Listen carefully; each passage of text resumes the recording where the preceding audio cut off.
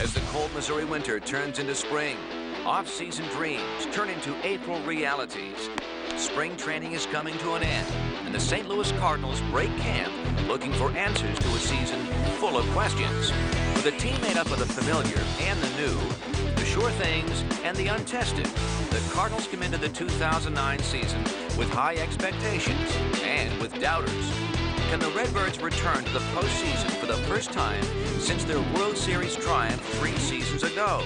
Over the next half hour, we'll answer some of the questions looming over the start of the 09 campaign. This is the 2009 Cardinals season preview on Fox Sports Midwest.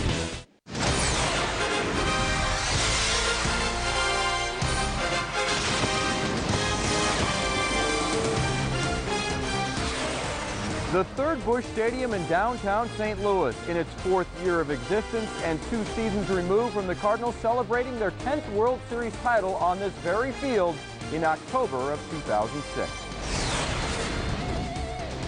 Hello everybody and welcome inside Busch Stadium to this 2009 Cardinals season preview on Fox Sports Midwest. I'm Pat Paris. Coming up, Albert Pujols will talk about the historic start to his baseball career. He'll also give us some insight into his 9th campaign in Major League Baseball. Plus, we'll talk about the 2009 Cardinals and where they fit in the National League Central picture. We're going to start, though, with some new faces for the Redbirds and some old faces in new places. Jim Hayes with the makeup of the 2009 Cardinals. The 2009 Cardinals' entire season could be narrowed down to one word: if. How many times over the past 12 months has a Cardinal prognosticator said, if Chris Carpenter is healthy, then the Cardinals will be good? And this spring, more if-then equations are prevalent. If Skip Schumacher can play second base, then the Cardinals will have a 300 hitter at leadoff and solve their problems up the middle. And if one closer candidate can emerge, then the Cardinals will be much improved. They are all big equations. But if successful, the Redbirds could land back where they started this decade and hope to end it on a long playoff run. We got a lot of pop there added back into the lineup that wasn't there before. We got the deepest outfield in the league. I mean, we got 6 really good outfielders. So much so we're moving one to second base. So I don't know. I think the talent on this team is tremendous. You just got to use it. The biggest question has to be Carpenter. A healthy number 29 will be like landing a CC Sabathia-type pitcher. For 2 years, the Cardinals have been without their ace. If a return to 2006 form is in the cards, the Cardinal rotation is one of the best in baseball. There's a lot of talent on the staff without me. They proved that last year. Guys that can go out there and pitch. So you know, I would hope to believe that, you know, if I was part of it, it would make it that much better. After the double-barrel ace action at the top, the Cards returned with 15 and 14 game winners Kyle Loesch and Todd Wellemeyer. Both had career years, but the Cardinals believe another year with Dave Duncan means another year for the standard Duncan-type pitchers. The bullpen has been vastly improved with 2 new left-handers, upgrades from last season in Trevor Miller and Dennis Reyes.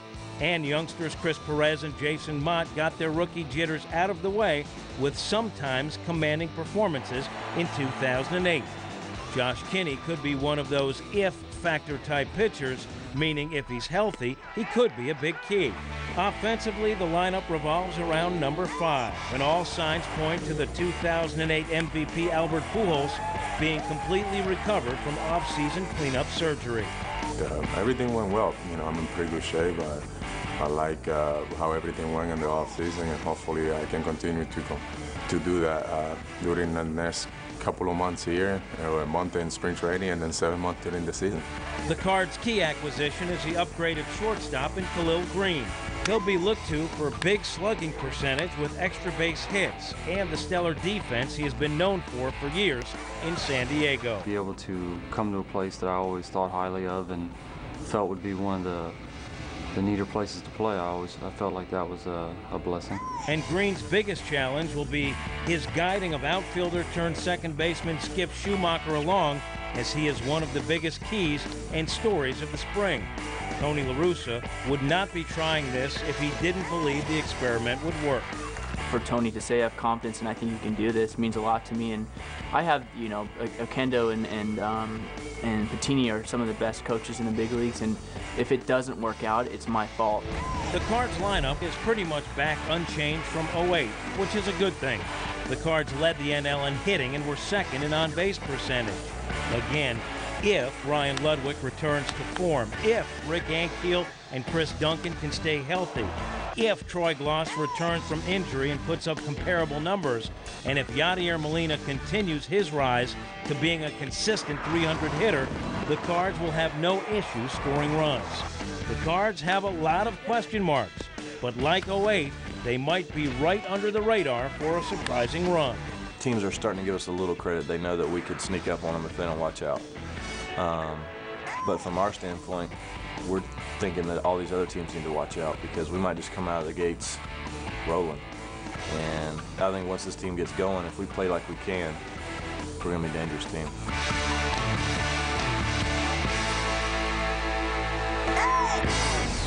81 Cardinals games at Busch Stadium this year, plus the Major League All-Star game in St. Louis for the first time since 1966.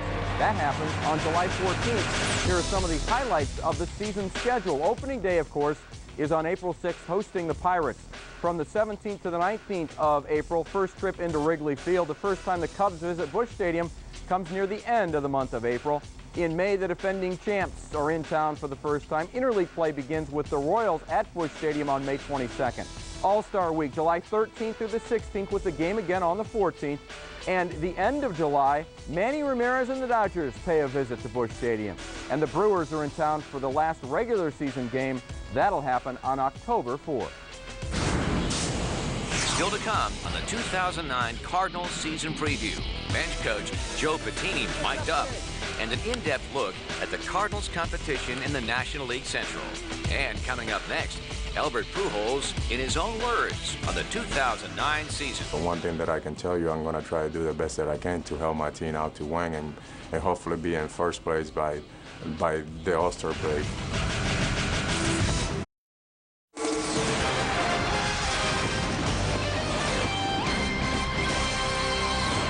Infield in the big leagues is a little bit different than the infield in college and high school, and although the surfaces are better, the pace of the game is a little faster, and I understand that, and I know it's going to take time, and I know, you know, the old saying, you know, you can't build Rome in a day. I understand that. Skip Schumacher making the switch from outfield to second base this season. Now, a player who knows a thing or two about changing positions is Albert Pujols. The reigning National League MVP, well, he bounced around a little bit early in his career, third base, outfield, and then he finally landed permanently at first base. He has been the model of consistency since he broke into the big leagues in 2001. Here now, Albert Pujols in his own words. Pujols, base hit right side. Cardinals lead it 1-0. Pujols in the air onto deep center field. At the wall.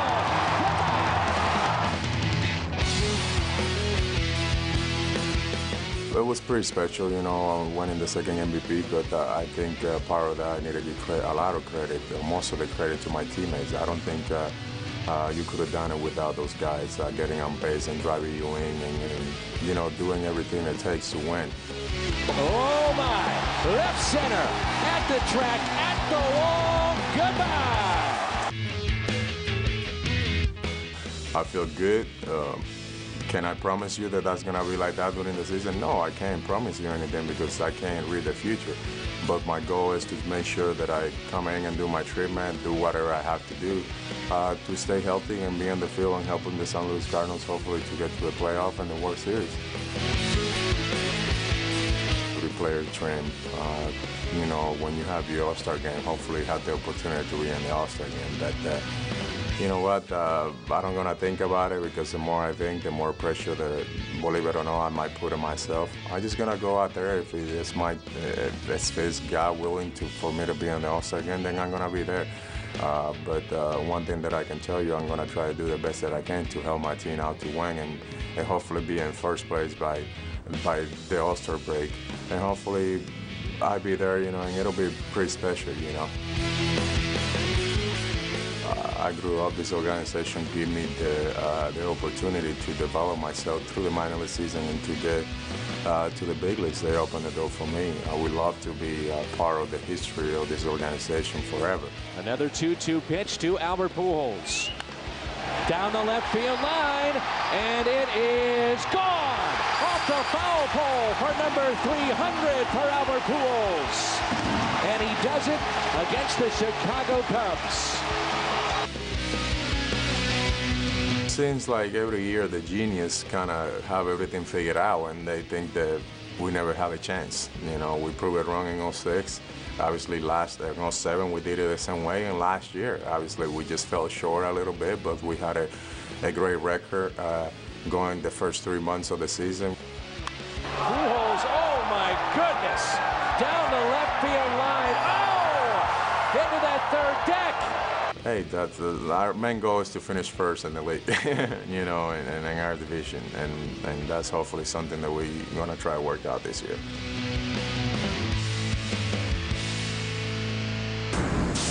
Still much more to come on the 2009 Cardinals season preview. Coming up, are the Cubs the team to beat again this year in the Central? We'll preview the division. And coming up next, all access at a spring workout with bench coach Joe Patini. That way, while they're loose and stretched out, their arms are loose, they're going to do their fielding, their throwing, and then once we're finished with that, we'll maybe do a team fundamental, and then they go into their offensive stage.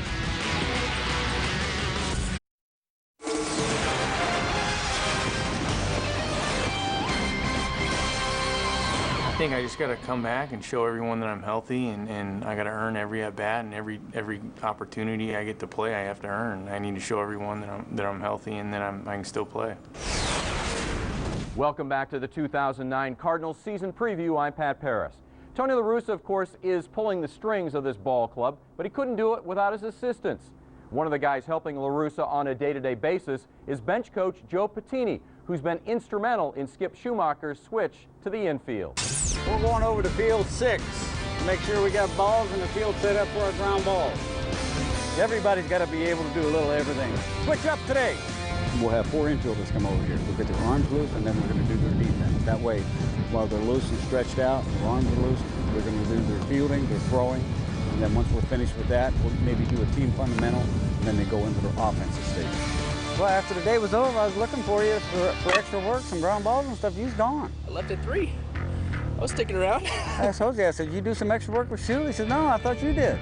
Backhand, Skippy. You know, you've had infielders go to the outfield, outfielders come to the infield. But Skippy's a pretty good athlete. To keep Skip's bat in the lineup, if he can play second base, that's just an added plus for him. Don't let Brendan get you all out of whack now. You know how I tell you to watch other infielders? Don't watch him. Khalil, from what I've seen, him competing against us over the years, I see a very good quality shortstop with a good arm and a good glove. Offensively, I see somebody that's capable of really adding a lot to our offense. A lot of fun. We've had enough success, and we're looking forward to having some more success and playing in October. That's what spring training, that's what you work at when you're down here. You're working down in spring training to try to get to October. Joe Patini enters his 8th season under Tony La Russa as the Cardinals bench coach, and he's oh so familiar now, of course, with the National League Central. Last season, 4 teams finished above 500, making it as competitive as it's been in years. Here's what the Central has to offer this year. We begin in Pittsburgh, where the Pirates are coming off a record-tying 16th consecutive losing season. Offensively, the Pirates are led by Nate McLeod. The center fielder broke out in a big way last season, smashing a team-best 26 home runs while earning his first career Gold Glove Award and first trip to the All-Star Game. The starting rotation remains intact, but struggled in 2008. Paul Maholm is the club's most consistent starter. The left-hander led the staff with over 200 innings pitched and finished with an ERA under 4. One of the most surprising teams in the Central Division this year could be the Cincinnati Reds. All-star Edison Volquez led the team with 17 wins last year, and his 206 strikeouts were second most in the National League. Not to mention, he's only 25. Despite finishing last in the NL with a .247 batting average, the Reds hit the 4th most home runs. Rookie Joey Votto and Jay Bruce each surpassed the 20 home run mark, and sandwiched between them is former 30-30 man Brendan Phillips. The team which may have taken the biggest step backwards this offseason is the Milwaukee Brewers. With aces CC Sabathia and Ben Sheets gone via free agency, the Brewers have two huge holes to fill in the rotation. One spot is expected to be filled by Giovanni Gallardo, the other by Braden Looper, who's been slowed by an oblique injury all spring. In the bullpen, the Brew Crew will turn to all-time saves leader Trevor Hoffman to be their new closer. Milwaukee's offense finished third in the National League with 198 home runs, and the entire lineup is back in '09. Prince Fielder and Ryan Braun each hit over 30 home runs, and Corey Hart was one of only 9 players to reach the 20-homer, 20-stolen-base plateau last season. Moving on to Houston, where the Astros look to build off a surprising 86-win season and get back to the postseason for the first time since 2005. Roy Oswalt leads the rotation, and his 129 wins since 2001 are more than anyone in baseball during that span. Jose Valverde is back, and so are his franchise record 44 saves from a year ago. The lineup is once again led by Carlos Lee and Lance Berkman, with each coming off 100 RBI seasons. The Astros have the ability to score runs in bunches, but the pitching staff is thin beyond Oswalt and Valverde. Our final stop is with last year's division champions, the Chicago Cubs. The Cubbies' 97 wins were their most since 1945, but they were swept in the playoffs for the second straight season. The always animated Carlos Zambrano is the ace of the staff, but his 14 wins were third best on the team. Both Ted Lilly and Ryan Dempster won 17 apiece, and Rich Harden went 5-1 with an ERA of under 2 in just 12 starts with Chicago. The Cubs' biggest question mark is their bullpen. Kerry Wood signed with Cleveland after 14 seasons in the Cubs organization, leaving the door open for the ninth-inning role. If the Cubs find someone to pitch in the ninth, they could be on their way to a third consecutive division title. The consensus seems to be that the Cubs are the team to beat in the National League Central this season. Here's how the Baseball Prospectus sees the division playing out, with the Cubs on top, followed by the Brewers, the Cardinals in third, then it's the Reds, Astros, and the Pirates. We've almost got you all ready for the season to start. Coming up on the 2009 Cardinals season preview. The Redbird broadcast team plays psychic and tells you what's going to happen over the next 6 months. Plus a look back at the best of '08.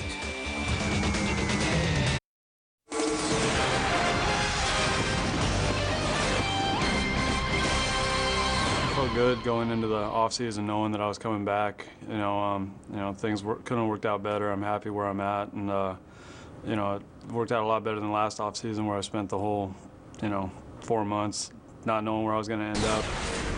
Kyle Loesch is coming off a career season that earned him a new 4-year, $41 million contract with the Cardinals. Of course, he'll be counted on heavily as one of the 5 starters for the Redbirds. For a look at the rest of the team, let's turn to the guys who will call the games for you again all season long on Fox Sports Midwest. Dan McLaughlin and Al Raboski. Guys. Well, thanks, Pat. Hard to believe. 14th season for Tony La Russa, and basically the same coaching staff has been intact for those 14 years. Certainly Dave Duncan has been there.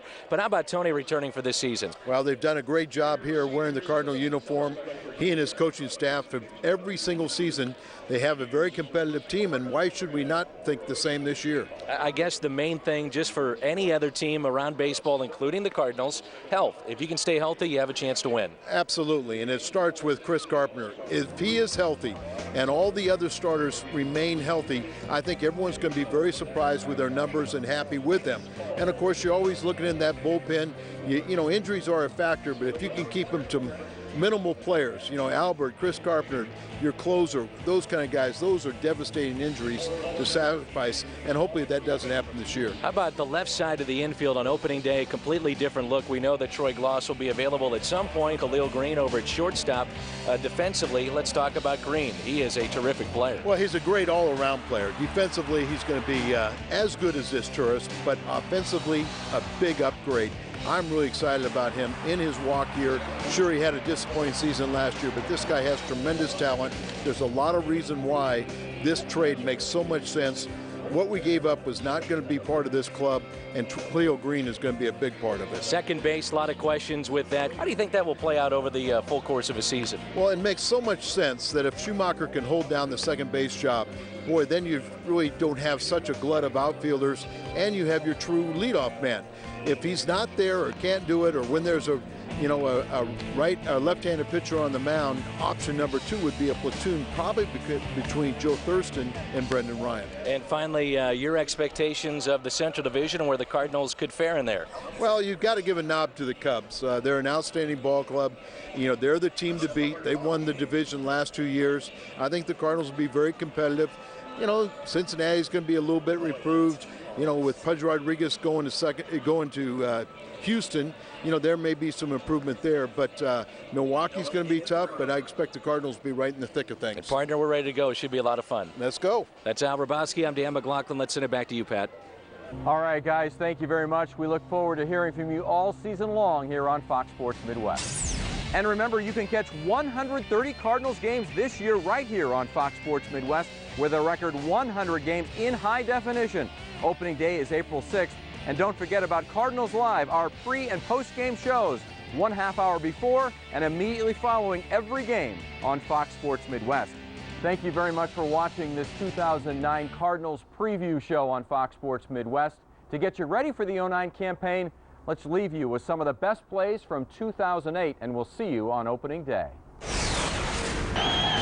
Drive into right field. A walk-off winner again for Schumacher. He'll fire into third base. And what a throw! Oh, goodness, what a play from Rick Ankiel. Comes up firing again. He got him again! Oh, what a play!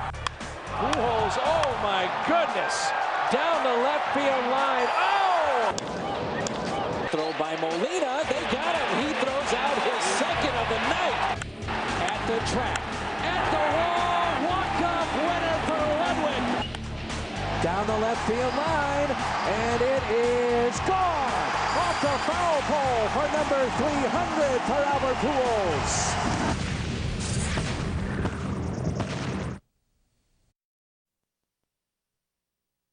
Opening day for the Cardinals 2009. The day has finally come. The season is here. Fans from near and far descending on Busch Stadium for another season of Cards baseball. It's opening day, and it's now on Fox Sports Midwest.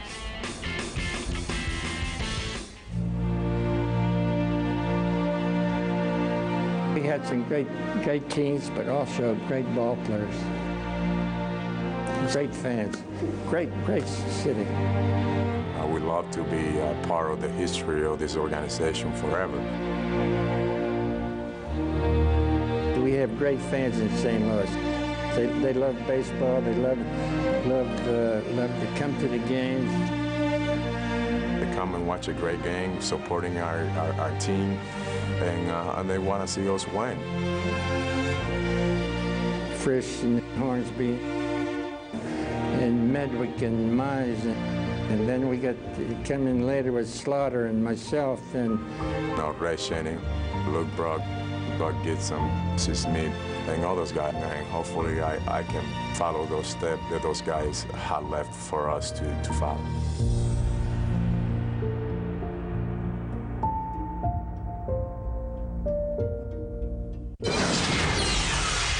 Welcome to Toyota Cardinals Live.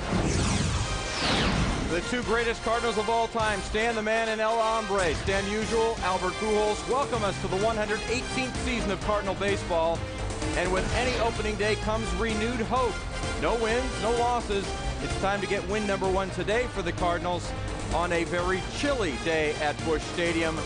It's the Cardinals and Pirates this afternoon on Fox Sports Midwest. Hello, everybody. Welcome inside our Helitech Fox Sports Midwest studio at Busch Stadium. I'm Pat Paris. Welcome to Toyota Cardinals Live as we get you set for Cardinal baseball opening day 2009.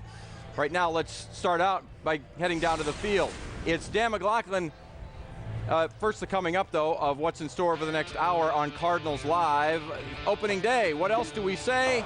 Coverage right here on Fox Sports Midwest. The parade of Redbirds about to begin. We'll bring that to you around 2:30, and we'll bring it to you in its entirety. And our cast of thousands back to guide us through the pregame this year. And a new member of the Cardinals Live team we'll tell you about a little later. That all coming up on Toyota Cardinals Live. First things first, it is down to the dugout of the Cardinals, and it's Dan McLaughlin entering his 11th year doing Cardinal broadcasts for us here on Fox Sports Midwest, standing by with the St. Louisan David Freese. Dan? Okay, Pat, it's such an emotional day for so many families and friends, and certainly that's the case here for David Freese. Born and raised here in St. Louis, and how many folks do you have coming to opening day? You're first. I got the parents, uncles here, my grandparents are here, and obviously a bunch of friends. And, my sister and her husband are here too. Have you ever envisioned what this day might be like, wearing that Cardinal red and doing it here at Busch Stadium? Yeah, I started thinking about it when I was about 4, when I first started playing ball, and getting drafted by the Padres was great, but I'm real fortunate to be here at Busch Stadium. Have you been to an opening day here in St. Louis? No, I haven't. I've been playing baseball for a while, so that's kept me busy, and then growing up, I had school, so that was a priority. What have you heard about opening day here at Busch? That it's the best. There's nothing that touches it, and I just can't wait to get it going. Are you going to have the camcorder or anything else going on when you're going around the motorcade? No, I think, just my eyes are going to be working. I think I'll definitely remember this forever. What's going through your mind right now? Do you have butterflies? Are you nervous? What's the experience like for you? I'm actually pretty calm right now. I'm real excited, but I'm just ready to get this underway and get going. What do you think it's like for Grandma and Grandpa and Mom and Dad? I think they're pumped. They're real excited. They're real happy for me, and I bet they're real happy that they're here. You are not in the lineup, unfortunately for you, on opening day here. But how is your body? How are you feeling after the off-season accident? I feel good. I don't think I would be on this roster if I wasn't healthy. And I showed them in spring training once I got healthy that I belong here. What's the most special thing you've heard as we wrap it up with David Freese about opening day here in St. Louis for a St. Louisan? I just, I'm real excited about, seeing all the Hall of Famers that are going to be here and talking to everybody, and just the fans. The fans make this place what it is, so it's going to be real exciting. Congratulations. You deserve to be here. Thank you. I appreciate it. You bet. That's David Freese. Pat, let's send it back up to you. Great story, Dan. Thank you very much. A nice interview with David Freese, who certainly will be excited once he gets into the game. And it's the Country Financial Cardinals starting lineup for you. Brendan Ryan, Rick Ankiel, there's Albert Pujols, who always hits Pirate pitching. Khalil Green gets the start at short, and he'll be hitting in the cleanup spot, followed by Ludwig, Molina, Duncan, Brian Barden at third base instead of Freese, and Adam Wainwright, of course, on the mound. As we look at the Clydesdales getting set to make their way around Busch Stadium. Back with more on Toyota Cardinals Live right after this. Cardinals Live is presented by your participating Gateway Toyota dealers. Toyota, quality that saves you money. And by Helitech. If your basement or crawl space leaks when it rains, heal your home with Helitech. Preparations continue by the grounds crew as they get the Busch Stadium field set for play. The 118th season of Cardinal baseball. And you'll see the game between the Cards and the Pirates this afternoon on your home of the Cardinals, Fox Sports Midwest. Folks, bundled up for sure today. Cold in the 30s and a strong wind making the wind chills dip into the 20s. Once again here on Cardinals Live, we're very excited about having Mike Shannon join us on a daily basis, and he joins us now down in the Cardinals dugout. It's brought to you by the Sheet Metal Workers Local 36. And Mike, I know that opening day is always special. It just gives a new sense, a renewed sense of hope for everybody in baseball, but in particular, Cardinal Nation, no place better to be than Busch Stadium. Right, and it's because of the fans, Pat. I don't think there's any doubt about it. The players have prepared themselves all through the spring. The manager, the coaches, the front office, they've all done that. But the excitement, the generation of all this enthusiasm, it all comes from the fans. And they start, it doesn't matter. It was snowing here this morning at 8 and 9 o'clock in the morning, and some nice little snow flurries, but it didn't deter these fans. They were down here all over downtown St. Louis. It could be an ice storm. They'd still be out here, and they generate more enthusiasm, more energy than any place you're ever going to experience as far as opening day is concerned. And got all kinds of Hall of Famers here. It's going to be the All-Star game this season on July the 14th here in St. Louis, and All-Stars are going to be recognized from this opening day ceremony right on through to the All-Star break. So this is going to be a special season, and I know Tony La Russa and the Cardinal organization, they want it to be special for the fans as far as wins go on this field. Mike, we're running up against it with the ceremony starting. We appreciate the great memories from you and the great sentiment there, and we look forward to you all season long joining us on Cardinals Live. Thanks, Mike. It's going to be fun, so you folks stay tuned. You're going to really see a nice show. Yeah, it's going to be a great day today, and certainly a great season coming up for the Redbirds. Thanks very much to Mike Shannon. Now for the Stay in the Game hold of the day, brought to you by Just for Men Hair Color. Look at the NL leaders in holds for last season. 2008, it was Carlos Marmol from the Cubs, and right even with him, Kyle McClellan, the St. Louis, and we're going to try to figure out exactly if he'll be able to do that again this season. Just as middle relievers keep their team in the game, you too can stay in the game with Just for Men Hair Color. Cardinals Live is presented by your participating Gateway Toyota dealers. Toyota, quality that saves you money. Here's a look at one of the stalwarts out of the bullpen for the Cardinals from 03 to 05. Cal Elder did it all in 3 seasons with the Cardinals. In 03, became the closer for a stretch when Jason Isringhausen missed some time. Cal finished 12 and 16 those 3 seasons, 3.41 ERA, 9 saves during his stay. Cal also pitched with a chance to pitch in the World Series, I should say, in 2004 before retiring after the 2005 season. And look who's with us. It's Cal Eldred. Welcome to the Fox Sports Midwest family. Looking forward to working with you on the pregame shows, Cardinals Live. Well, I'm excited about it, Pat, and what a better day. It's opening day in St. Louis. Opening day. Great. What does it mean for you as a former major leaguer for opening day? Well, I'll tell you, today you don't feel the cold. What you feel is the fans. You feel the fans, like Mike said earlier. Right. You feel the excitement of the fans, what they're doing for you, giving you that motivation. And you know what? This is just a start. There's a lot more to come. And for those who've had an opportunity to play elsewhere, then come to St. Louis is special on opening day. St. Louis is very special. I think today, the fans, you can really come here. You see what this is all about, a parade, cars, the players. You got some young guys like David Freezer is from here. Right. Awesome day. Yeah, it's going to be great. And more from Cal coming up. We'll get his predictions about the team as well as you watch more Cardinal fans pouring into Busch Stadium. Standing room only crowd today. Opening day obviously special for Cardinal Nation and for a couple of Hall of Famers. Usually I pitch opening day, and that was a great feeling because it made me feel, and all players like to feel like they're the best, but it made me feel like I was the best starter because the best starter usually opens the season. And we all have a little ego going for us, and that was really a good feeling to pitch opening day. Well, opening day means that background music to America has started again. In fact, when you hear noise level in baseball, so baseball is one of those games or sports that you don't really have to be there to know what's going on. You have to see it. You just feel it and know it and have a feel for it. So it's like background music to you throughout for about 6 or 7 months. After it ends in October, there's a quietness, and you wonder what happened. So baseball has always represented that to me. It's the beginning of something new, beginning of new excitement, beginning of those who are going to fight and clash and try to get to the World Series.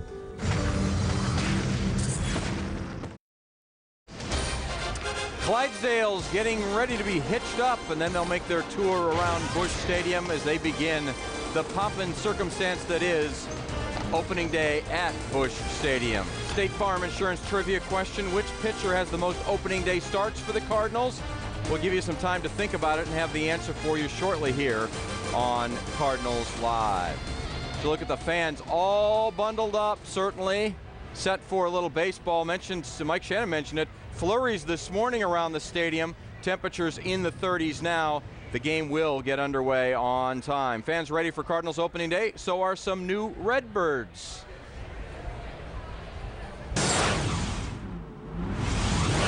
Well, it's going to be opening day first and foremost. It's my Christmas. As a ball player, that's the day that you've waited all spring training through, all off season through, all the hard work that you've put in is now going to take place on the field, and it's going to mean something. And there's that buzz in the stadium. Everybody can feel it that this is it. Baseball season is finally here. Winter is over. The boys of summer are back in town. Let's have some fun. And then there's that excitement of we're going to be a team that makes it to the playoffs. Yes, we have 6 months of games to get us there, but you got to win number 1 to get the ball rolling in the right direction. I'm wearing red. I got a bird on my chest, so I will be puffing my chest out a little bit more, and I'll still have those butterflies I did as a kid. I'm already looking forward to it. Just talking to you, I'm pretty excited about it. A lot of Cardinals ready for opening day, certainly, and so are many, many Cardinal fans. A sellout crowd expected today here at Busch Stadium, and tens of thousands more watching on Fox Sports Midwest, across the Midwest and across the country. Time for the answer to our State Farm Insurance trivia. Which pitcher has the most opening day starts for the Cardinals? Well, it's none other than Bob Gibson with 10. The Omaha native. Cal, that's where I'm from, Omaha, so I like to claim him as one of my own. We'll continue. More thoughts from Cal coming up on Cardinals Live. It's a holiday and it's a festival all rolled into one. It's opening day 2009. Another season of hopes, of course, for our Helitech hero. We look at some of the late walk-off winners for the Cardinals in 2008.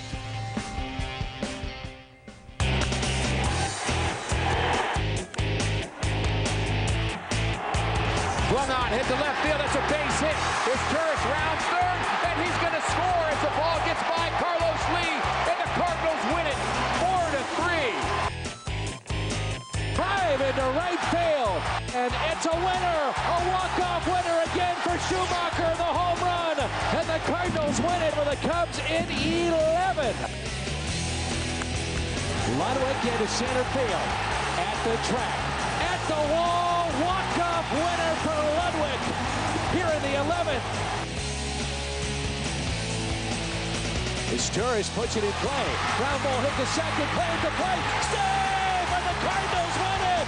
The Cardinals win it on the 4-3.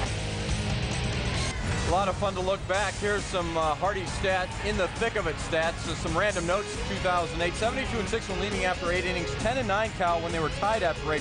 The one that you don't like to see there is the 1-61 when trailing after 8, and then those 31 blown saves. It all added up to a lot of late inning disappointments, unfortunately. Yeah, and I think this year with the fact that you got Jason Mott, you got Chris Perez who's still in AAA working on that situation, but then you got Josh Kinney, Ryan Franklin who are here to make sure and prove, and Kyle McClellan also, that that's not going to happen this year. That would be nice to turn that around, and immediately you're going to win 10 or 12 more games. I don't think there's any question about that. We'll continue with Toyota Cardinals Live. More from Cal Eldred as well. Coming up next on Fox Sports Midwest.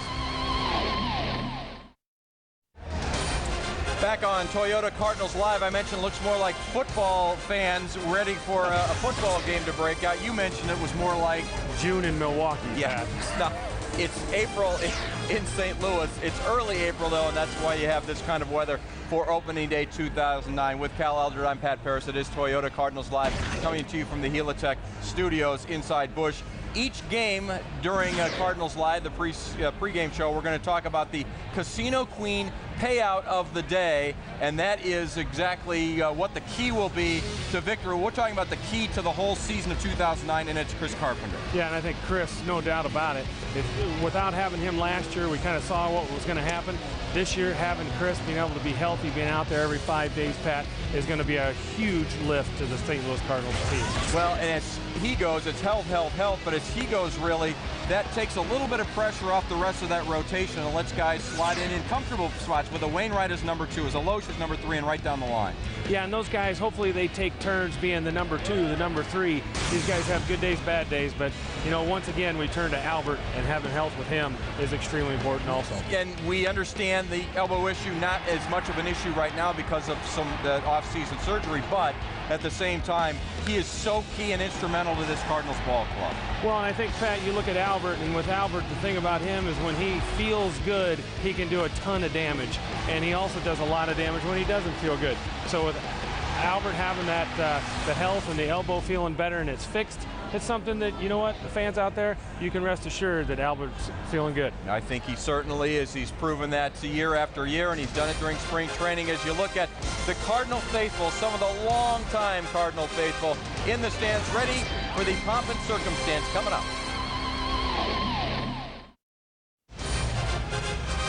There's a look at the cloudy, overcast skies above Busch Stadium. Certainly a big day for some rookies making their big league debut. For the highly touted prospect Colby Rasmus, his time has finally come. He's been a long road. It has been for Colby Rasmus.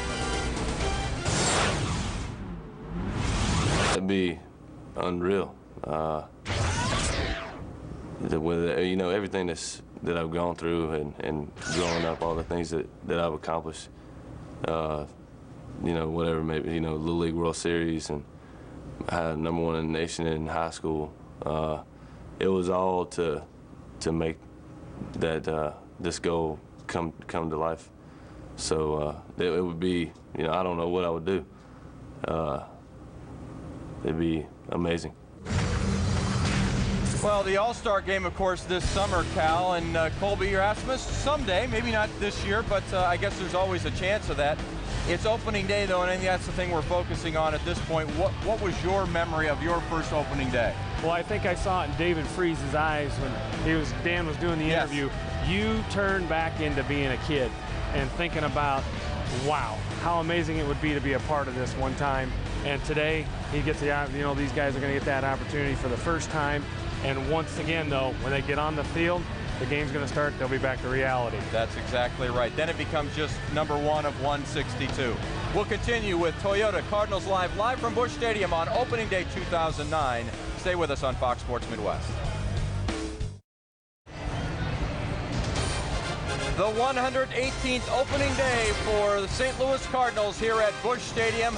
It's the Cards hosting the Pirates, and it's this afternoon on Fox Sports Midwest. Welcome back inside our Helitech Fox Sports Midwest studio with Cal Eldred. I'm Pat Paris. Cal, the time is just about here. The nerves have got to be there, I'm assuming, for the players. And I think, I keep going back to David Freese, but he said it today, if you're not nervous, there's something wrong with you. And there's no doubt about it. I'm not playing. I got the nerves. I'm sure, Pat, you're feeling a little bit anxious.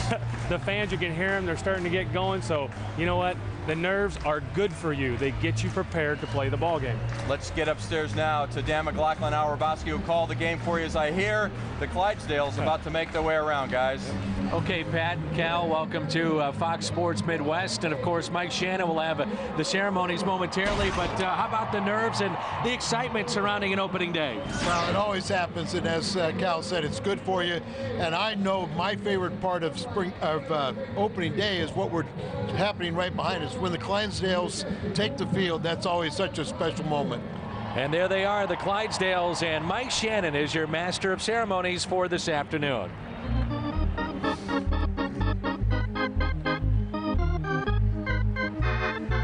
With more World Series titles than any other National League team and a total of 282 All-Star appearances between Cardinal players, coaches, and managers, in the game's history, the Cardinals' tradition of excellence spans generations.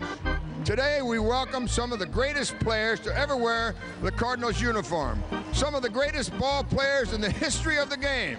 Please join me in welcoming our Cardinal Hall of Famers.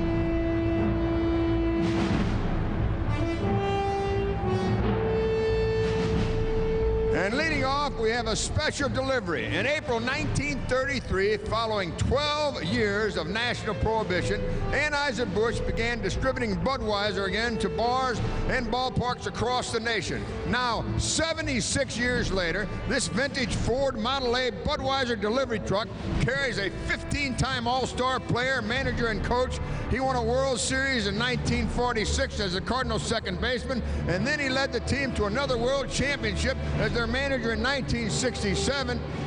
Red Schoendienst.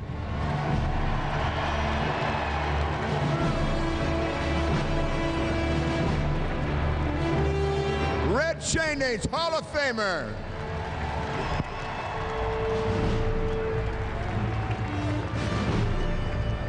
Now leading off our Ford motorcade, this 6-time All-Star pitcher won the 1979 Cy Young Award, and he helped lead the 1982 Cardinals to a World Series victory. Number 42, Bruce Sutter.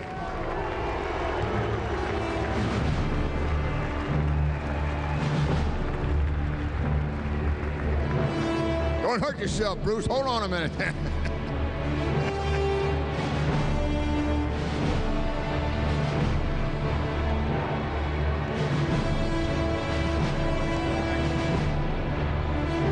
He's a 15-time All-Star and a winner of 13 Gold Gloves at shortstop.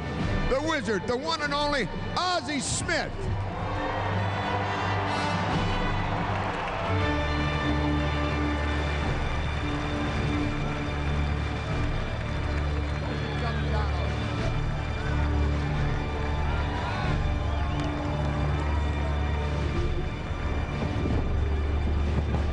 The Wizard.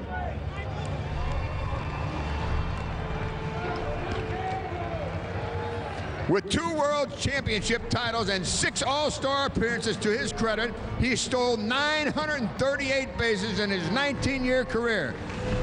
You know him as the base burglar, number 20, Hall of Famer Lou Brock.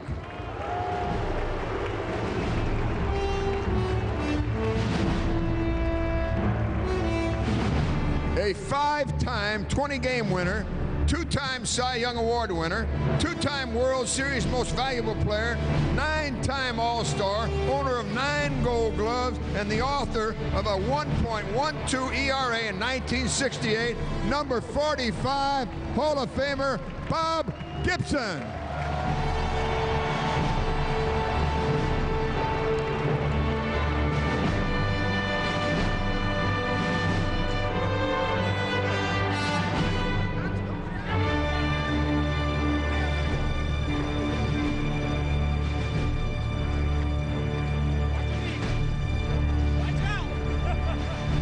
Ladies and gentlemen, how about a great round for your Hall of Famers? There they are.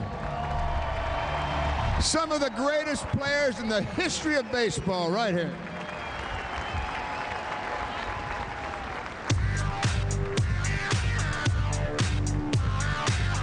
We'll talk to Bob Gibson here. Robert, nice to see you. You're looking well. Big jump down there. Well, I thought I was standing on top of a skyscraper. I looked down there. How am I going to get out of this thing? Still living in Omaha? I do. I do live there, and the weather's about like this, so I'm used to it. And when you come back and you see opening day, what are the thoughts that go through your mind? Well, you know, I don't know. You know, it's really great to be the opening day starting pitcher, and I always look forward to that. And so that's probably one of the things that I think about when I come out here on opening day. It would be nice to get out there on the mound and maybe spin up a 1 or 2 hitter. You get a little itchy then when you see it on opening day. Well, you know, I get itchy, and then when I think about it, it goes away. When you know how sore you're going to be, huh? Ladies and gentlemen, Bob Gibson. Just think how many more games Bob would have won if he had this guy playing shortstop. Ozzie Smith, how are you, Oz? I'm doing great, Mike. How are you? You going to do a backflip for us today? Let me see. Yeah, right. Days long ago. Do you remember the last time you did one of those? Yeah, didn't get too high. As the years went on, it got lower and lower and stuff, but it was always the exciting time of the year for us because I think doing my backflip was really the start of a new season.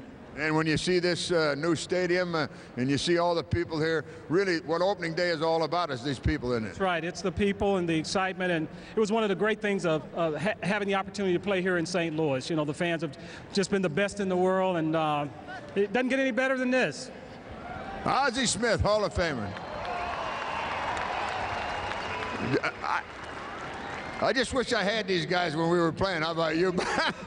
I'd just like to have him closing things for you. Hall of Famer.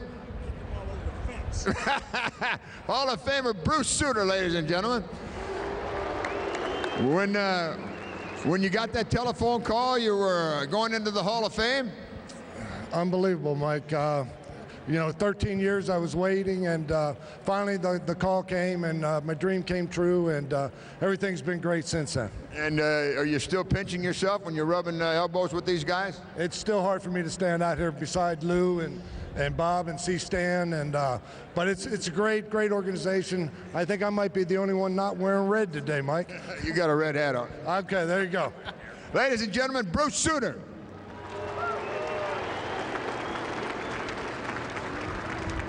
The base burglar, Lou Brock.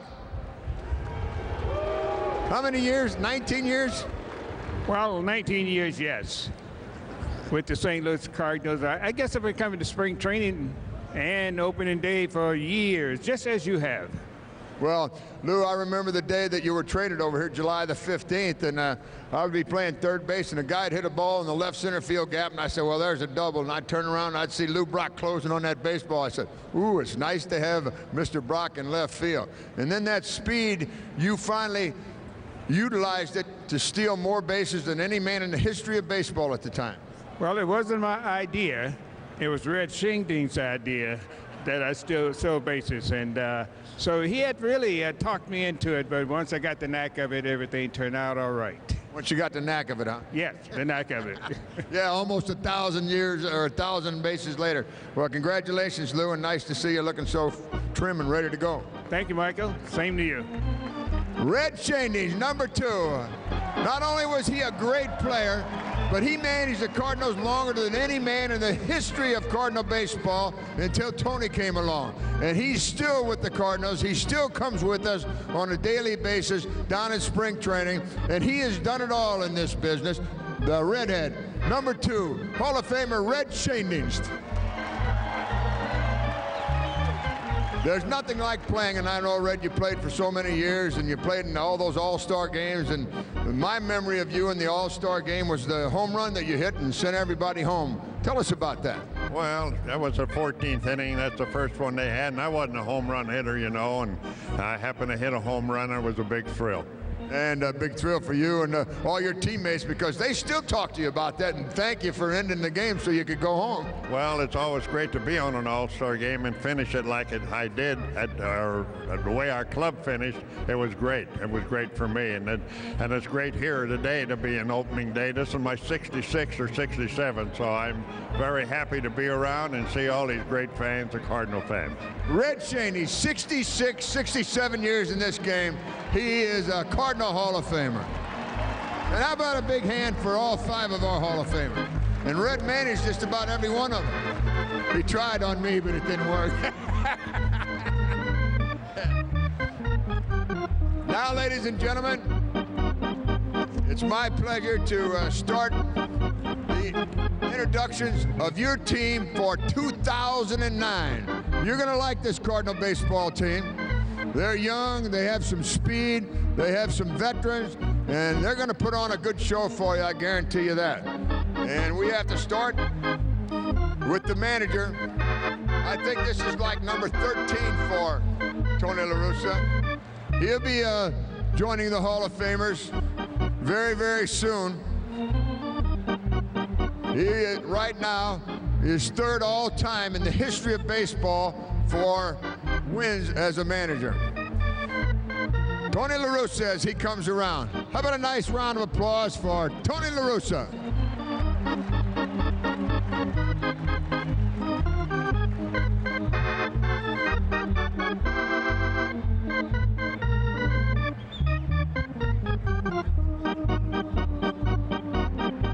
How about our guy Fred Bird?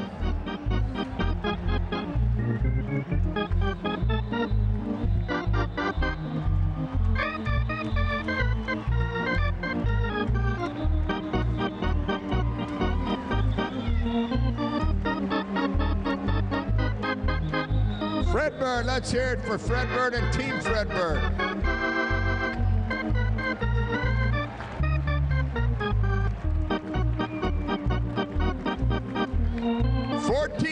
Starts today for Tony La Russa as the Cardinal manager.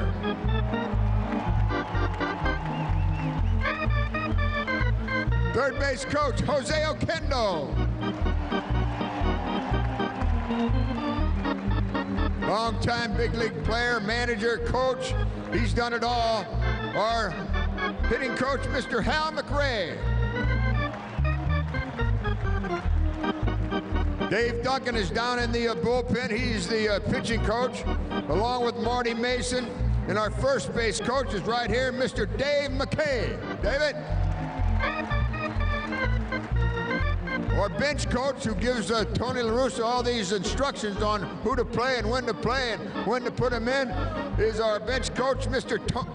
Joe Pettini. Joseph? Longtime big league player, coach. He's our assistant hitting coach, Mr. Mike Aldretti.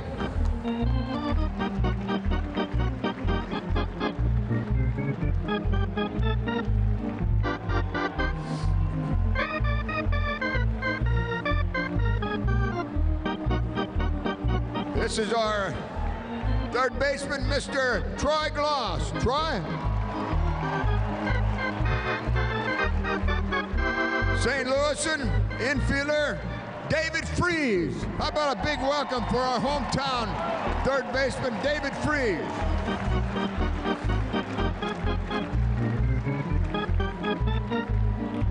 Catcher, Jason LaRue. Be careful, Jason. And one of our newest players, Mr. Joe Thurston. Great St. Louis welcome for Joe.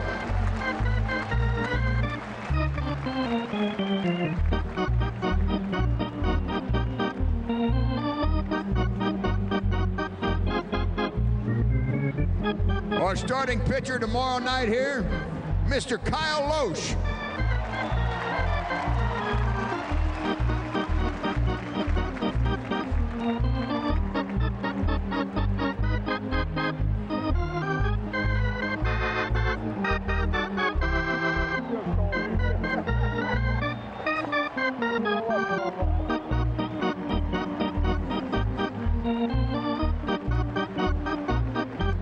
Making his major league debut here today is outfielder Colby Rasmus. Welcome, Colby.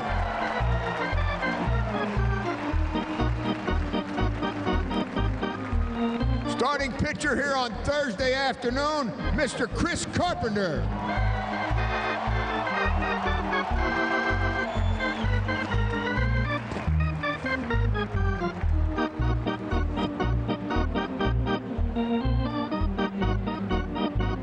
Pitcher Ryan Franklin.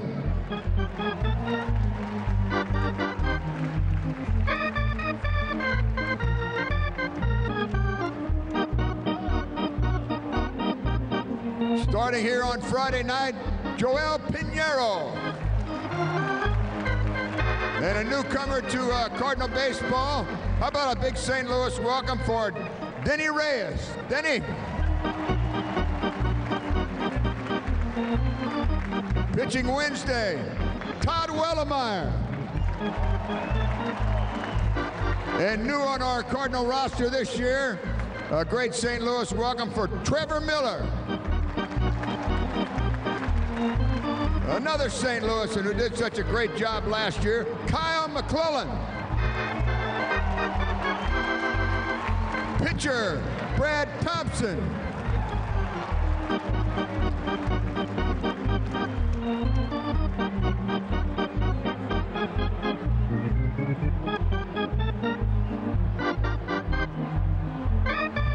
Pitcher, Josh Kinney.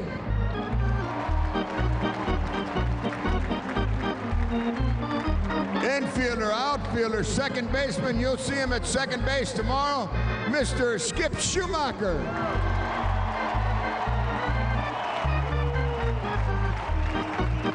Pitcher, Jason Mott.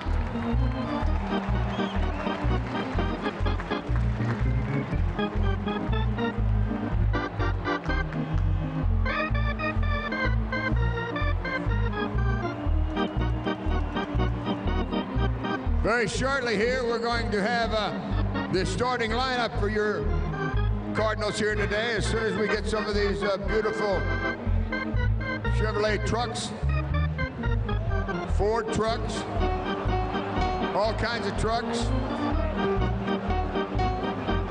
American-built trucks. All right. Hall of Famers over here. Look at this.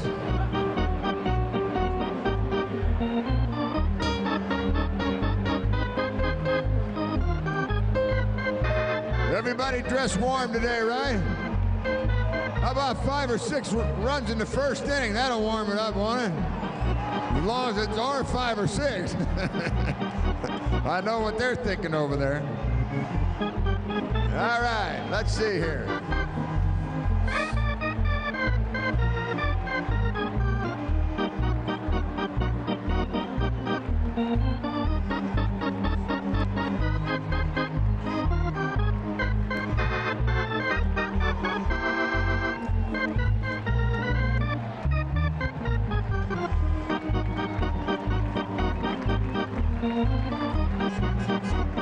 Ladies and gentlemen,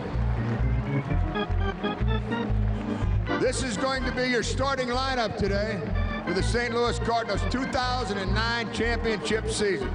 Leading it off and playing second base, Mr. Brendan Ryan.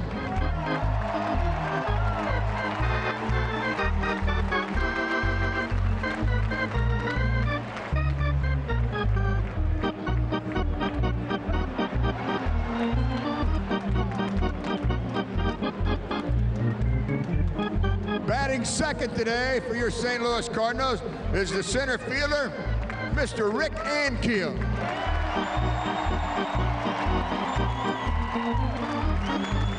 Batting third, playing first base, most valuable player, Gold Glove winner, Mr. Albert Pujols.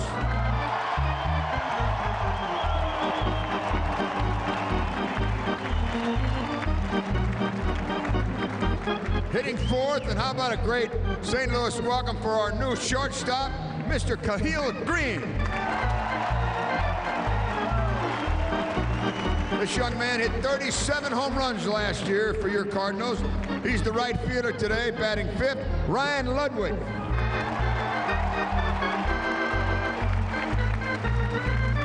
Hitting sixth today, and in the bullpen is Mr. Yadier Molina. In the seventh spot, left fielder Chris Duncan. And in the eighth position, third baseman Brian Barton. And warming up, the starting pitcher today is Mr. Adam Wainwright. Now I'd like to... So there's a look at your 2009 opening day roster for the St. Louis Cardinals and the starting lineup for game 1 of 162. Pittsburgh and St. Louis, our first pitch, and the official starting lineups coming up on your home of the Cardinals all season long, Fox Sports Midwest.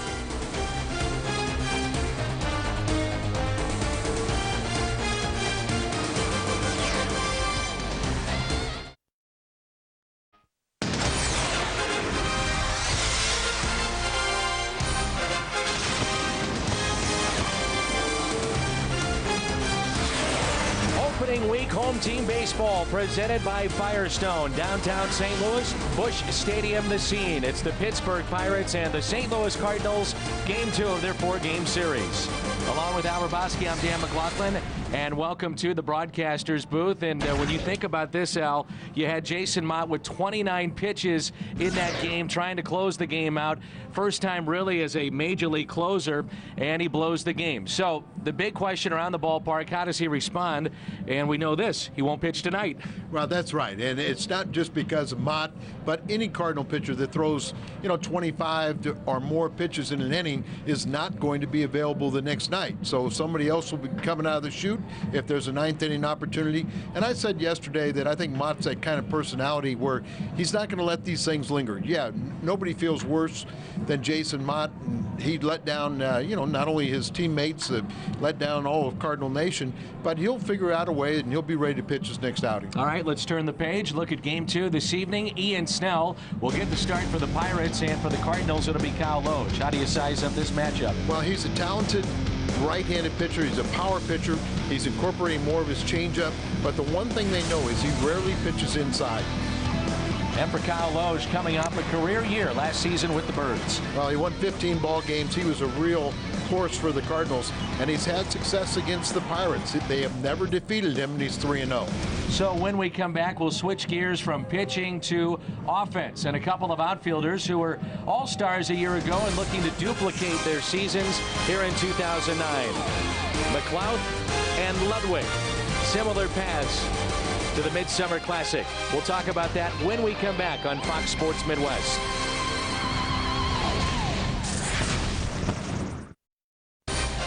Welcome back to Busch Stadium, the site of the 2009 All-Star Game. You can see that on Fox on July 14th. But let's take you back to last year's Midsummer's Classic. And two unlikely representatives in the National League. Nate McLeod of the Pirates and Ryan Ludwig of the St. Louis Cardinals. So how did they get there? Why did they get there? We'll take a look at 2007 for Nate McLeod. 13 home runs, 38 RBIs. For Ludwig, it was 14 home runs, 52 RBIs. In their all-star years, McLeod doubles his home run output to 26, and for Ludwig, he was plus 61 in the RBI department. We'll flash back to yesterday and take a look at a big 8th inning for Ryan Ludwig when we come back on Fox Sports Midwest.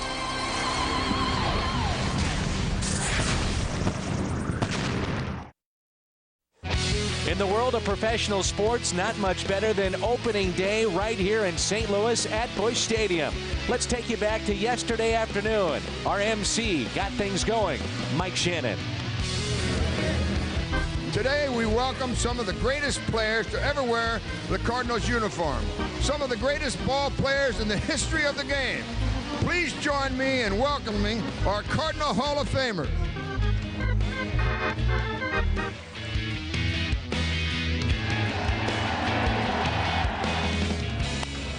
There's a base hit. New year and same old Albert. Trying to stretch it to 2, and he'll stop now on his way to second. Throw is offline. 1-0 pitch to Green. Up the middle. That's a base hit. 1 run is in. Ryan will be held up. And Green delivers for St. Louis, and it's 1-0. Ludwig jumps on the pitch. Left center. 3-2 Cardinals. First of the season for Ludwig after he hit 37 a year ago. His second RBI of the day, and the Cardinals have the 3-2 lead. The 0-2. Wilson out to left center. Schumacher won't get it. 2 runs are in. Here comes a third. The Pirates have their first lead, and Jack Wilson has come through, and now they lead it here in the 9th. They have plated 4 against Mott. The next to Ludwig. Struck him out, and the Pirates take the opener. What do you say we turn the page on the opener and look ahead to Game 2 of this series? Nice crowd filing in. When we come back, some big stars on the disabled list. Cal Eldred and Pat Paris will break that down.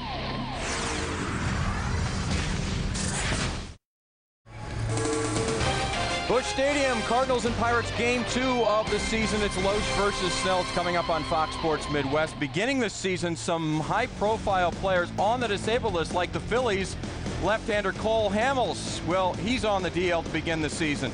Cal Eldred, you also have a guy named Troy Gloss right here in St. Louis. Well, and I think the biggest thing with Troy is we're filling a 1 hole with 3 guys right now, so hopefully we can get Troy back quickly. And then in Atlanta, it's Tim Hudson, the Braves starter. He was 11-7 with 3.17 last year. He begins the year on the disabled list as well. In Minnesota, it's Joe Mauer, their do-everything guy.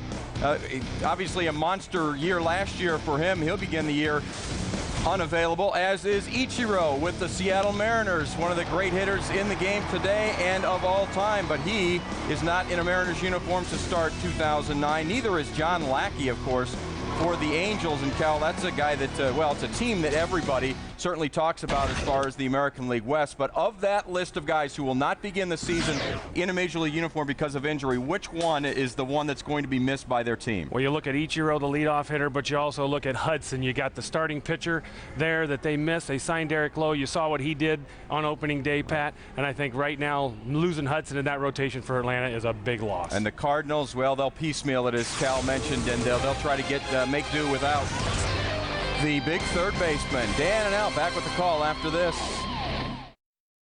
Quick first pitch here at the ballpark, and Niger Morgan picks up already his 4th hit in this series on a 2-1 pitch. Lined it back up the middle, and it's a leadoff base hit for the Pirates' leadoff man. And he's a threat to run over there. He got a stolen base yesterday's game as he went 3 for 5. So on a cool night, 49 degrees our game time temperature. I think our home plate umpire said, all right, maybe we can beat it by a couple of minutes. First pitch a little bit early. So that's why we had our quick first pitch tonight. Yes! At least I'm making that excuse. Kyle Loge gets the start for the Cardinals, coming off a terrific year a season ago in which he was 15-6, 200 innings, and now rewarded with a brand new 4-year contract. Big contract signed right late in the season and ahead of the economic woes of the country and baseball. But he deserved that contract. He's never lost to the Pirates, 3-0 lifetime in 6 starts. There's a base hit into left.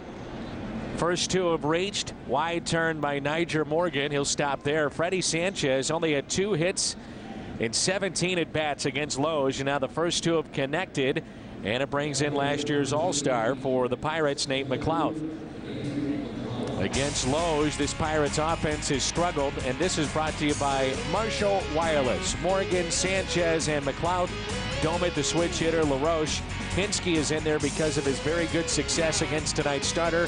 Andy LaRoche, then Jack Wilson, 1 for 5 with the game-winning double back in the 9th, and Ian Snell, the pitcher, batting 9th. So the first 2 have reached against Kyle Loge. Back-to-back singles, and here's McLeod, who was held hitless yesterday. First pitch to him is on the outside corner. Al, what was it about Kyle Loge that allowed him to really turn the corner in his career and become a dominant starter at times last year? Well, I think part of it was he looked in the mirror and wondered why he had not signed a contract with anyone until the Cardinals signed him in mid-March. But he worked so well with Dave Duncan. Dave got him to use his 2-seam fastball, the sinking fastball, get ground balls. So it wasn't so much that Dave Duncan invented something. It was just he took a pitch that he had and gave more confidence to that pitch. It's the pitch he needs right now to get a ground ball and hopefully get 2. Left-handers in their career have hit .289 against Kyle Loge. It was much better a year ago. McLeod sends it into center field, backing up. Ricky Ankiel makes the catch. He'll fire into third, and safe is Morgan. What a throw from Ricky Ankiel. Both runners tag up on the play, though. That's the byproduct of that throw to third, and it's second and third now, only 1 out. Good point, Dan. A look at the Auto Tire defense. Duncan, Ankiel, and Rasmus in the outfield. Thurston, Green, Schumacher, Pujols along the infield. The battery is Loge and Molina. Now, we saw that a few times with Ricky Ankiel after that dramatic game in Colorado last year with the 2 throws to third base to get runners on plays like this. Not quite like this, but very similar. And after that, boy, he was firing in just about any particular situation you want to throw at him. And very few times did Rick make a successful throw after that.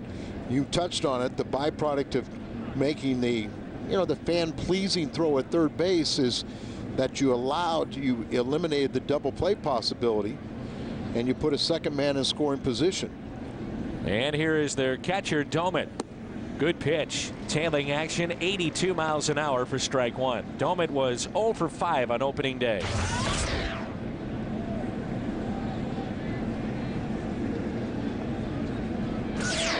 So Sanchez tags up from first to second. Morgan from second to third. 2 runners in scoring position here in the top of the first for the Pirates. The 0-1 pitch. We should mention that it's Thurston over at third and not David Freese again.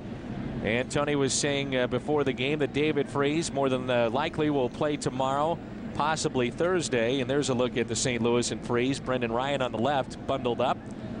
LA native, not used to this. If you notice, Tony used every left-handed bat against Ian Snell, who left-handers have hit .315 against that right-hander. Here's a 1-1 pitch. A check swing, and did he go? Yes, he did. Home plate umpire tonight, Ed Rapuano. Paul Schreiber at first, Marvin Hudson at second, and Joe West. He was behind the plate in yesterday's ball game, and he's over at third. Count of 1-2. Loge would love the strikeout right here. The spring, he gave up a lot of home runs. Here's a 1-2. I asked Tony if that was a cause of concern going into the regular season, and he said, look, I'm not trying to make excuses, but it did seem like when Loge was pitching, a lot of times the wind was blowing out at whatever facility we were at. And he said probably half of those were earned and the other half were, you know, so-so. May have stayed in the ballpark, but certainly wind aided. And there were times when Kyle said, you know, experimenting in spring training, he threw pitches at times in a count that he would not do during the regular season that resulted in home runs. So he was working on something, and a few times he found out why he shouldn't throw those pitches. 2-2 is the count. And here comes the next from the Cardinal right-hander. A liner into right field coming on. Rasmus makes the catch. He'll fire to the plate. Couple of hops to Pujols, and easily scoring is Nyjer Morgan to make it 1-0 Pittsburgh. Where have all the good throwing arms gone?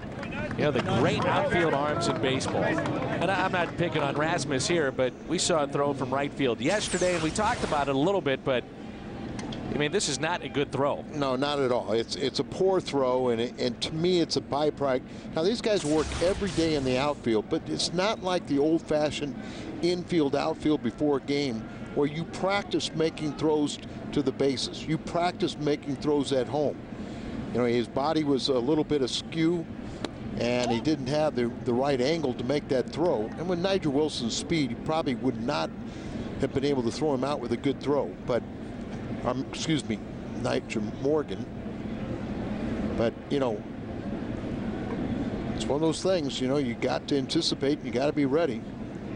Here's LaRoche. He was 2 for 5 yesterday, and he slices one to the opposite way, and the catch is made by Chris Duncan. So a couple of base hits and a 1-0 lead after a half inning here at Busch. Cardinals baseball on Fox Sports Midwest is brought to you by Bud Light. With just the right taste that never fills you up, the difference is drinkability. By Steak and Shake, famous for steak burgers. And by Auto Tire. For the lowest prices in town, choose Auto Tire. We shop the competitors, so you don't have to. Skip Schumacher will lead it off for the Cardinals.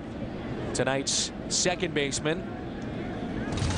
Was in the ball game yesterday as a pinch hitter. Went 1 for 1. That was off a left-hander, we should mention, which was good to see. Well, you know, last year Schumacher was second in the National League with a .340 average against right-handers, a .195 average against left-handed pitching, and his pinch hit was against the left-hander. You see the numbers by Ian Snell.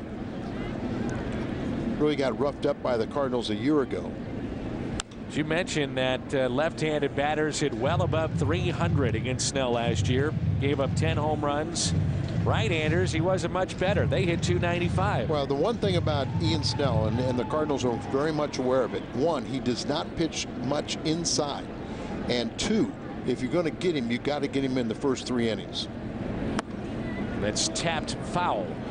The numbers for Snell in first innings from a year ago are staggering. He had an ERA over 6, gave up 21 earned runs in 31 innings pitched in the first, and the opposing teams hit .346 against him in those first innings. So that's another reason where he gets settled in, and you know, he can pitch a pretty good game. Inside, 2-2. If you're Joe Kerrigan, you don't mind that one bit. A 1-2 pitch, and he goes inside on Schumacher. Well, that's what I was saying. Ian Snell is probably the biggest culprit, but their entire staff has a tendency to not pitch much inside, and they worked hard at that. 3-2. So now their pitch he's working on is the changeup, but Ian Snell basically was more like a fastball slider type guy, pitched to one side of the plate. Joe Kerrigan, and I actually saw the dummy.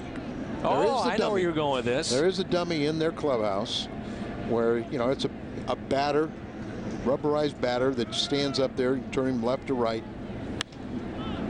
Little pop-up may drop in, but Morgan with his good speed, he patterns his game after Juan Pierre wears his uniform the same way, and he makes the catch near the foul line. Take a look at the Cardinals lineup. Schumacher, Rasmussen, Pujols. Then Duncan, Green, and Keel. Molina, Thurston, and Loge. This spring, Colby Rasmus, a slow start, finished up though with 1 home run. He picked that up against Josh Johnson of Florida last week. 8 RBIs and hit .288. And our lineups all season long, presented by Marshall Wireless. Major League debut for Cardinals' #1 draft pick in 05. And Rasmus may have broken his bat off the end of the bat. A ground ball to second, and quickly 2 down. Let's take a look at the defense for the Pirates here tonight. Morgan, we saw him in left. McLeod, Gold Glover in center field, the National League last year. Hensky in right. LaRoche, Wilson, Sanchez, and Adam LaRoche over at first. Snell and Doman, the battery for tonight. The Pirates defense is brought to you by Auto Tire.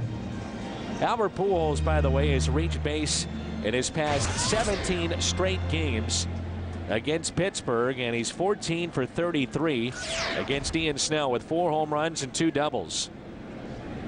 If you are wearing a Pittsburgh uniform and you're a pitcher, you don't want to face Albert Pujols. Wow, and it's hard to believe that he had a first yesterday. The first time in his major league career he had 3 hits on opening day. He was 3 for 4 with a walk. Had a double in the first inning. 1-0 is taken a little bit low. 2 balls, no strikes.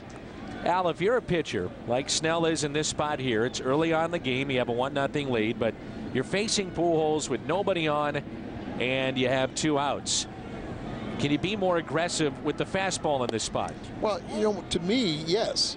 And really what you do is you don't even worry about who's on deck, but, you know, you got 2 outs. You know, you have a pitch that you have a comfort zone that you can keep it down and away and get a ground ball to second base. If it goes through, it's a single. Here's a 3-0 pitch. Pujols was swinging on 3-0 yesterday, and he draws a 2-out walk. I was watching how San Diego, in their game yesterday, pitched Manny Ramirez. Similar type, you know, batter, kind of reputation. And with nobody on, Jake Peavy, and by no means is he Ian Snell, but Jake Peavy was aggressive. When runners were on, slider, well, yeah, off speed. And see, that's you know, you're pitching to situation. You know, I mean, if there's any time that you should be aggressive with Albert, is with nobody on. And just, you know, have that comfort zone that you know there's an area. If I throw the ball down here, it stays in the ballpark. You know, but I've got a likelihood he's going to hit it the opposite field. Hopefully it's on the ground at second base. But you're absolutely right. I mean, why fear? Now you put a guy on and you got a potential home run here. And the great pitchers of the past, you could not appreciate them until you saw them when they had guys on base, because their fastballs were that much quicker. Breaking balls were that much sharper because they were all pitching to contact, trying to get you out on the first pitch or 2. Duncan, good numbers against Snell, so he's in the cleanup spot tonight. 7 for 23 against this right-hander. He was 1 for 3 yesterday as he made the opening day start in the outfield. Also drew a walk. Here's a 1-1 pitch to Chris Duncan. You know, here's another situation with Duncan coming up here. Remember, Snell has trouble with left-handed hitters. Now you walked Pujols, so now the first baseman has to hold him on. So there's a lot of hitting room on that right side. I think most people would say that if you're looking at a cleanup man to hit behind Pujols, if Ludwig is available and in the lineup, which he's not tonight, on paper he's the likely choice. And Duncan rips it down the right field line, and this one is gone off the pole. 2-1 Cardinals. Duncan's first of 2009.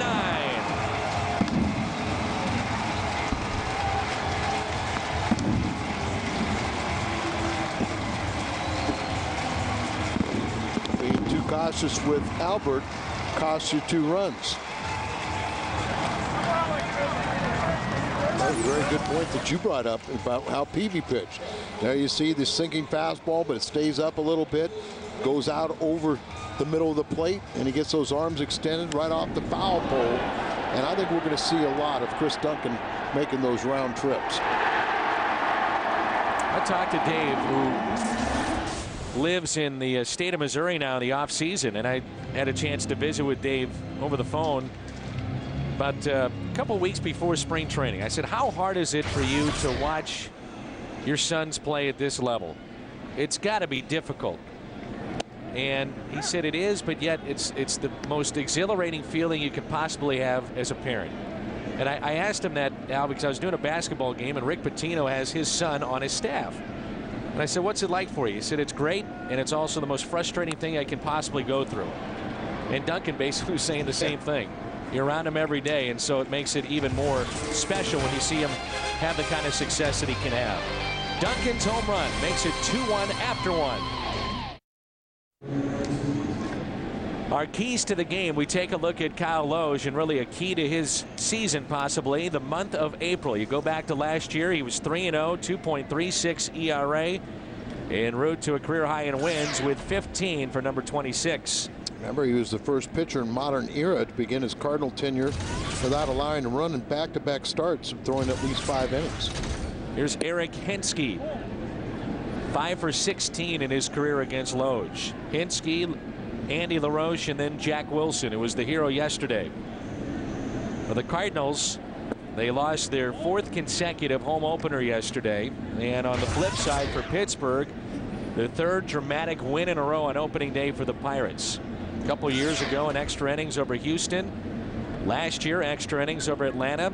And then down to their final strike yesterday, and they win the game. Well, and you know what? It was also a situation where the Pirates have defeated the Cardinals 4 straight times now. That's right. They won the season series a year ago, winning 10 of 17 matchups. They have not won 5 straight against the Cardinals since Mark McGwire was a Cardinal. Have to go back to 1998. And Cardinal bench is got very little experience, a little more with Ludwig there, but John Russell, he's got a much more experience. A lot of veterans they got, guys like Henske, who's making his first appearance in the National League. But he's been a good luck charm the last couple of years. With Boston 2 years ago and last year with Tampa Bay. That's right. 2-2 is the count. Right fielder tonight is Henske for the Pirates. Off speed pitch, fouled off his foot. Paul Maholm, 6 2/3 for Pittsburgh yesterday. Their starter, 2 runs, 7 hits. All of the runs and 4 hits coming in the Cardinals' 3rd inning. An inning that they really could have busted loose. You look at Mott, you look at the bullpen, but a key in that game was when Molina was up with the bases loaded and grounded into a double play to end that inning. Another frustrating aspect for Dave Duncan and Tony La Russa was all 6 of the Pirate runs came with 2 outs yesterday.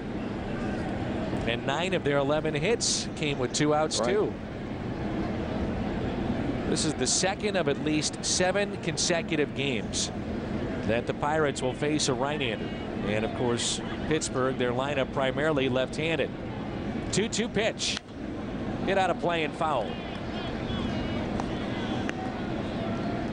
You talked about it, and I know that Dave Duncan has been concerned with it, the fact that if you look at spring training, some of the starters for the Cardinals did not go deep into games.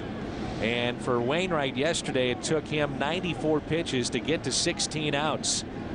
And in doing that, it puts a little pressure on the bullpen to get you to the 9th and try to win that game. Well, Wainwright, you know, he had 7 strikeouts, and that's relatively high for him. But what was extremely high was his 5 walks. And the fact that through his first start and all through spring training, he has not thrown more than 5 1/3 innings. Now, he was one of your reliable guys that you always knew was going to go 7 a year ago. And he will. But you can run that pitch count up high. It was 94 pitches through 5 1/3 innings. And these guys are still trying to stretch out their arms. 2-2 pitch. Sinking action. And the strikeout, the first of the night, first of the season for Loge. Take a look at the Exmo camera presented by Hot Shot Sports Bar and Grill with a location 1 block from Busch Stadium. Circle changeup right there. Good. I love that Exmo cam. It really shows that. See how he finishes where you jam it back in your hand. You take your thumb and your first finger and form a circle on the side of the ball, throwing the circle change. Here's a ground ball hit to short. Khalil Green stays down and makes the play for the second out.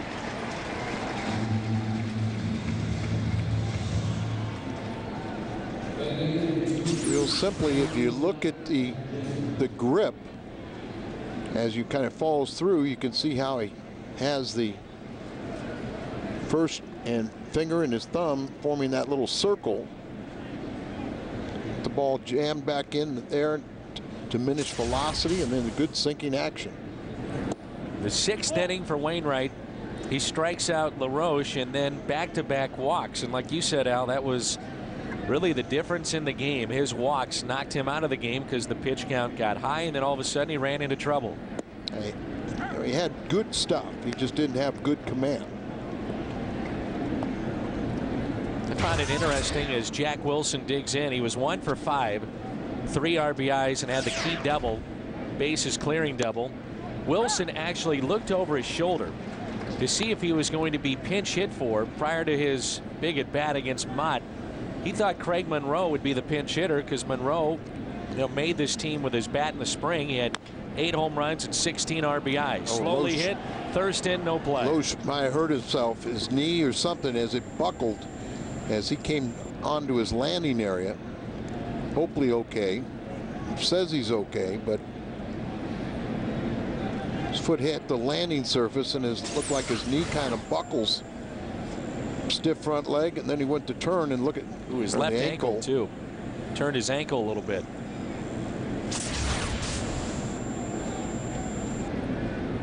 The Twins got a scare in their ball game yesterday.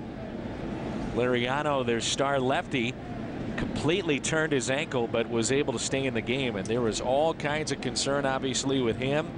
There was another turned ankle with Felix Hernandez, the star for the Mariners. Went to chase down a bunt. He rolled his ankle. So hopefully that's not the theme in baseball this year with these starting pitchers. And well, a good sign right now as he says he's okay. Watch the left ankle. Rolled over there and then kind of got tangled up. I never saw what I was watching him. I didn't see what the play at all. It's just a swinging bunt. Swinging bunt. They have not ruled it. Well, has to be a hit, it right? is a hit. Yeah, Thurston came in. He barehanded it, had no play, didn't make a throw to first. So base hit for Jack Wilson. 2-out hit, and it brings up Ian Snell, the pitcher. It's popped foul and out of play. Snell pitched for Jose Oquendo in the World Baseball Classic. Now, Ian Snell is from Delaware. You're saying, okay, how does he wind up pitching for Puerto Rico? Mother and father of Puerto Rican descent. Right, his stepdad, who raised him basically from birth, is from Puerto Rico. His wife is also from Puerto Rico. So might have a bullseye on him, from Pinheiro. Pinheiro would have been his 3rd starter if it wasn't for Ian Snell. Oh, okay. the I'm Puerto with you Rican now. team. Good block by Molina. Wilson to second. In there safely. Pirates aggressive here.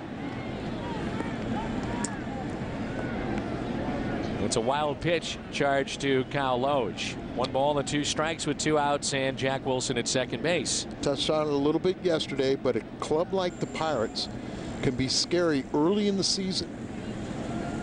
They're trying to avoid their 17th consecutive losing season. But early in the season, they think they can compete with anyone. Here's a 1-2. Snell very late with that swing. 2 strikeouts in the game and 2 in this inning for Kyle Loesch. 2-1 Cardinals. Chris Duncan's home run, the difference so far early on, bottom of the 2nd, and it's 2-1 Cardinals. Well, if you're traveling and can't catch the Cardinals television broadcast, catch all the action on your computer at MLB.tv.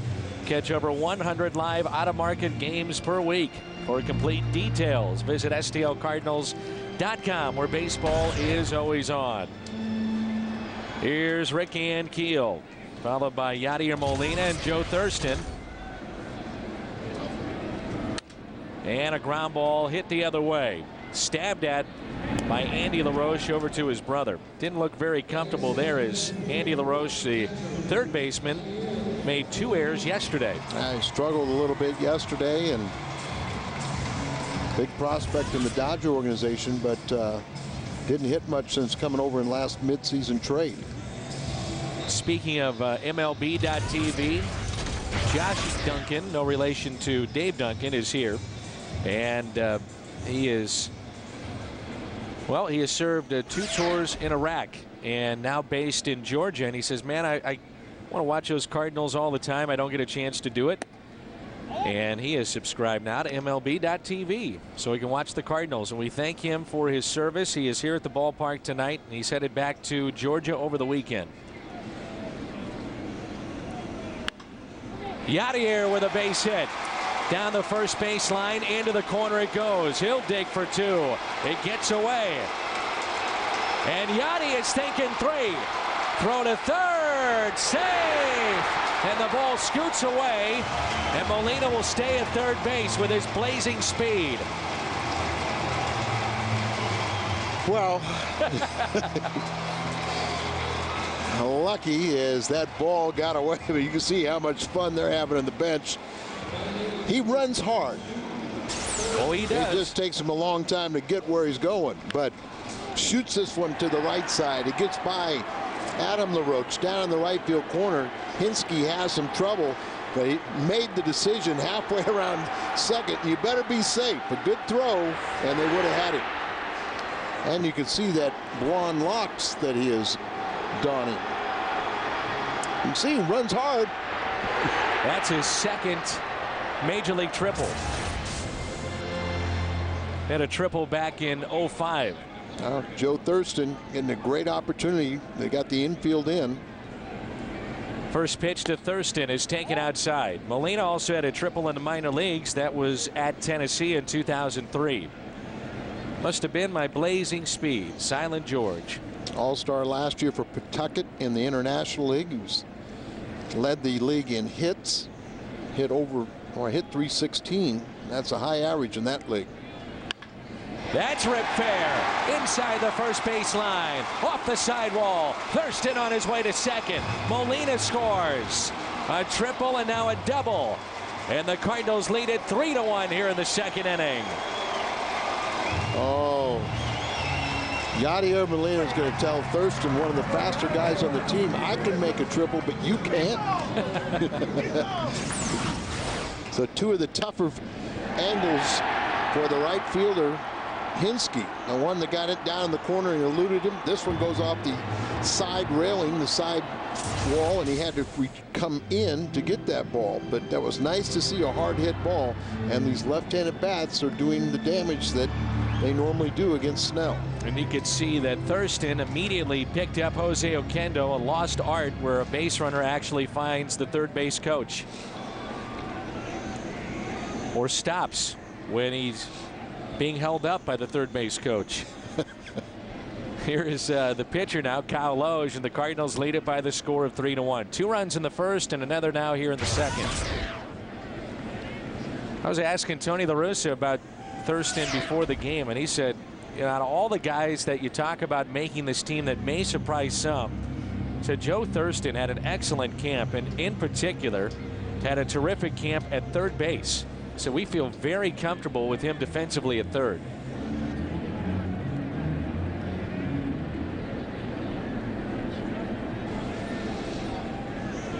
I think that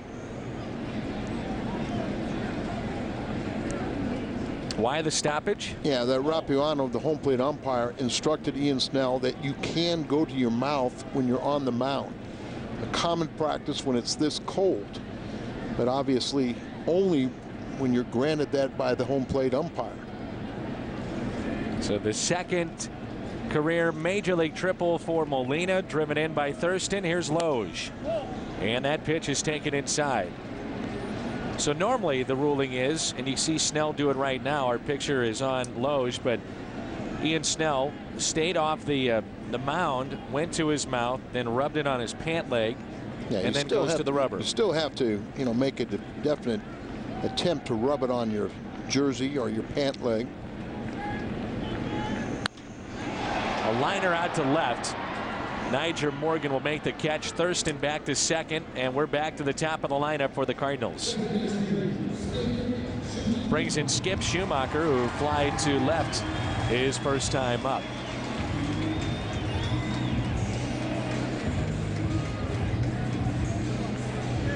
Folks, in Big Mac land here at Busch Stadium, cold, chilly night. We understand the weather will be a little bit warmer to tomorrow, and then, of course, on the day game on Thursday. Then Houston is in town. With the rain in the forecast Thursday and Friday. I left that out. Well, I'm just worried about the before temperatures. and after the baseball game. As long as there's no snow, I'm all right. 2 outs, runner at second for Schumacher. 3-1 Cardinals. And Skip pops one foul and out of play. Big question surrounding Schumacher, no doubt. How will he adapt to playing defensively at second base? Well, I think it's a work in progress, but it's worth the gamble to get his 300 average from a year ago in the lineup. Here's the 0-1 pitch on its way. In the dirt. Scoots away. We saw Molina earlier go down and block it. And Domit, not a very good attempt to keep that in front.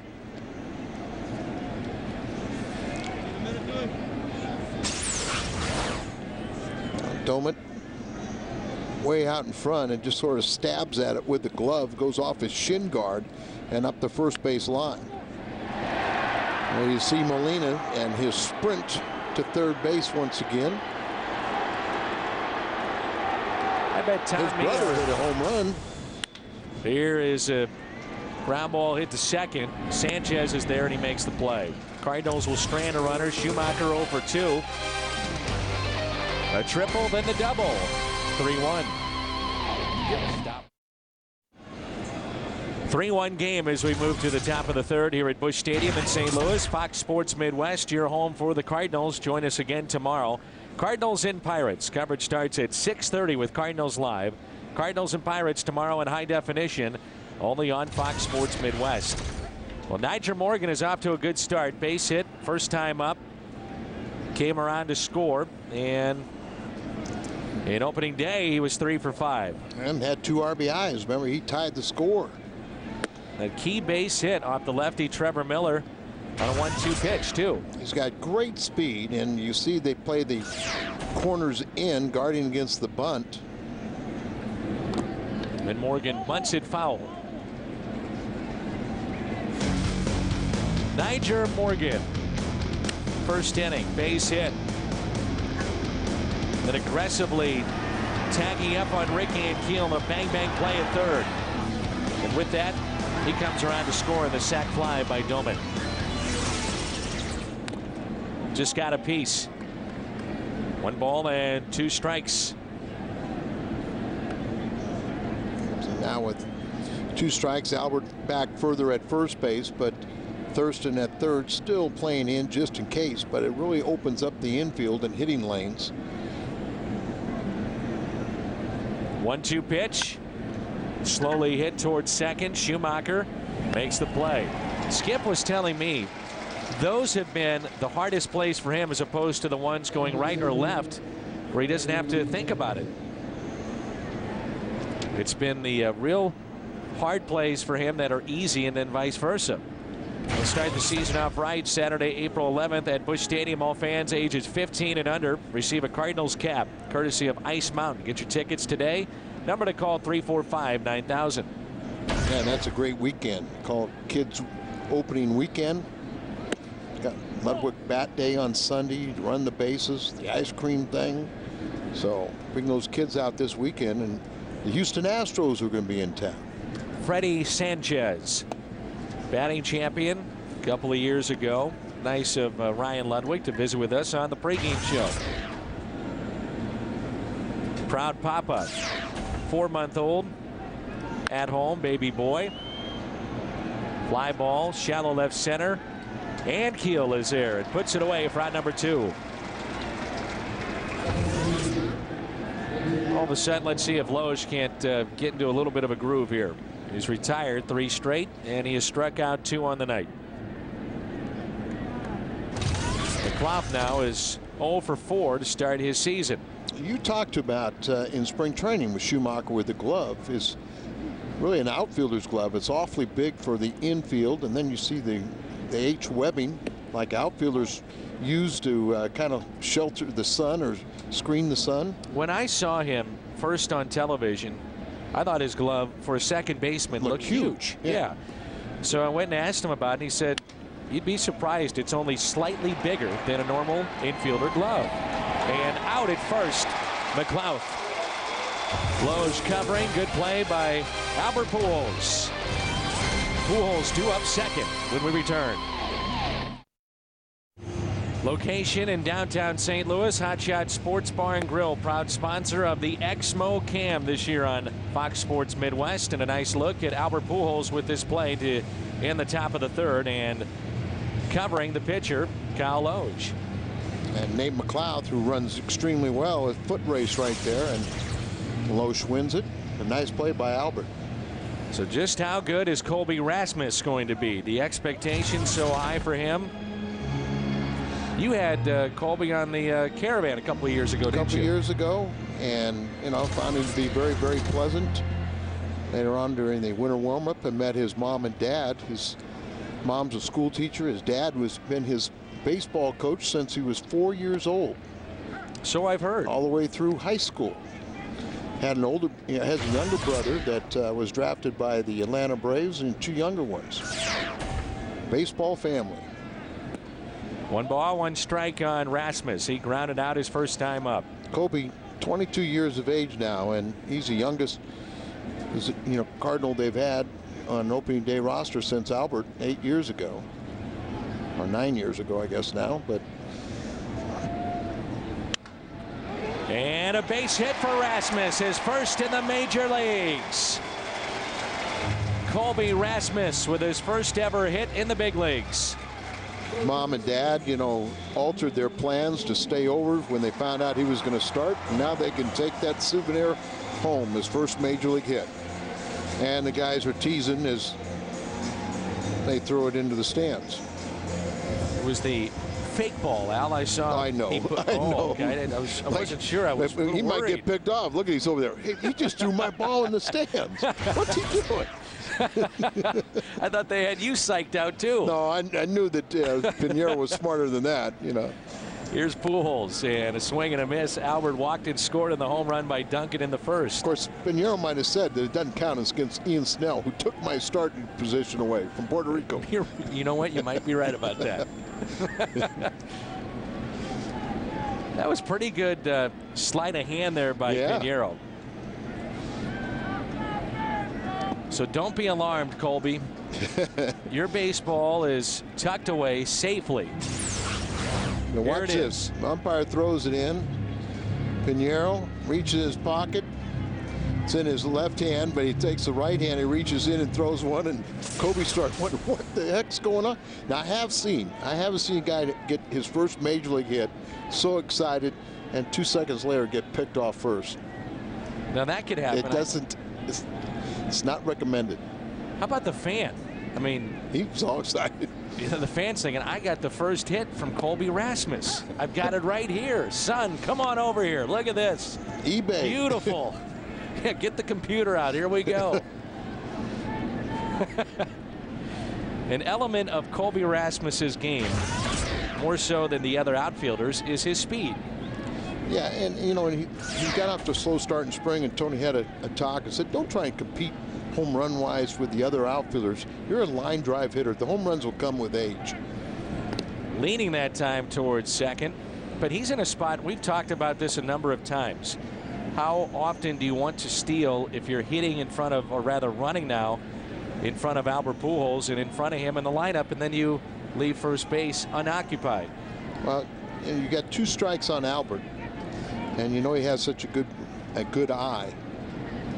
They're going to try and throw strikes to him. Ooh, good pitch.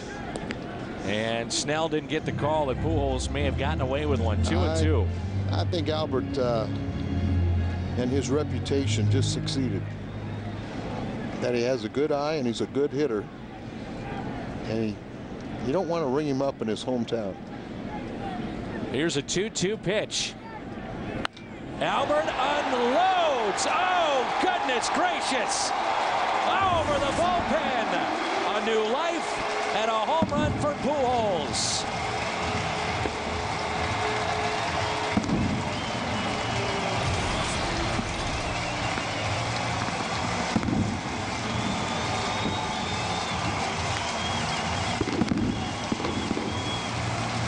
How about a start for last year's MVP in the National League?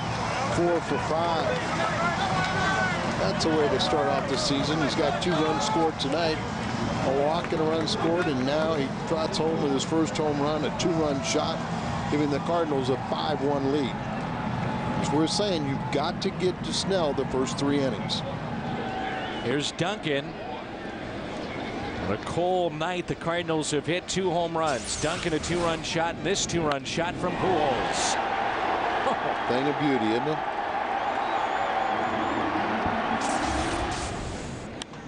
Off the end of the bat, little squibber towards third. LaRoche up with it. All that English on that ground ball, and that's the first out here in the bottom of the 3rd. No doubt about it. When you see that swing, you hear that sound, you know it's going to end up in the stands. And we were talking Friday night in Memphis that he wasn't totally satisfied with his swing, but we felt by opening day he would be. Look at this sweet swing presented by Hot Shot Sports Bar and Grill, newest location in downtown and also out in West County. Just a thing of beauty, just so effortless, no wasted motion, such a calm, quiet swing, but an explosion when contact is made. 419 feet, the distance of that home run from Albert Pujols. Green slices that one towards the Cardinal dugout. Even if he's struggling a little bit, and the only time he really is, Al, is when he's out in front. Yeah, but you can, when we'll show a replay and you talk about how balanced he is and how, you know, the hands are always back the point of contact. He didn't get a full extension on that one either. Green pops it up and out of play.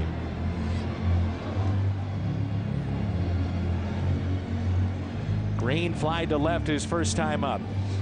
How about yesterday? He batted in the cleanup spot. First time a shortstop, Cardinal shortstop, has batted cleanup since Hornsby, wasn't it? 1919 or something.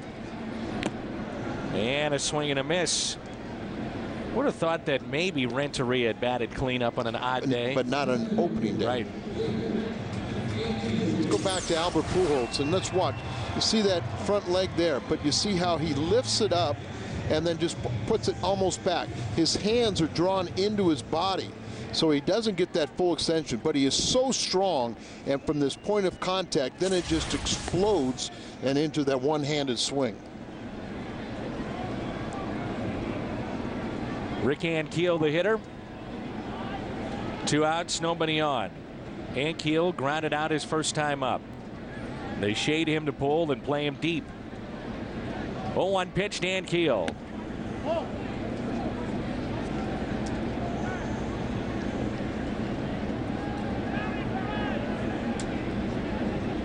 Just a monster shot off the bat of Albert Pujols. The other home run off the foul pole down the right field line.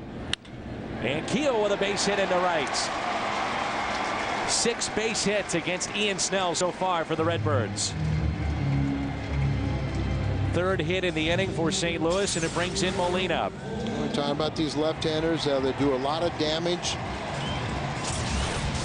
Point of contact, his eyes riveted, looking down the barrel of the bat. And just kind of that nice, sweet follow through. And it brings in Yadier Molina, who still is out of breath from his triple. 4 of the 6 Cardinal hits have been off the bat of the left-handed hitters.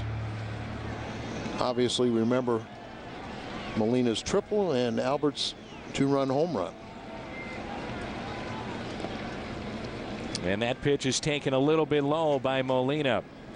Just his 2nd major league triple for Yadier. We actually heard boos on opening day. And Tony La Russa was asked about that, and he said those weren't boos. He said Lou Brock is leaving the stadium. Lou. Nice try. Yeah, he had a good sense of humor about it. Here's a 1-0 pitch. That was today, though. It was today, Al. Yes. Well, I got news for you, Dan. This team was not going to go 162-0. You wonder, though, how tough certain losses are compared to others. Well, magnified on opening day and a rookie last closer. year, but I mean, last year we saw this team how resilient it was. That had some devastating losses, late inning, blow-ups like yesterday, and it just bounced back the next day. The best way this team can help out Jason Mott or help out anybody that feels like they let down the team is come out swinging the next day and get a lead. 2 balls, no strikes, 2 outs, and a runner at first, Rick Ankiel. Pitch number 50 on its way. Catches the inside corner. I guess from Tony's perspective, too, and Al, I'm sure as a player, and especially for a guy like yourself, you think about at-bats if you got beat, or even the ones that you beat the other guy, and you just replay those at-bats or replay scenarios in your mind that night, and next day you come to the ballpark and you've got to try to turn the page somehow. Well, and that's the life of a closer. You've got to have a very short memory, whether you get the save or if you get the L. You've got to be able to put it aside, and before you leave that ballpark, you're thinking positive thoughts of your next game. It's the best sport you can second guess. I mean, there's so many things that Tony, you say now, could have done differently, but that's the life of a baseball manager. And the one thing you got to know, and Tony's very complex, but the one thing, simple lesson is everything he does is what he feels gives his team the best opportunity to win that game. I think a lot of fans would be curious your thoughts on Jason Mott. He had 29 pitches in the ball game yesterday. Probably the best thing for Mott and maybe even the Cardinals and the fan base would to see Mott back out there to try to erase what happened yesterday and do it tonight. Just get rid of what happened on opening day. The problem is with 29 pitches, he's off limits. No, he's exactly right. And I had a talk with Dave Duncan about this. This is not the way it used to be, but it's the way it is today. That on Friday we were talking about guys throwing 20, 25 pitches, that he just feels that you cannot go to that guy the next day. And, it's a long season. You don't want to take any chance, and they are outstanding at trying to avoid any fault on their part of injuring a player. So they're always err on the side of caution. Mott said after the game that he wasn't nervous, but certainly and obviously very disappointed. But I find that hard to believe, coming in as the closer and you're a rookie and you're not nervous on opening day. And I'm not so sure. Base hit up the middle. Oquendo waving the runner home. Throw from center field is cut off. They'll fire to third, and out there is Molina. But the run will score in a big inning for the St. Louis Cardinals. Tonight, thus far, it's been highlighted by the home run hitters. 2-run shot by Duncan down the right field line and off the pole. Albert, a no-doubter. His first in 09. All St. Louis here in Game 2. Cardinals with a lead of 6-1 here in Game 2 of this 4-game series. And Ryan Domet will be the hitter. The home run hitters for the Cardinals. Duncan on the left and Pujols on the right. And that's tapped foul.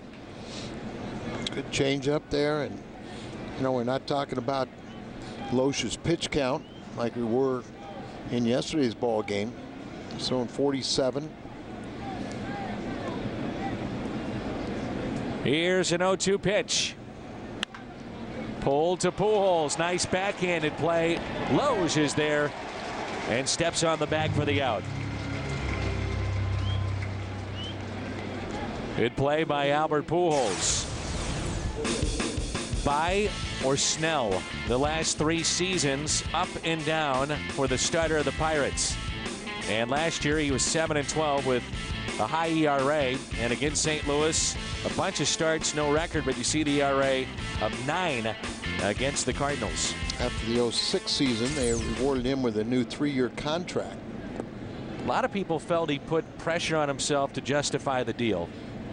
Dan, you could say that almost on any player, particularly when you sign your first multi-year contract or your first big contract. All of a sudden you feel like you have to justify it, when all they're saying is duplicate it. We were talking about Mott before the break, and I thought Adam LaRoche had some pretty interesting comments about Mott. He said basically you put your foot down and start a little early because you know the fastball is coming. So the scouting report was pretty simple. A lot of fastballs. And Al, you played this game a long time. You've been around it a long time. It doesn't matter how hard you throw. You have to be able to locate. Certainly helps if you have velocity, but you have to have a secondary pitch as well. Well, and you also have to have movement. You know, if you have a moving fastball, you can move it around the zone, you can get by. But you know, if they know fastball, and remember there were a couple guys that went up there first ball hitting and got fastballs and got base hits. But the one thing, you know, Jason Mott, he realized he's been working on his slider. He's also got a changeup, you know, that he's just going to have to incorporate. Probably the most important thing that he learned yesterday was to trust Molina a little bit more. He shook off a couple times where Molina wanted to throw sliders, and he shook him off, and the result was a fastball that was given up for a base hit. And certainly a majority of those 29 pitches were fastballs. Yeah, and you know, and his location wasn't real good at times. You know, the ball that Jack Wilson threw, if you see the replay, Molina was standing up asking for a pitch up. The problem was, and it was a high pitch. So slice to Duncan, 2 away. The problem was that it was on an 0-2 pitch that was over the middle of the plate. And they're looking fastball. You know, Jack Wilson was telling in what he said too, that, you know, this guy throws hard. But, you know, if you watch here, now watch Molina. See where he's standing up. He wants the pitch up. But, you know, you want it either further inside or outside. That pitch will produce a lot of pop-ups. And give Jack Wilson some credit for getting on top of it and hitting it with authority, hit in the gap, and it cleared the bases. We'll talk about that when he comes up, and take a look at his hands. He actually made the adjustment in the game to raise his hands a little bit because he said his hands were so low in previous at-bats. I couldn't get on top of the ball. I was uppercutting. Well, and you remember, and he never got a ball at the infield. Right. But that's this game, you just, if you think too much, you usually, you know, you're going to make mistakes. But sometimes you have to make in-game adjustments. And that's for pitchers and hitters. Want to wish the Blues good luck tonight. Big game for them. They're in Phoenix. I talked to the Hall of Famer Bernie Federko today. He was working hard getting ready for that game. 92 degrees, Alan. He was out by the pool. I was going to say, was he poolside? He was poolside with his counterpart, John Kelly. But good luck to the Blues. Their quest for a playoff spot. They'll be in Phoenix tonight. Lowe's rolling at 6-1 Cardinals. Baseball on Fox Sports Midwest is brought to you by Kia Motors. To learn more, visit kia.com. By Aflac, ask about it at work. And by the Casino Queen, home of the loosest slots in the country.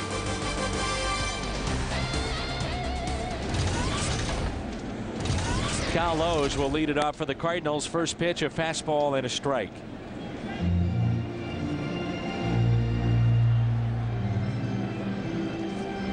Lowe's flied to left his first time up. Ian Snell, the 27-year-old, 26-round selection back in 2000. Two-time minor league all-star, Pittsburgh's minor league pitcher of the year back in 03. Part of the Futures game in 05. That's tapped foul. You watch it, he's got the glove with the finger outside. Rarely do you see pitchers do that anymore. A lot of times now they've had a little enclosure, a little leather strap that closes and keeps that finger, because oftentimes what happens is pitchers, you know, when they get their grip, they'll raise that finger on a breaking ball or a fastball and tip off pitches. And Loge strikes out. Second strikeout for Ian Snell. First 25,000 Cardinal fans ages 21 and over receive a 2009 wall calendar. Friday, April 10th, this Friday against Houston. Calendar is compliments of Anheuser-Busch and will feature your 2009 Cardinals players, game times, and broadcast schedules. For tickets, visit stlcardinals.com. Keith at Clayton Studios collects those Anheuser-Busch calendars. To bring him one. And we're back to the top of the lineup. Skip Schumacher.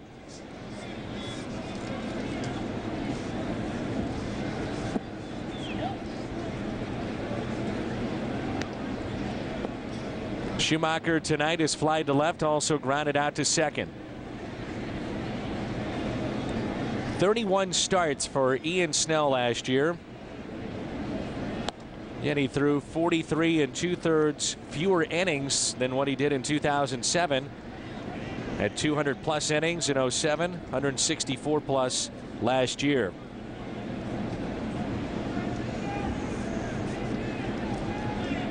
One-two pitch, spoiled. The 48th player ever to make it from the state of Delaware. Father of Dave Williams spotted him, and Dave Williams been in the Pirates organization from Delaware and said, take a flyer on Ian Snell. You might be pretty pleased that you did. John Mabry from Delaware? Yeah, that's right. In the dirt, 2 balls, 2 strikes. And Snell missed his final tune-up in spring. He had the flu. Threw a bit on the side. They were concerned that he would miss this second start of the year, but here he is, and pitching into the bottom of the 4th. Pitch number 63 is in the dirt. He pitched a couple innings on Saturday at the minor league camp as they had the flu bug decimate their clubhouse. Well, he was one of many that came down with that. He was very aggressive, they said, in his workload early in spring. Had him stretched out before anyone else on the pitching staff. He was in the mid-70s on his pitch count. On a hop to the third baseman, LaRoche. He'll make the play. And that was by the 3rd week of the Grapefruit League. Then Snell went to the World Baseball Classic, and they thought that that was going to be a good thing for him. They said, no disrespect to the atmosphere in Pittsburgh, but you go pitch for Team Puerto Rico, and you know everything's on the line with those elimination games. This might be a good thing for him. And they were very pleased with how he performed in his 2 starts. Colby Rasmus, the hitter for St. Louis. Rasmus picked up his first ever major league hit last time up. 1 for 2 with that single back in the 3rd and a run scored. The home run by Pujols.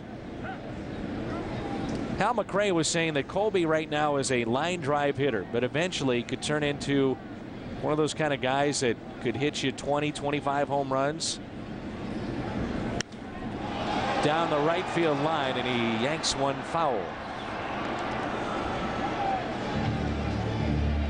5 o'clock this afternoon. Colby Rasmus, of course, was here much earlier than that. There's a look at Hal McRae, but Tony La Russa talking to Colby.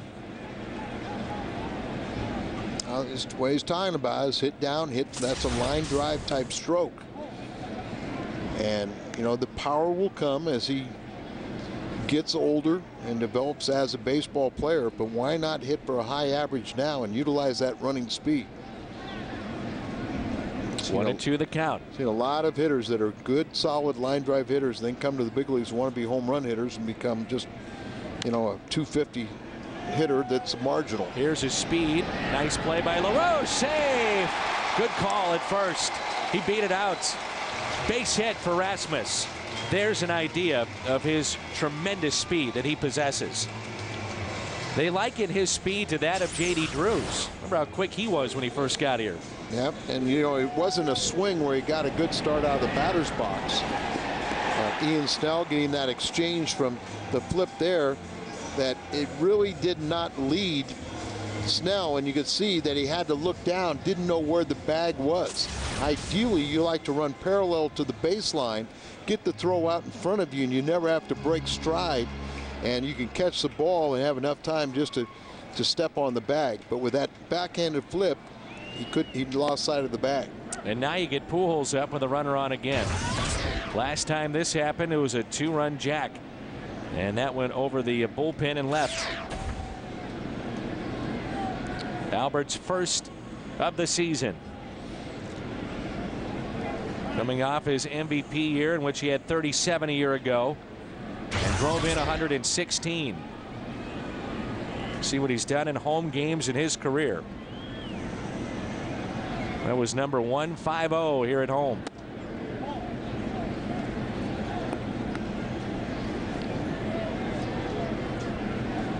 You wonder if Pujols is one of those guys, Al, where you say, all right, it probably was a called third strike, anything close, I'm going after it no matter what. I'm just putting everything I have into this swing. Sometimes, you know, you got away with one, and you know, you don't want to take another one and test the umpire. Every once in a while you'll see him in batting practice just unleash a swing that doesn't look like Albert Pujols, and he'll hit it about a mile. I think sometimes he gets bored and just tries to say, you know, hey, let me see if I can really put on a show. Pujols gets underneath this one. That is a major league pop-up. LaRoche dropped it. And look at Albert. Albert was running as hard to first base as I've ever seen him run, and coasts into second base. Third error already. But that's a major league pop-up. But once again, trying to catch it one-handed, and it hits almost in the heel, or in the heel of the glove. Almost knocked the glove off. He just never looked comfortable. But watch Albert run. Look at him run there. He thought it was an out, but he ran hard to first base, and it pays off, getting himself in the scoring position. Situation like that where you can put the game out of reach. Second and third, you're already up by 5 runs, and you get the extra out. You do that at this level more times than not, it comes back to haunt you.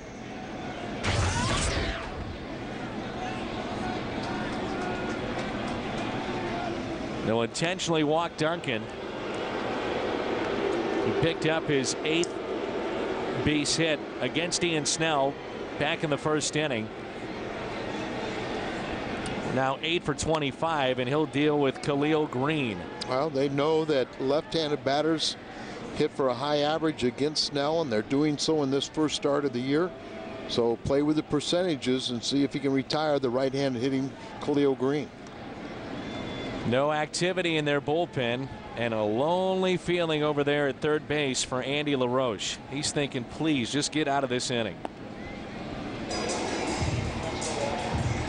And it brings in Green with the bases loaded. Joe Kerrigan will go out and talk to Ian Snell, but I mean, you talk about, yeah, maybe he gets out one pitch, but he threw 4 additional pitches here. Now he's got a pitch to Green.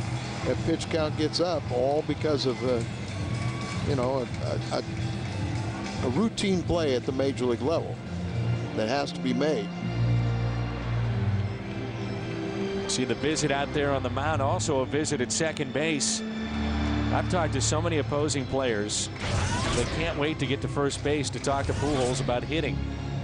There's Green has 2 grand slams in his career. You can see Pujols out there visiting with Freddie Sanchez, a former batting champ. They're talking a little hitting out there. 2 former batting champions. Kind of like in your era, Al. Guys get on base and start talking about how to beat each other. Well, it used to drive me crazy. I'd sit there and say, well, what are you talking about? What, you know, when a nothing's on the mound, you know, gee, I can't wait to swing the bat against this guy. It used to really bug me. There's Sanchez. Sean Burnett at lefty gets up and throwing in the bullpen. Sanchez won the title in 06, Pujols in 03. Green, base hit, fair ball. Down the third base line. 2 runs will score. Khalil Green makes him pay. With the bases loaded, picks up the double, plates 2, and it's 8-1 Cardinals.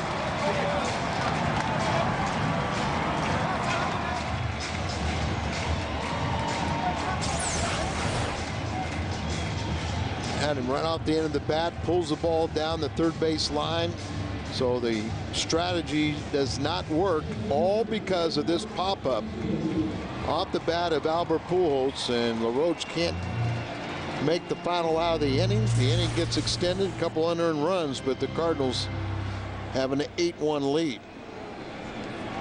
And Keel 1 for 2 on the night. 2 outs, runners at second and third. He'll slice one the opposite way. Morgan is there. Cardinals will strand 2, but add to their lead. 8-1 St. Louis after 4.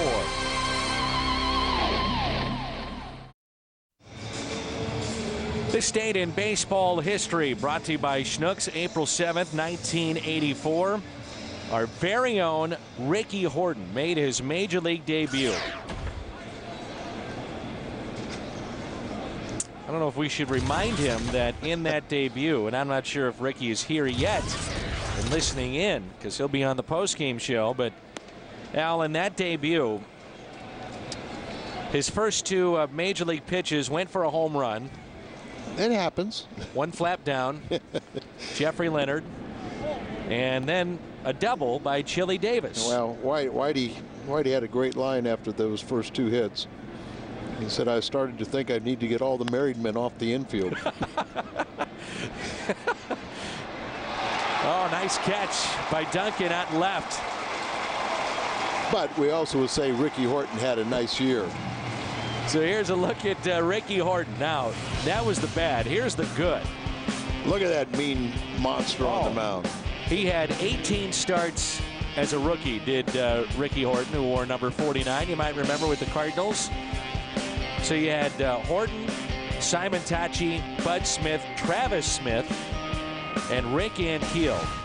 Talking about rookies who had to make at least 10 starts their rookie season. No one has had a higher winning percentage than he did since 1984 as a rookie. I think it was 9-4, right, in those 18 starts? 9-4. Simon Tachi, how about he won 11 games his rookie year? Same for Van Keel. Right, we're talking about winning percentage, so nobody had a higher winning percentage than our own Mr. Horton back in 1984. When he gets here, we'll have to get him mic'd up and see if he remembers. Nice play. Schumacher. So let's go back to that list. So Horton, 1984, and then everybody else since 2000. Simon Tachi, Bud Smith, Travis Smith, and Rick Ankiel. Rick Ankiel broke Dizzy Dean's strikeout rookie record. I think it was 194.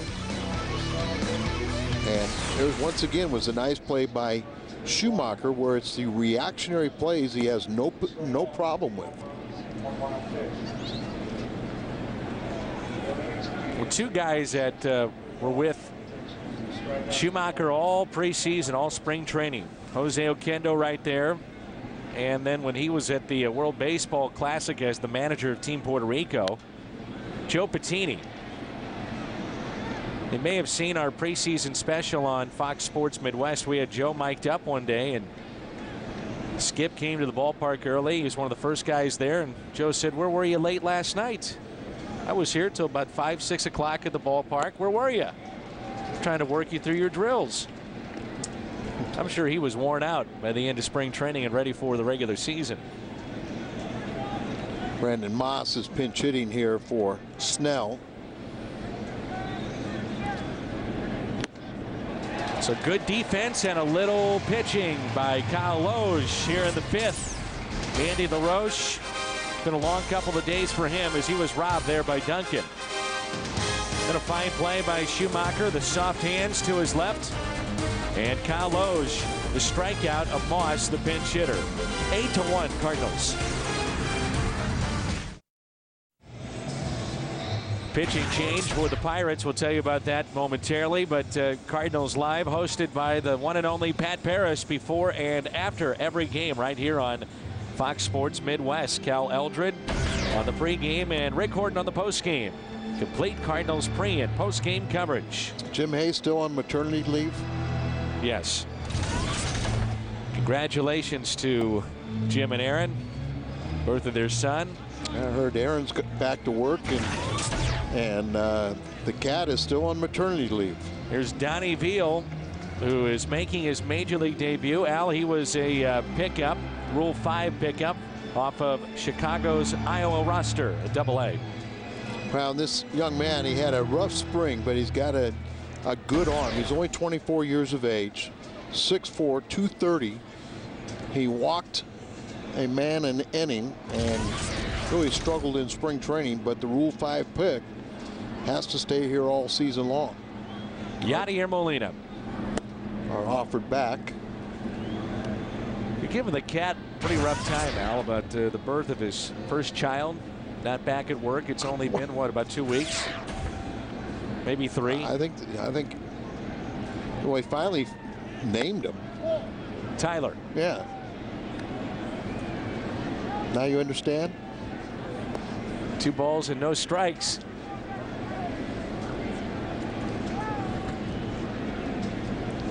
I gave him a suggestion.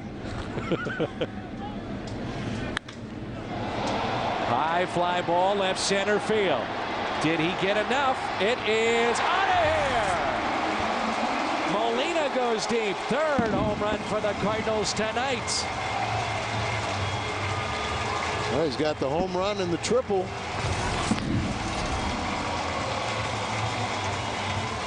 Molina on base 3 times tonight. I think it was Benji hit a home run for San Francisco today, so he answers one of his older brothers.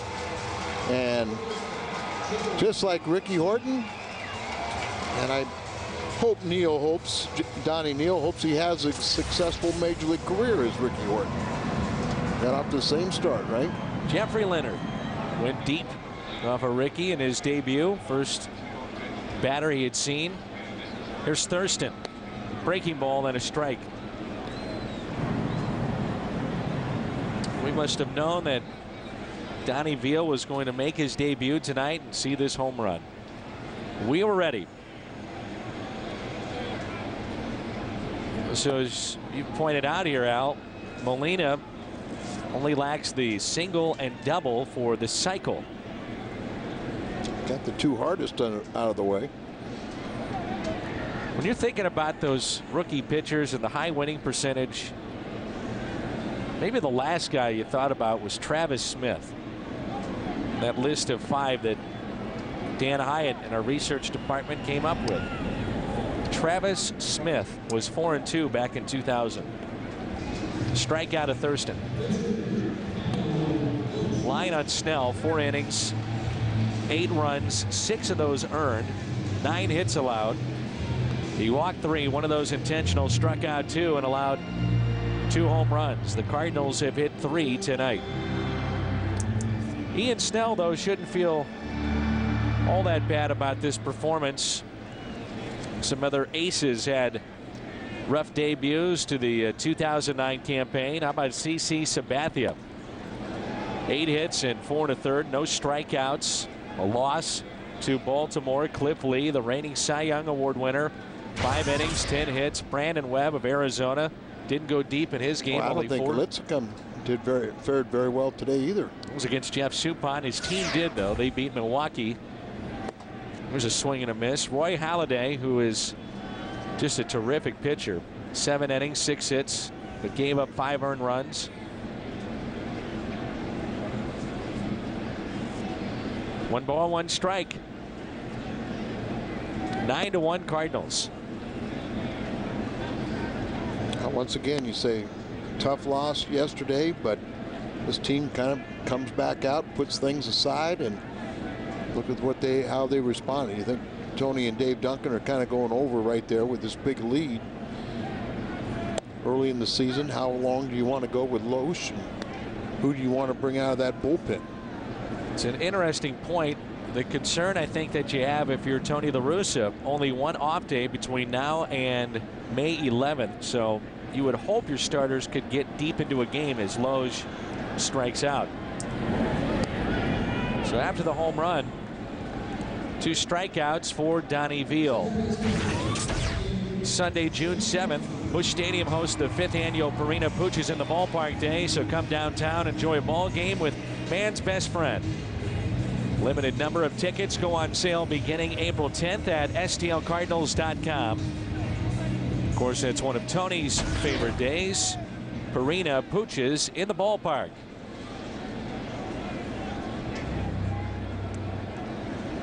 Let's watch this lefty-lefty matchup here for Skip Schumacher. We saw him on Friday in Memphis with a couple of base hits against the minor league club.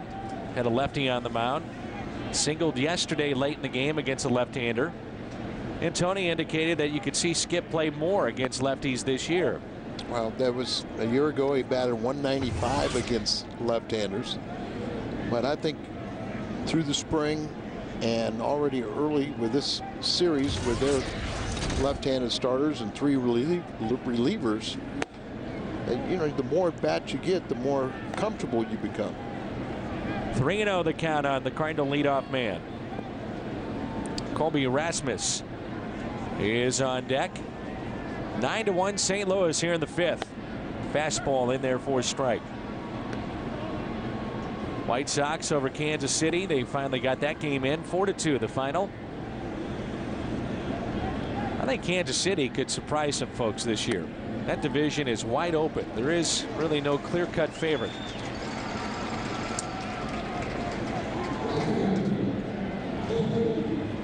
Brings in Rasmus.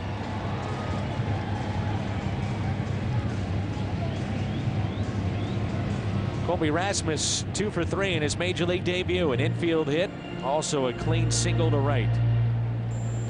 Run scored with a 2-run shot off of their starter Snell. And that gets away, but Schumacher will stay put at first. You can see right there by his reaction, didn't really pick it up. No, I couldn't see it, and you know, Skip is somebody that's always paying attention, and obviously could have walked down to second base, but you know, if you can't find the ball, you're afraid to go. Gets out of there and he starts to go, but he doesn't see it, so when he does locate it, it's too late. 1-0 pitch. 2 balls and no strikes. You can see Neal, you can see why they like him, but they also witnessed in spring training his inability to throw strikes. Probably the most asked question of Donnie Neal is, are you related to Bob Veal? And they are not even spelled the same way, which kind of helps. Bob had an E at the end of his name. He was a hard thrower. Probably the most commonly asked question to the Pirates and their manager: can they break this string of losing seasons? John Russell addressed that before the game tonight, and you know, basically said there's a couple of ways you can look at it. You know, you could sit there and dwell on it, but also with this club, since we're going to be asked about it so much, why not try to use it as a little bit of motivation? We can't get away from it, so might as well use it as motivation. Well, I think they're going to be close to there, and hopefully they are, but I think they're on the right track. You know, they've got new management in their second years. I think John Russell's a guy that has patience, a guy with good teaching staff, and I think they're making improvement because they're drafting much better. Not worried about resignability and trying to go get the best players available. You know, Aldo, talking about the major league club, we'd go in there and it just seemed like there were teams that played without any pressure to win.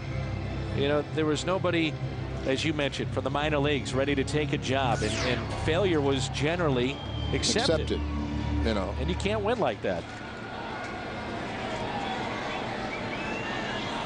Test here for Donnie Veal as he gets Pujols. Runners at first and second. Many times when Pujols first sees a new pitcher, he will take a pitcher too. Well, you'll talk to any of the great hitters, and that's what they did. I remember talking to Ted Williams. Said the first time he faced Bob Gibson, he said, I always took the first pitch of a pitcher I didn't know. 2-0. He said he got his attention. It was a pretty good fastball. I'm sure. Fouled off the next pitch. He was 0-2, and Bob threw him a curveball. Of course, he wasn't used to throwing curveballs, was he? And Bob said, I thought it was pretty good, but it almost took my ear off. There's a 2-0 pitch to Albert Pujols.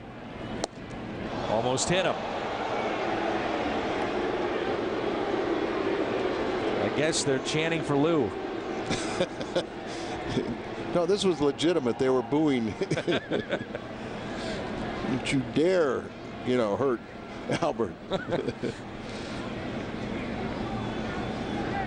Couple of times Pujols already. The first 2 games now has been swinging on 3-0. And he looks at ball 4 low. Another lefty is getting loose in the pen for Pittsburgh. So 3 consecutive walks, and it brings in Duncan.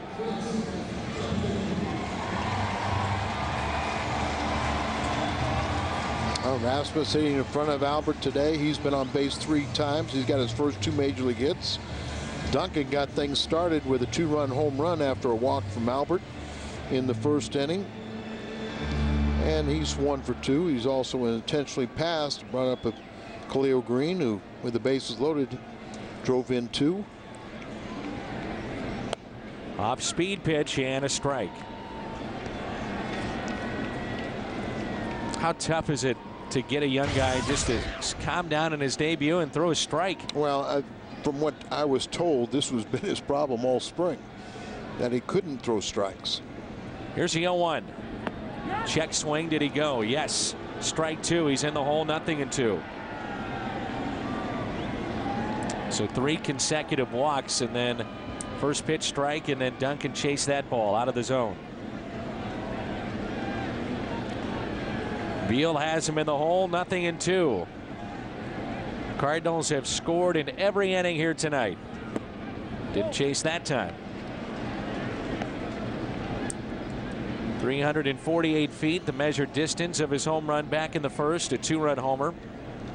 On base twice.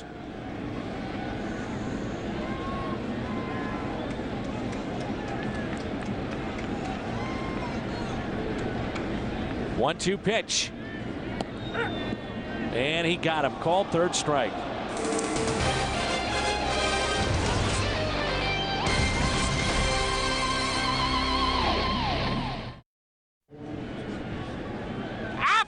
Game 2 of our season here on Fox Sports Midwest. In 2 games, the Cardinals have seen 2 major league debuts. How many last year? I know this answer, and it's incredible to be 10 games over 500 with 11. 5th most in the big leagues. I mean, that's incredible. If you would have said before the season you're going to have all those debuts and your bullpen will have 31 blown saves, I mean, you're thinking it's a 70-win team. And what is it, like 14 losses from the 7th with leads in the 7th inning? Now, the bullpen last year, 31 blown saves, slowly hit to second. Schumacher up with it and throws wide of first base and Albert Pujols. Maybe a base hit. Let's see. Well, what complicates the situation is Morgan's speed. Right. And, so he had to rush everything. Usually when he rushes everything, he can make those plays. But the one thing they try to always get is to get the footwork down. And then because he's got such a strong throwing arm, he can make up the ground there. But that time he got underneath it, didn't get on top of the ball, and that has a tendency to have that ball sail on you. So it's an error on Schumacher, his first of the season. And here's Freddie Sanchez. I don't know if the Cardinals are so much worried about that. I think that's in the back of their mind. I think what they get very concerned with is what may happen right now, the potential double play. Yeah, the toughest play for him is the throw on the double play. And he's tough enough. And we got to remember, what he's trying to accomplish by Schumacher moving from the outfield to second base is one of the rarest feats of any time. The last time a Cardinal has made the conversion from the outfield to second base was Red Cheney's in 1945. But Red was a minor league shortstop,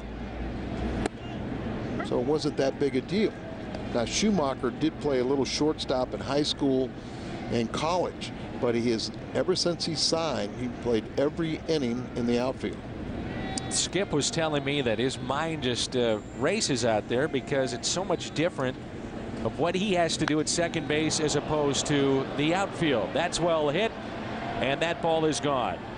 Into the bullpen it goes. 2-run homer for Freddie Sanchez.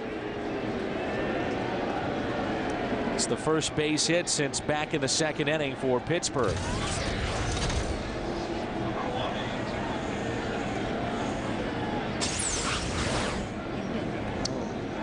Freddie Sanchez, not really a home run hitter. It looked like Molina wanted away. It was on the inner half, and he just turns on it. It's his first home run, but it's a 2-run homer because of this error. And you see, he just didn't get on top of the ball. He got underneath it. The ball sails on you. And we don't have to worry about the double play. No. Pitch count at 77 tonight for Kyle Loge. Here's McLeod. Got the big lead, but you want to stretch him out. Out to visit Molina, 2 balls and no strikes. I think Molina, and you know, he runs such a tight ship. So good at handling and getting a sense of what pitchers are doing. And you just saw Loesch kind of, you know, drop his head and just kind of disappointed after the home run. And it's so important to have that catcher take charge like that. That you don't always, you know, you don't have the opportunity to have your pitching coach run out there every time.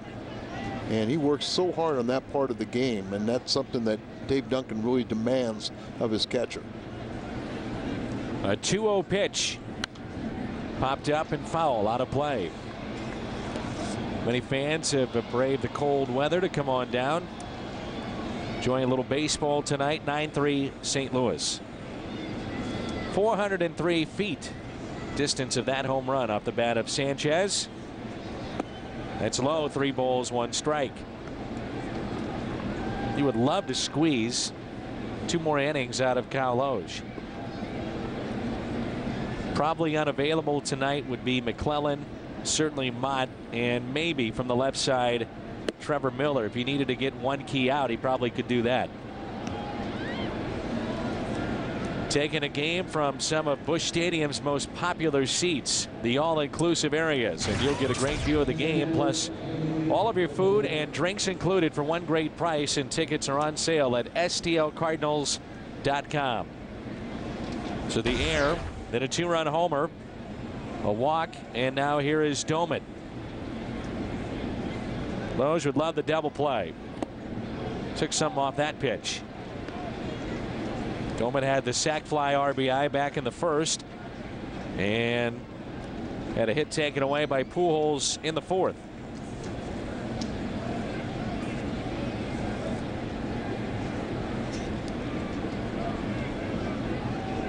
Green is near the bag at second base with a left-handed bat up and a big gap into left center.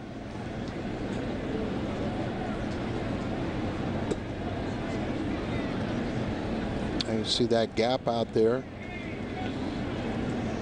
Charged pull hitter on the right side. 1 ball, 1 strike. The next 2, Doman. Could be 2. Schumacher, Green, double play.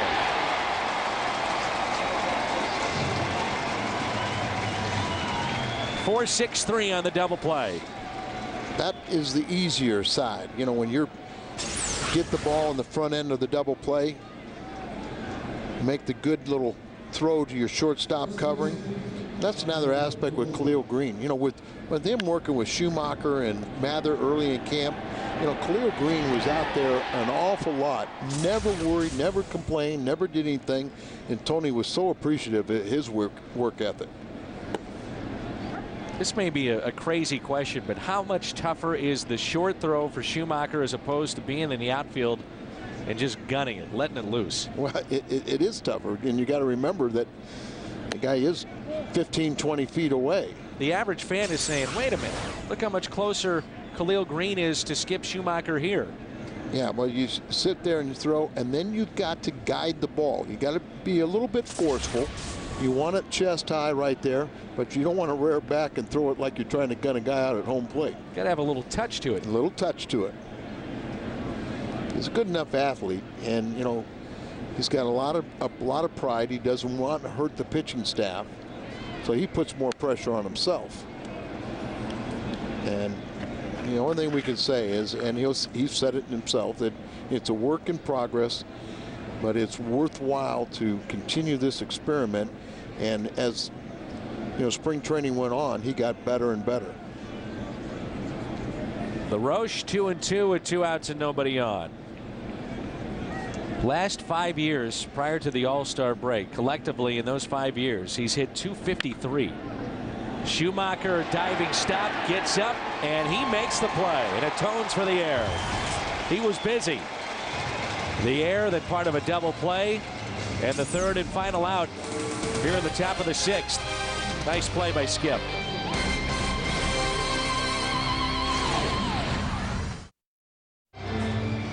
What's on Tap brought to you by Bud Light. The difference is drinkability. We'll be on the air tomorrow at 6:30, Game 3, the Cardinals and the Pirates. Hope you can tune in for the pregame show at 6:30 tomorrow with Pat Paris. Our Chevy called to the bullpen. Sean Burnett, used quite often last year by the Pirates. He made 58 appearances, 56 and 2/3 innings, and a record of 1-1 a season ago. And last year was his first year pitching exclusively in relief for the first time in his career. He had Tommy John surgery in his left elbow in 04. And last season was his first in the majors since 04. So a former #1 draft pick of the Pirates battled back. Part of the Futures game in 02. We were thinking that this guy was going to be one of those players that you talked about yesterday that they could count on for years to come in their starting rotation. Twice he has been their minor league pitcher of the year.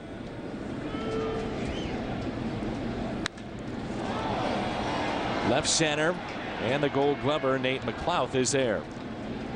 Defensively, this Pirates team isn't too shabby. You've got McLouth out there, a Gold Glover from a year ago. Jack Wilson is terrific defensively at short.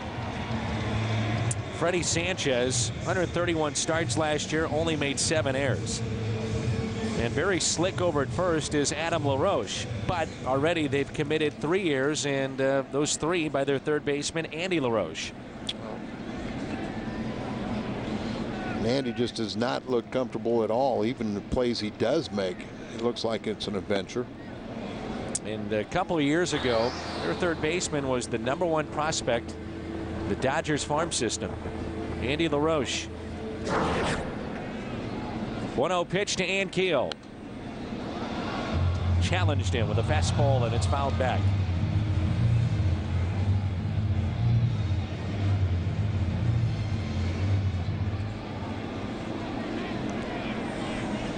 Burnett, a graduate of Wellington High School in Florida, the same school that produced Bobby Bradley, Pirates first-round selection in 1999.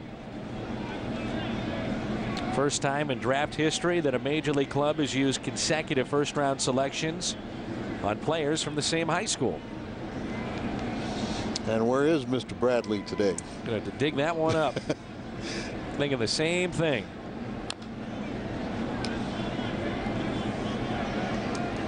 Mentioned it before, but signability for the Pirates, and it's one of the reasons why they've had 16 consecutive losing seasons.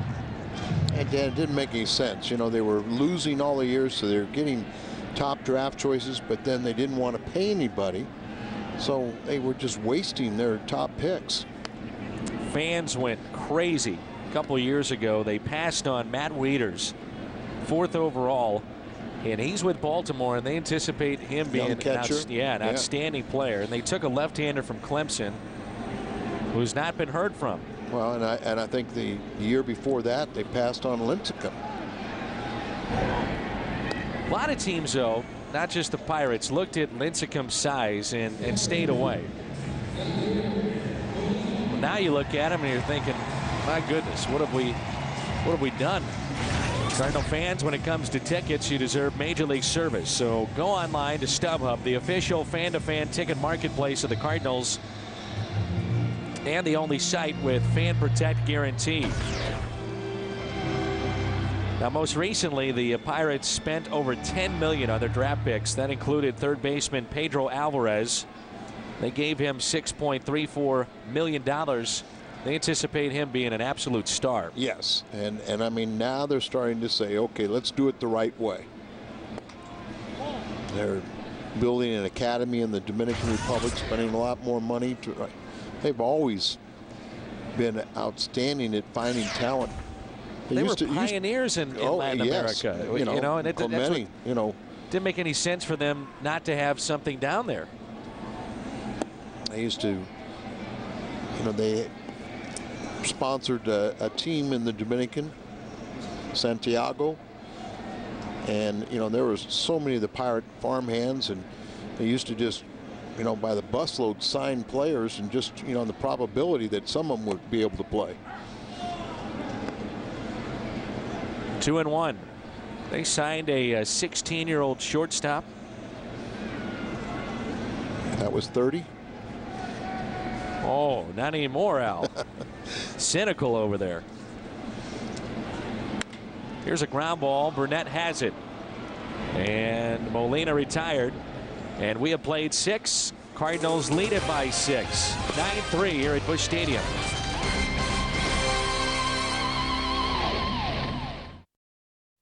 Inauspicious starts. A lot of home run. First batter faced.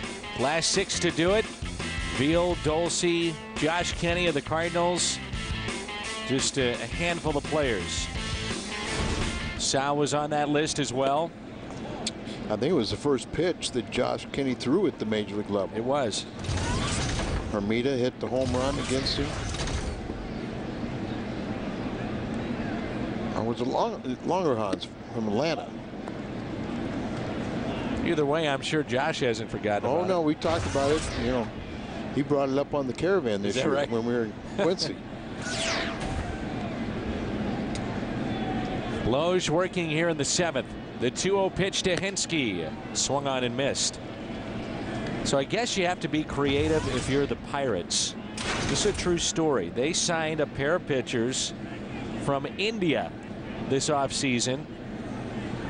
They were winners in a reality television show, and I'm not joking about this, called $1 Million Arm. And these young men threw the hardest, so they came over to the United States. Tom House, the noted pitching coach, worked with them at USC, and they used their facilities trying to teach them the nuances of pitching. And they had a couple of private showings, I guess you could say. A chance to have major league clubs come and watch them pitch. And sure enough, the Pirates signed them both to minor league contracts. Pitch that's up and hammered down the first base line. Hinske with a double to start the 7th. Dennis Reyes is warming up at the Cardinal bullpen. By the way, they also signed a South African shortstop, and they scouted him at a training academy in Italy. You never know where you might find some players. Where did they find you, Al? Actually in Wichita. California scouts didn't like me, but my first exposure was to Cardinal scouts, was playing semi-pro ball in the NBC tournaments in Wichita. Sure. So Dave Duncan out to visit with Loge. Dennis Reyes. Dennis Reyes. You see Brad Thompson after the double by Hinske started warming up. You could see a scenario here where Thompson would pitch the 7th, the 8th, and the 9th, and then you save the rest of the bullpen. Sure. And, Reyes to kind of get through this 7th inning. And, Thompson is going to be your long man, and so let him stretch out a little bit.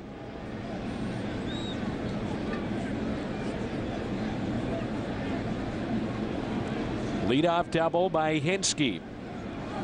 Here's Andy LaRoche. When LaRoche came over from the Dodgers, it wasn't like he set the world on fire there either. He hit under 200 with Pittsburgh. Really struggled. He's grounded out to short. Also flied out to left. And a 1-0 pitch with a runner at second base. Misses outside. Pitch count nearing 100 now for Kyle Loge. Andy LaRoche went into start of last season as the #2 prospect in the Dodgers minor league system. Here's a 2-0 pitch. Big Cardinal fan Lewis Kurtz is still up and he's still watching. He's 4 years old today. Happy birthday to Lewis. Dave Duncan on the phone. This might be the last pitch for Loge. A 3-0 delivery. 3-1. 99th pitch of the evening for Loge.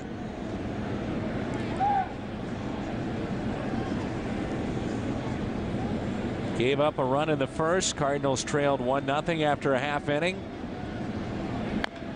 St. Louis has scored in every inning with the exception of the 6th. They lead at 9-3 on 10 hits tonight. Pitch count at 164 strikes.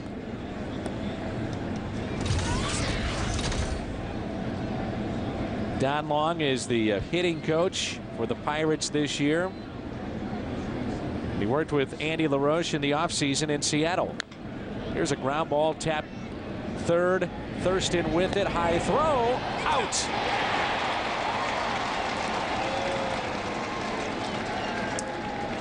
And staying put was Hinske at second base.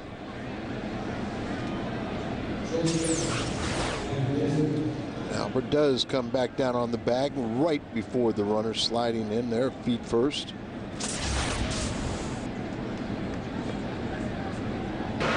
Good call by our first base umpire. Shriver.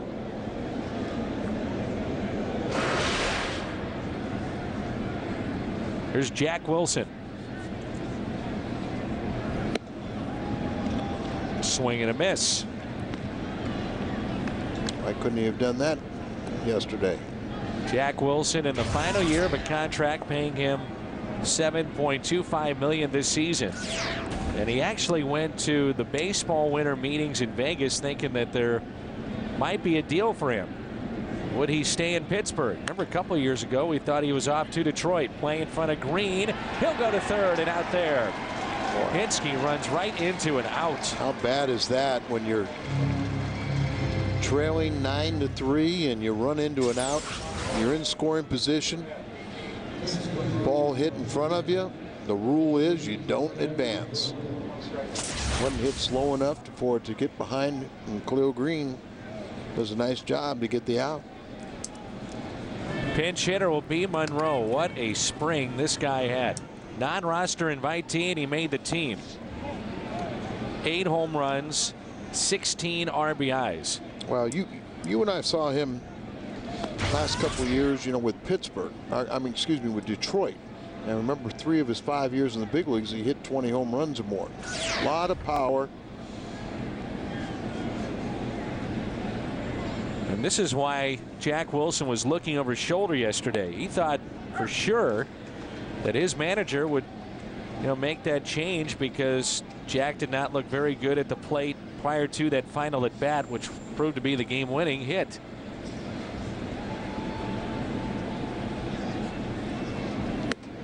Changed to pitch up. But the one thing, and Jack Wilson usually going to make contact. Monroe is a guy that it's all or nothing. Good point. 1 ball and 2 strikes. 2 outs, runner at first as we play here in the top of the 7th. Lowe's trying to get through this inning as that ball scoots away from the catcher Molina. Wilson to second. He'll stop there. So wild pitch. And Wilson in scoring position.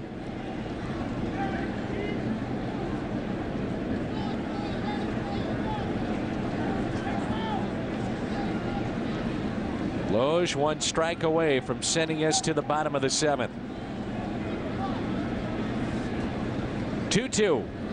Monroe rips it out to left, but playing deep and playing perfectly was Duncan. Time to stretch here at Busch.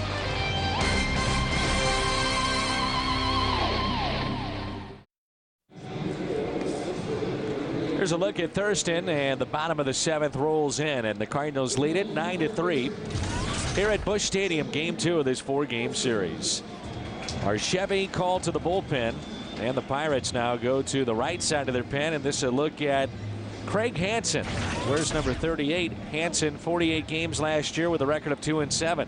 Came over from Boston in that big 3-team, 6-player deal on July 31st. Became the first Red Sox in history to reach the major leagues in the same year he was drafted.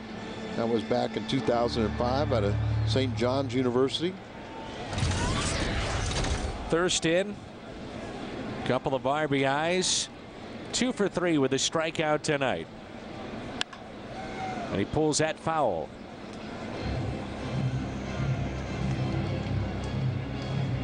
Thurston here, then Loge's spot is up. His night, I'm sure, is through. Dennis Reyes continues to throw.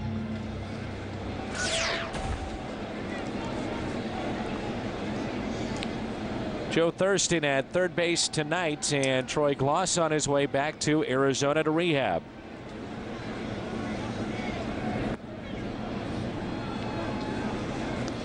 This is one of the things that Tony, because of Snell having trouble retiring left-handed batters, he used every left-handed batter he can use. Now, you know, he can start using these right-handed pinch hitters.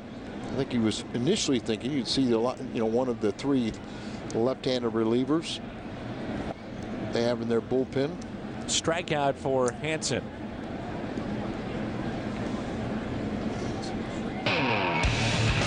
Attention, please. For the Cardinals, batting for the pitcher, Kyle Loesch, number 12, David Freese.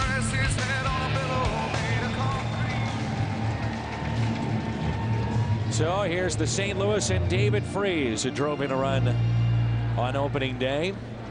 Could have been the game-winning RBI.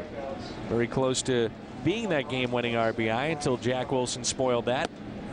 And Freese more than likely will get the start tomorrow night and probably on Thursday as well. Family affair on opening day for David Freese.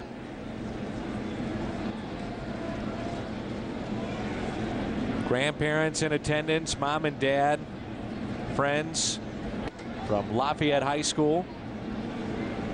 2 balls and no strikes. 9-3 Cardinals as we play here in the 7th. Interesting, like Kyle McClellan, another St. Louisan, his advice, and Scott Cooper, who played in his hometown, said, have somebody handle your ticket request. Don't you dare try to do it.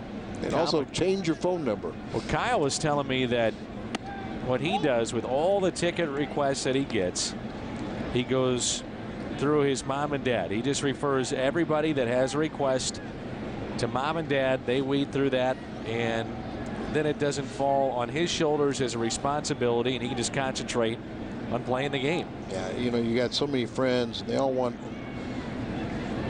to be your buddy, but you know, right now you got to remember these guys are trying to play baseball, and it's tough enough without all the additional requests and everybody trying to come out of the woodwork with good wishes, you know, well wishes and everything else, but let them settle in on their own time frame. Here's a 3-1 pitch to Freese. Upstairs, takes a walk. 1-out walk here in the 7th, and it brings in Skip Schumacher.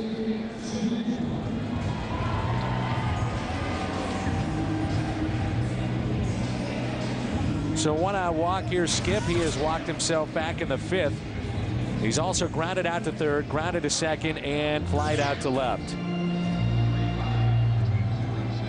35,206 in attendance here at Busch Stadium for Game 2. And time is called.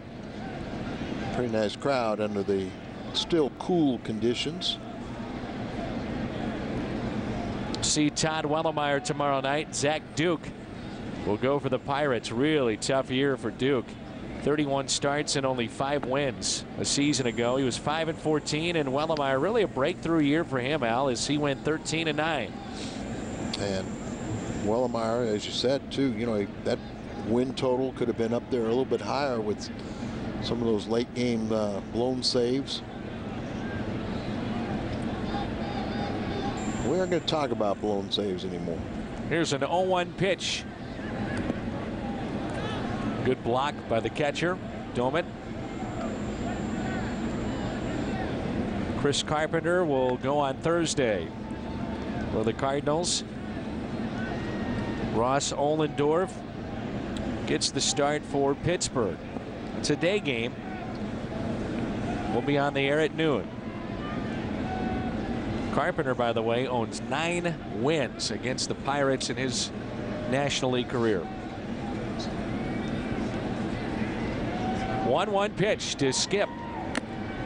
Foul tip held on to, strike 2. Hanson, a big guy at 6'6", 230.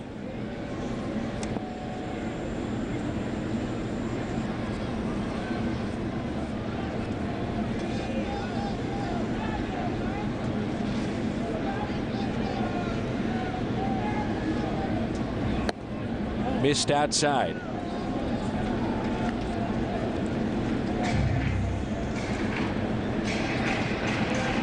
Saw Schumacher busy back in that 6th inning defensively for the Cardinals.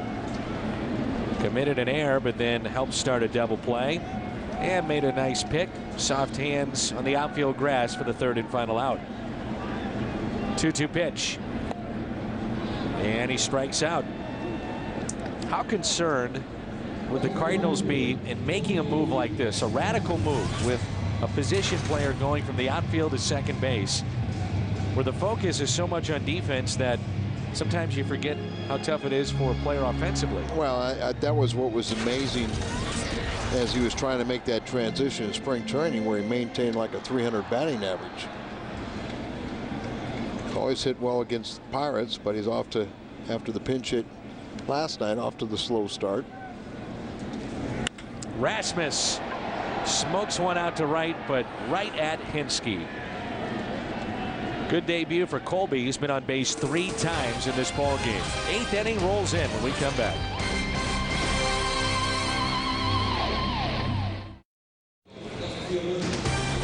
Cardinals baseball on Fox Sports Midwest is brought to you by Busch and Easy Drinking Busch Light. By Bank of America. Cardinals banking only at Bank of America. And by Chevy. See your Mid-America Chevy dealers or shop and compare at stlchevy.com. Gorgeous looking shot here in downtown St. Louis. We're glad you're with us here on Fox Sports Midwest. 9-3 St. Louis. Denys Reyes, left-hander that has been very effective in years past in the American League, takes over for the Cardinals. 10th different organization in his 12 years. Bounced around. We've seen him as a starter in the big league level, but last season, career high 75 appearances. Pitch tails inside to Niger Morgan. A lot of people were surprised with how he pitched successfully with Minnesota that they didn't re-sign him, and the Cardinals signed him on March the 5th out of the World Baseball Classic. Maybe not so surprising that he didn't re-sign with Minnesota, but the fact that he lasted as long as he did on the free agency market. 1-2 pitch. Reyes trying to get him to chase, couldn't. 2-2. Thought it was interesting. You go back and replay the game in your mind, with hindsight being 20/20 yesterday, all the lefties that Mott had to face, and Reyes was available. Now Tony had used Trevor Miller, but certainly Reyes was available to come in. Well, remember too that all 6 of their runs that they scored in the 4 off of Mott all came with 2 outs, and several times he was within a strike of ending the ball game in the Cardinals' favor. So here's a ground ball hit to second. Schumacher up with it, makes the play.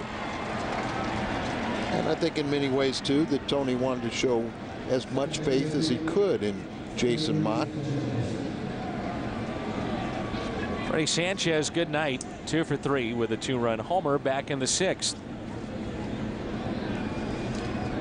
2 for 5 yesterday, so 4 hits thus far in this series. Two-time All-Star.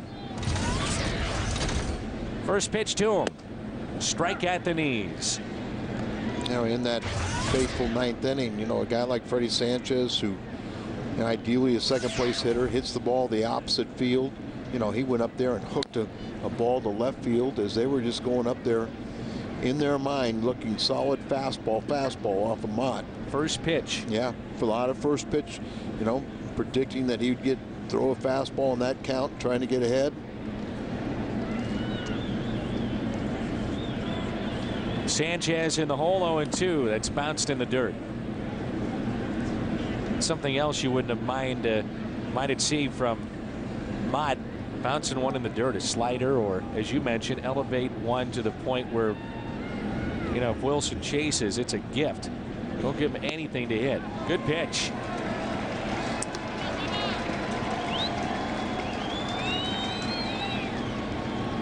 So Reyes gets the strikeout of Freddie Sanchez. Let's go pitch by pitch. Brought to you by Chevrolet. And looks like it starts him off with a fastball, getting ahead in the count. Then he takes a little bit off it. There's your breaking ball that he throws in the dirt. And he turns that one over a little bit and gives him a dead fish. What is the dead fish? That's when, after a fish dies, lack of oxygen, keep it out of the water for a while, it's dead. Oh, you mean the pitching term? Baseball terms. It's kind of like a change up that you turn it over. And they get McLeod by a step. Good work by Reyes. Pujols coming up.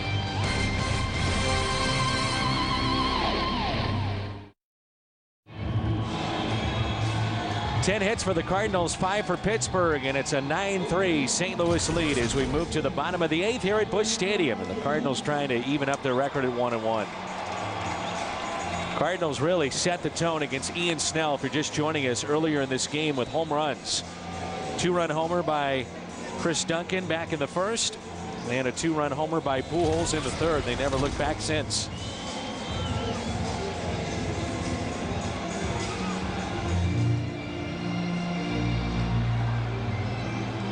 Scoring the first 5 innings and a couple innings of crooked numbers, you got off to a good start.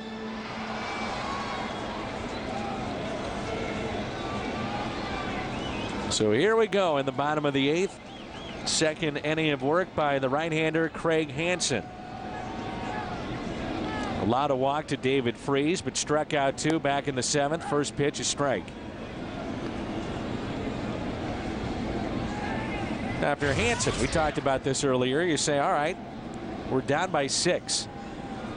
Let's see what I got against Albert. Absolutely. Go out there and challenge him. It's part of competing.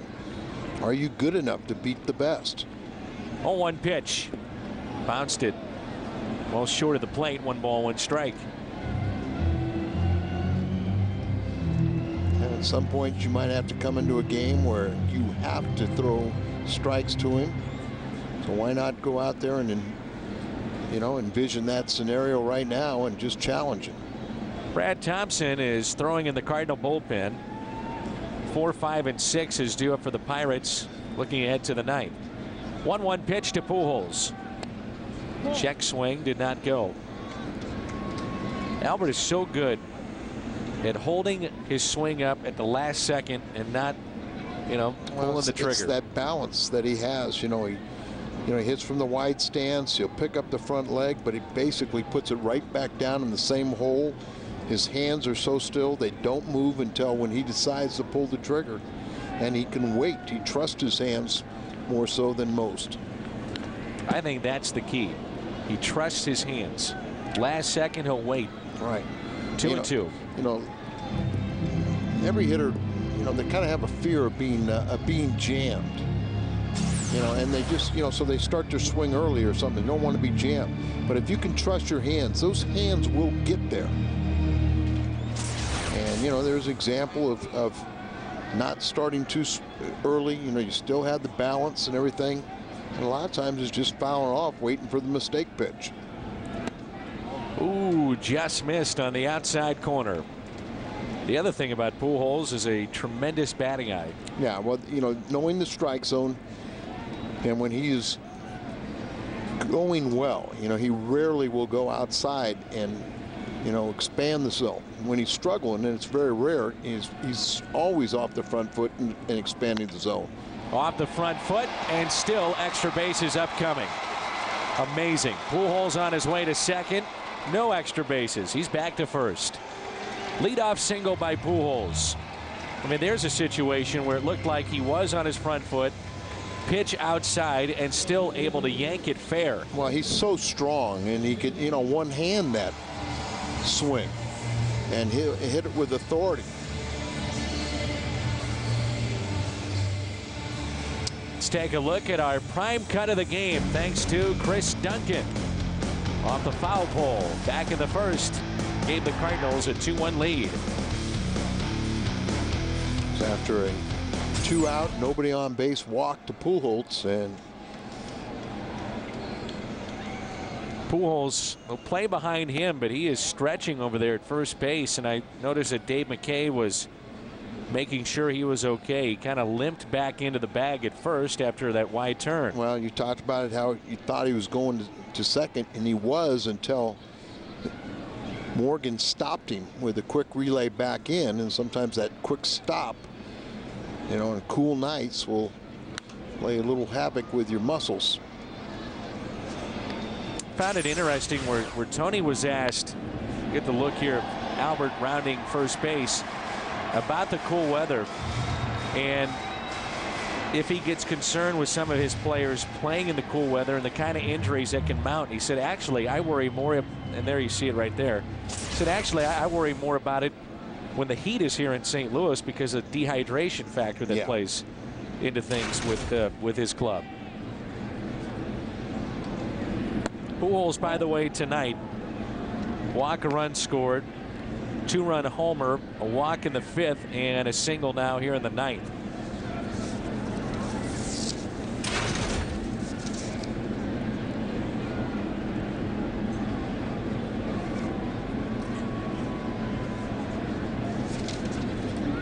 And Duncan a check swing.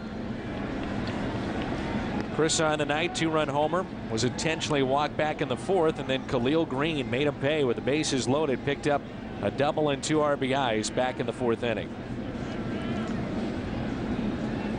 Special day for Rick Horton, as we talked about 25 years ago. Made his major league debut. One flap down, Jeffrey Leonard stepped in, and yep, there it went. Then it was Chili Davis. Yep, there it went. Double. Mr. Horton, are you with us? Yeah, I am. I appreciate your description of it, and that's pretty accurate, Dan. It was a very lonely feeling on that mound, trust me. Well, I also gave you a lot of props, though. You did, and I appreciate that. You and Al have been very nice to me. Bob Gibson, I believe, also gave up a home run on his first pitch in the big leagues, along with Josh Kinney and myself. And you guys had very similar careers. Well, kind of. I was going to. You didn't remind Gibby of that, though, did you? No, I did Josh Kinney, but I've not mentioned it to Mr. Gibson. Are you just sitting around anywhere in the ballpark with a microphone waiting to interview fans, or where do we find you? I am actually waiting to find the right guy for our post-game show. Pat Paris and I are going to be breaking this game down. Excited to do that, and hopefully we'll get a chance to chat with Colby Rasmus. Now you are standing basically right behind home plate. So give us your vantage point of watching Albert now from the green seats. Oh, I can't afford these seats right here, but I do like them because it's very close to the action, and you really get an understanding down here of the pitcher's velocity. I think that's one thing that fans that are close really appreciate. That ball rushes up there in a hurry. You know that food and drink down there is free. The green seats to an extent. After you write the check. Well, I'm assuming now that I got here, they're free for me, so I might work on that. Thanks, Dan, for the tip. You bet. Of course, you know Ricky could get a little out of control down there. Want to limit his exposure to the green seats. First and second for Khalil Green. This may get down into right center, and it does. A base hit for Green. And it brings in Ricky Ankiel with the bases loaded. Ricky, how about your thoughts on the kind of year Khalil Green might put together? Well, it's really interesting that that Tony put him in the fourth hole yesterday. I think he's got a lot of confidence that he's an RBI guy. He says he's always been an RBI guy, and it's nice to have another right-handed bat. You know, I really don't see him as a 25 home run a year guy again, but boy, if those RBIs can pile up in the middle of that lineup with all the left-handed power that the Cardinals have, that certainly would be a big help for Albert. Here is Rick Ankiel. Ankiel tonight 1 for 4 with a single, and he could do some damage right here. Nobody out. First pitch taken for a strike on the outside corner. Rick Horton coming up with Pat Paris on the postgame show. Dan and Al up here in the booth.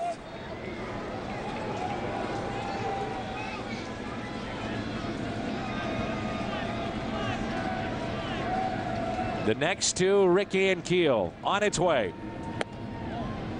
1 ball, 1 strike. How about Ankiel, Al, in that fourth position? Well, I think it's fine when you have a right-hander on the mound, whether it's Ankiel or Duncan. Both these guys are capable of it. They're not intimidated by that position. Could be a revolving door, the cleanup spot for the Cardinals this year. 2 strikes on Rick.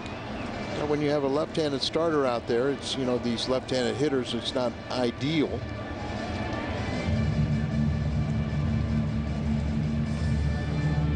So the base is loaded. First 3 have reached. Nobody out for Ankiel. 9-3 St. Louis here in the bottom of the 8th.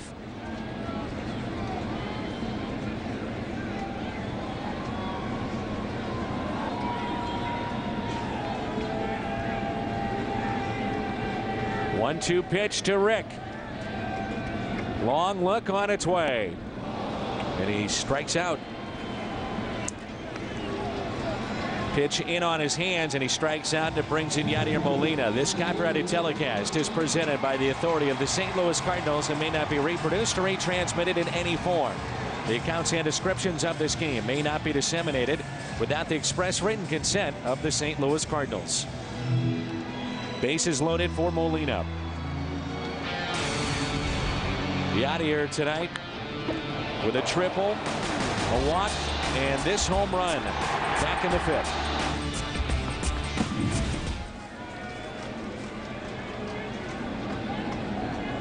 So twice now he's come up this season with the bases loaded. Let's hope it's a different result. Yesterday was a double play.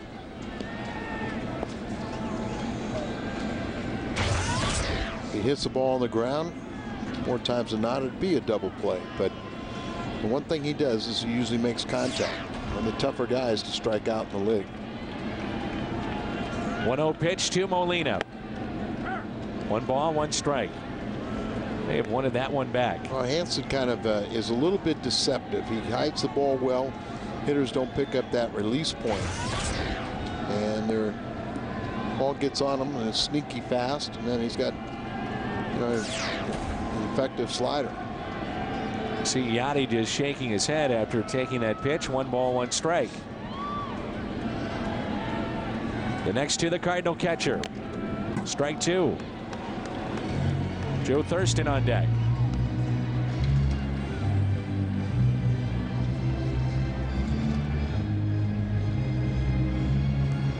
Well, they really play him around to right field. Look at McLeod, where he is just center fielder, just moved good 10 steps into right field, and Nigel Morgan well off the left field line. They just don't think he can pull him. Here's a 1-2 pitch to Molina. They pull the trigger. 2-2. Breaking ball there. He saw better, but knew that it wasn't in the strike zone and it wasn't that big of a hanger.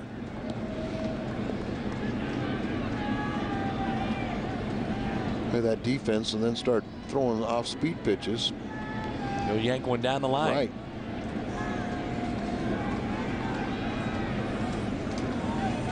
Two-two pitch to Yadier Molina. Here it comes.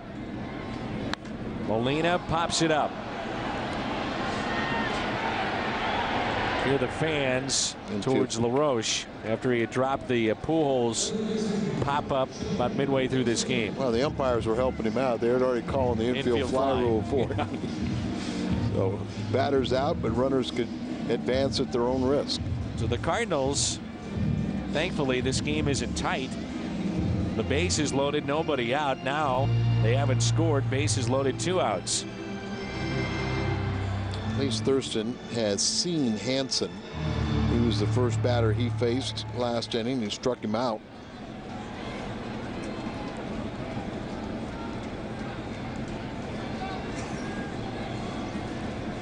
So bases loaded for Thurston, who's had a good start to this game. RBI double, RBI single. Last 2 times struck out. Pounces this one towards first. And the Cardinals can do no further damage. We head to the 9th. St. Louis on top by 6 runs here at Busch.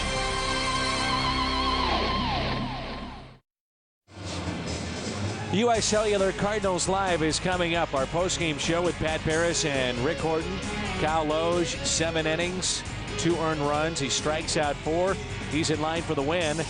Ricky will visit with that young man right there, Colby Rasmus. And Pujols against Snell. A battle that more times than not has been won by number 5. All coming up on U.S. Cellular Cardinals Live. First look at Brad Thompson here in 2009. The new married Brad Thompson.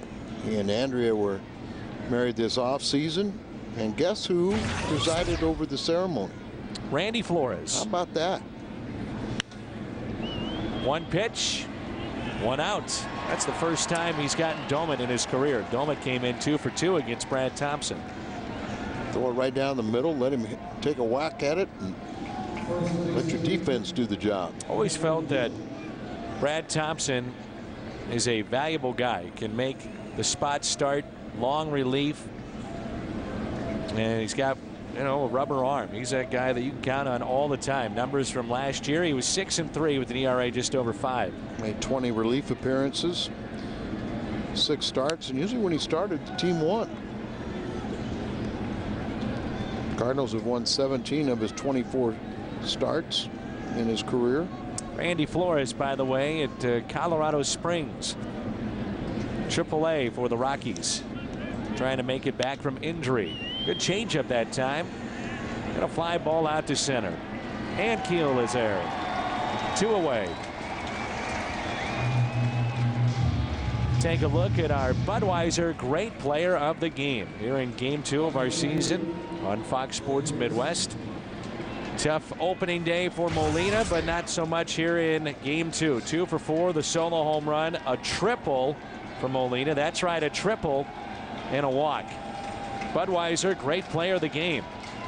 Eric Hinske. Cardinals get 7 strong innings from Loge tonight. Scoreless 8th by Reyes, which included a strikeout. Denny's Reyes, and now Brad Thompson.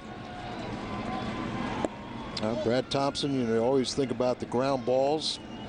Good sinker. He's got the first 2 out on a line drive and a shallow fly ball to center field. Here's a 2-0 pitch. Swung on and missed.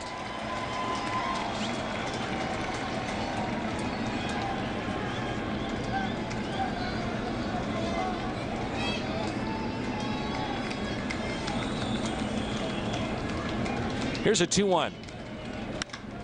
That is hammered out of deep right field.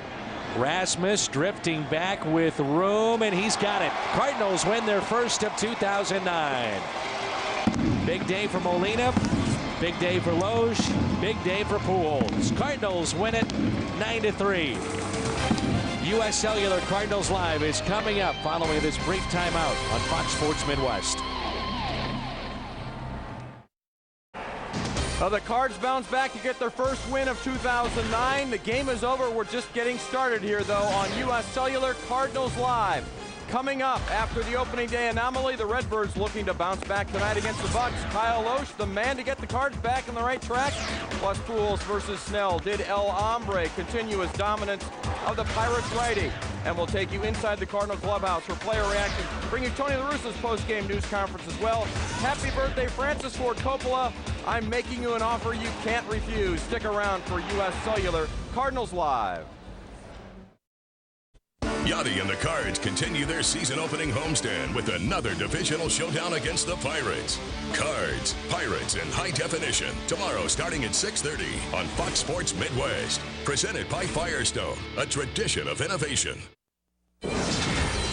Welcome to U.S. Cellular Cardinals Live. Home runs aplenty tonight for the Redbirds at Busch Stadium. Chris Duncan goes yard in the first. It's Albert Pujols in the bottom of the third, a no-doubter for him. And Yadier Molina with his first home run of the season as well. The home run trifecta powering the Cardinals to a 9-3 win tonight over the Pittsburgh Pirates. And the Cards get their first win of the season in their second home game, and Cardinal fans head for the exit, certainly very happy. Hello, everybody. Welcome inside Busch Stadium one more time. It's U.S. Cellular Cardinals Live, the postgame edition. I'm Pat Parrish. Coming up, Ricky Horton will join me up here to break this one down. We'll go inside the Cardinal clubhouse. Plenty of player reaction. We'll bring you Tony La Russa's comments as well. And Rick and I are having a little fun with the awards for the 2009 season. We'll give our predictions for that. And remember, you can get involved in tonight's program. It's U.S. Cellular text time. Questions or comments, please, to 432-432. Remember to include your first name, where you're texting from, and that message. Standard text messaging rates to apply. Rick and I will get to those a little bit later on in the show. Right now, let's go down to Rick Horton, who's standing by with Colby Rasmus, who makes his Major League debut tonight. It's our Mid-America Chevrolet Dealers player of the game. Rick, take it away. Thanks, Pat. Our star of the game is Colby Rasmus. Couple of hits, couple of runs scored. Your first hits in the big leagues. Talk us through what that feels like. It's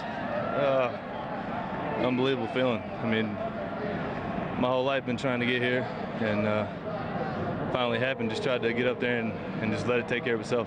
And I know it's not just for you. You've got a lot of friends and family that have been looking forward to this moment. I'm sure that's a big piece of it for you as well. Oh, that's huge for me. I mean, everybody back home and it's been there with me through the whole time, and a lot of sacrifices made. My mom and dad, you know, it's an incredible feeling. Where's that baseball going to go? Give it to my dad for sure. That's good. Well, again, you got a great career ahead of you. You finally got there. Congratulations on a big night tonight. Thank you so much. All right, that's Colby Rasmus. Back to you, Pat. All right, Rick, thank you very much. We're going to head from down on the field with Rick to back up on the booth. It's Dan and Al ready to put a wrap on this one, and this one really not a question by the midpoint of the game. Certainly a big day for Colby Rasmus and for Cardinal Nation to finally see this #1 prospect make it all the way up here to the bigs. Well, that was great to see, no doubt. Also good to see the pitching of Kyle Loesch. Only 5 hits, and he picks up the win. And Loesch really set the tone outside of that first inning. He gave up a run, but outside of that, he was really, really good. Yeah, 7th start against the Pirates. He's 4-0, never been defeated by them, and we hope that sets the tone for tomorrow and the rest of the series. Let's take a look at the right side of the infield defensively tonight for the Cardinals. Let's start with the former Gold Glover, Albert Pujols. Well, when you get a lot of ground balls when you got Loesch out there, this was an extremely nice play by Pujols. And, you know, you look at another play right there. And, of course, Schumacher, you know, everybody's wondering about Skip, but he answered the test tonight with several plays, and some of them were really tough. Example right here. Look at that little scoop right there, and makes a play. Here he helps turn a double play. So again, he spears that one, takes a nasty hop, gets up, gets under control, and throws it out. What do you think is going to be the toughest thing for Schumacher here in the first couple of months, in particular defensively at second? Well, you know, it's going to be turning the double play. When he's receiving the ball from at second base, you know, pushing off or however he wants to do it. The one thing they've tried to focus on is get your footwork under control, go out there and be that. And then because of such a strong throwing arm, he can make up the difference by the strong throw to first. All right, nice win for the Cardinals. Let's send it back over to Pat. Gentlemen, thank you. Look forward to a preview a little later on in the show of game #3 of this 4-game set. Let's show you the highlights of this one. First inning, Well, the Cardinals are down 1-0 after Ian Snow avoids Albert Pujols. Chris Duncan is up, and he ropes it off the foul pole. Home run. Only 6 through an injury-plagued 0-8 for Duncan. He's already on the board, 2-1. Cardinals are up. Next inning, Yadier Molina at the plate takes Snell's pitch to right field. Look at Yadi go. He rounds second, and he's motoring. Yadi trying for 3, and he gets there. Molina's second career triple as the ball gets away. He even thought about going home, but then he thought better of it. Next batter, Joe Thurston, making the start at third. Smokes a grounder down the first base line for a double. His Cardinals' first hit. Yadi scores easily, and Cards go up 3-1. To the bottom of the third we go. Colby Rasmus leading off, and Rasmus pounds a single through the right side of the infield. His first major league hit. A memorable one as they'll save the ball for him. Next batter, Albert Pujols. Loads. Oh, goodness gracious. Over the bullpen. A new life and a home run for Pujols. Number 1 on the season for the reigning MVP. His 5th career home run against Ian Snell. Cards are up 5-1. Bottom of the 4th now, 2 outs, bases loaded for Khalil Green, and he delivers. Pulls the ball down the third baseline. Rasmus, Pujols both come home, and the Cardinals go up by an 8-1 count. And then in the 5th, Yadier Molina adds to the damage. Donnie Veal relieving Smell, major league debut for him. And his first batter he faces is Molina, and he goes yard. A triple and a home run in the same game for the first time in Yadi's career, and the Cardinals are up 9-1. They go on to win by the final of 9-3, as you see Kyle Loesch with the victory. And certainly a great game for him. Let's go downstairs right now. The Painting Decorating Foundation bring you Tony La Russa's comments. We'll go there live.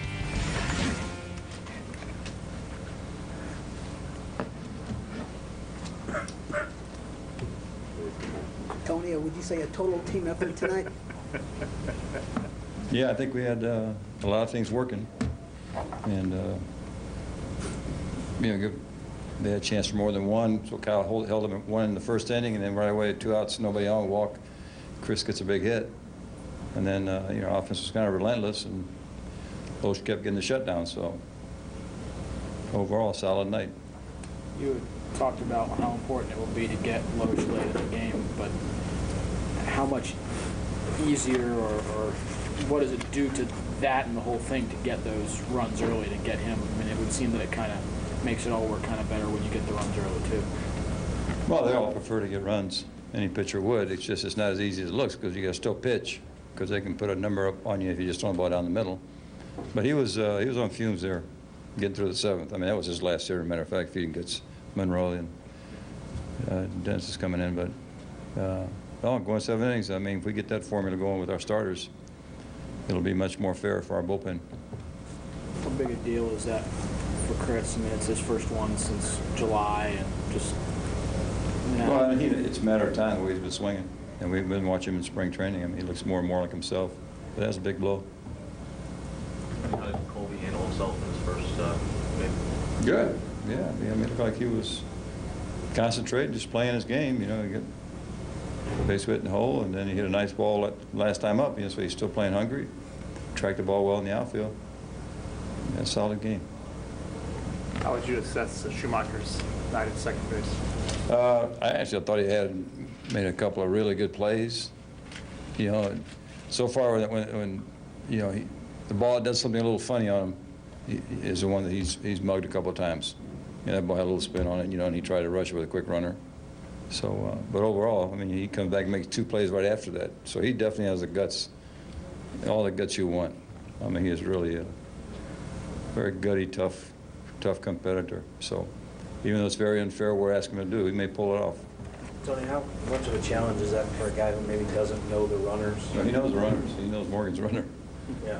Yeah. I mean, I always kick myself. A lot of times you just play an infielder halfway because if he chops the ball, it's a real do or die play. So I probably had him too deep.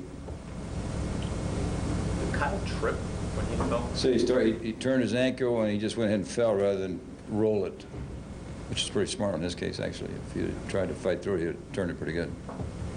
Did you figure among the last things you'd see this year would be a Yadier Molina triple?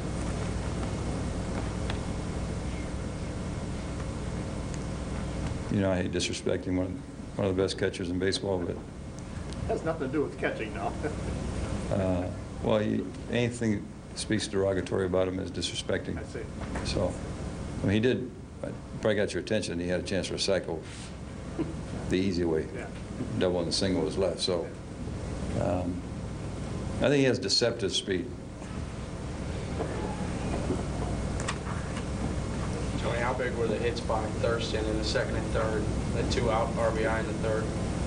Big. I mean, it's, you know, I just got an endorsement. John Russell managed him a couple, 3 years ago, and he'd come up and made a point to tell me, he said, you know, this guy's a really solid player. You'll enjoy having him on the team. So, but those are big hits. And, I mean, he's got a lot of versatility, so there's a lot of ways he can help us. Albert on base all 5 times tonight. Every time you wonder why he's amazing, just to give you an example, he's amazing. Grinds out those tough at-bats. I mean, the pitch he hit that last time up is a nasty slider, and somehow he gets enough wood on it. He's a really good player. He's a great player. Not to make a whole season out of one at bat, but how much does it stand out? They pretty clearly had no desire to pitch to Albert in the first there. And Chris makes. Yeah, I mean, that's what's going to happen. But they also have respect for Chris. They walked him, and Khalil gets a big hit. So, yeah, I think one of our strengths, I think we're going to take tough at-bats up and down our lineup.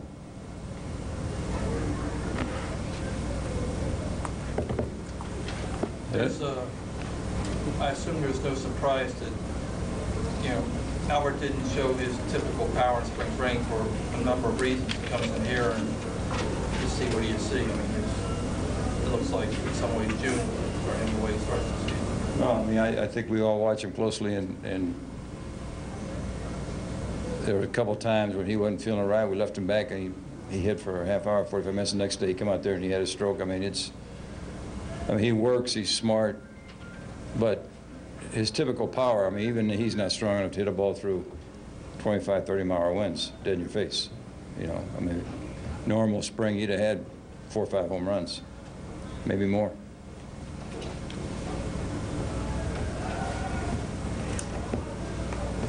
Okay. The Chuck. Thank you very much. That's Tony La Russa's thoughts. Still much more to come on U.S. Cellular Cardinals Live. Deja vu all over again. Pujols taking care of Snell. We'll talk about that next.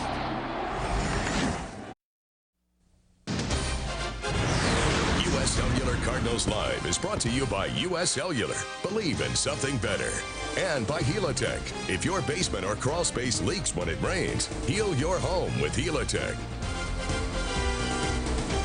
How about some food for thought brought to you by Jack in the Box? Let's look at Albert Pujols' numbers against today's starter for the Pirates, Ian Snell. Albert absolutely crushing the righty, and he does it again tonight. Updated stats now, .429 average. Look at the slugging, Rick, over 1,000. Home runs 5 with the homer tonight, 2 doubles and the 10 RBI. And Snell's a pretty good pitcher, too. That's what's so amazing about that. How about 2006, Pat? What happened then? September 3rd, 2006 to be exact. Pujols versus Snell. That's one. Albert goes yard here at Busch Stadium in the first.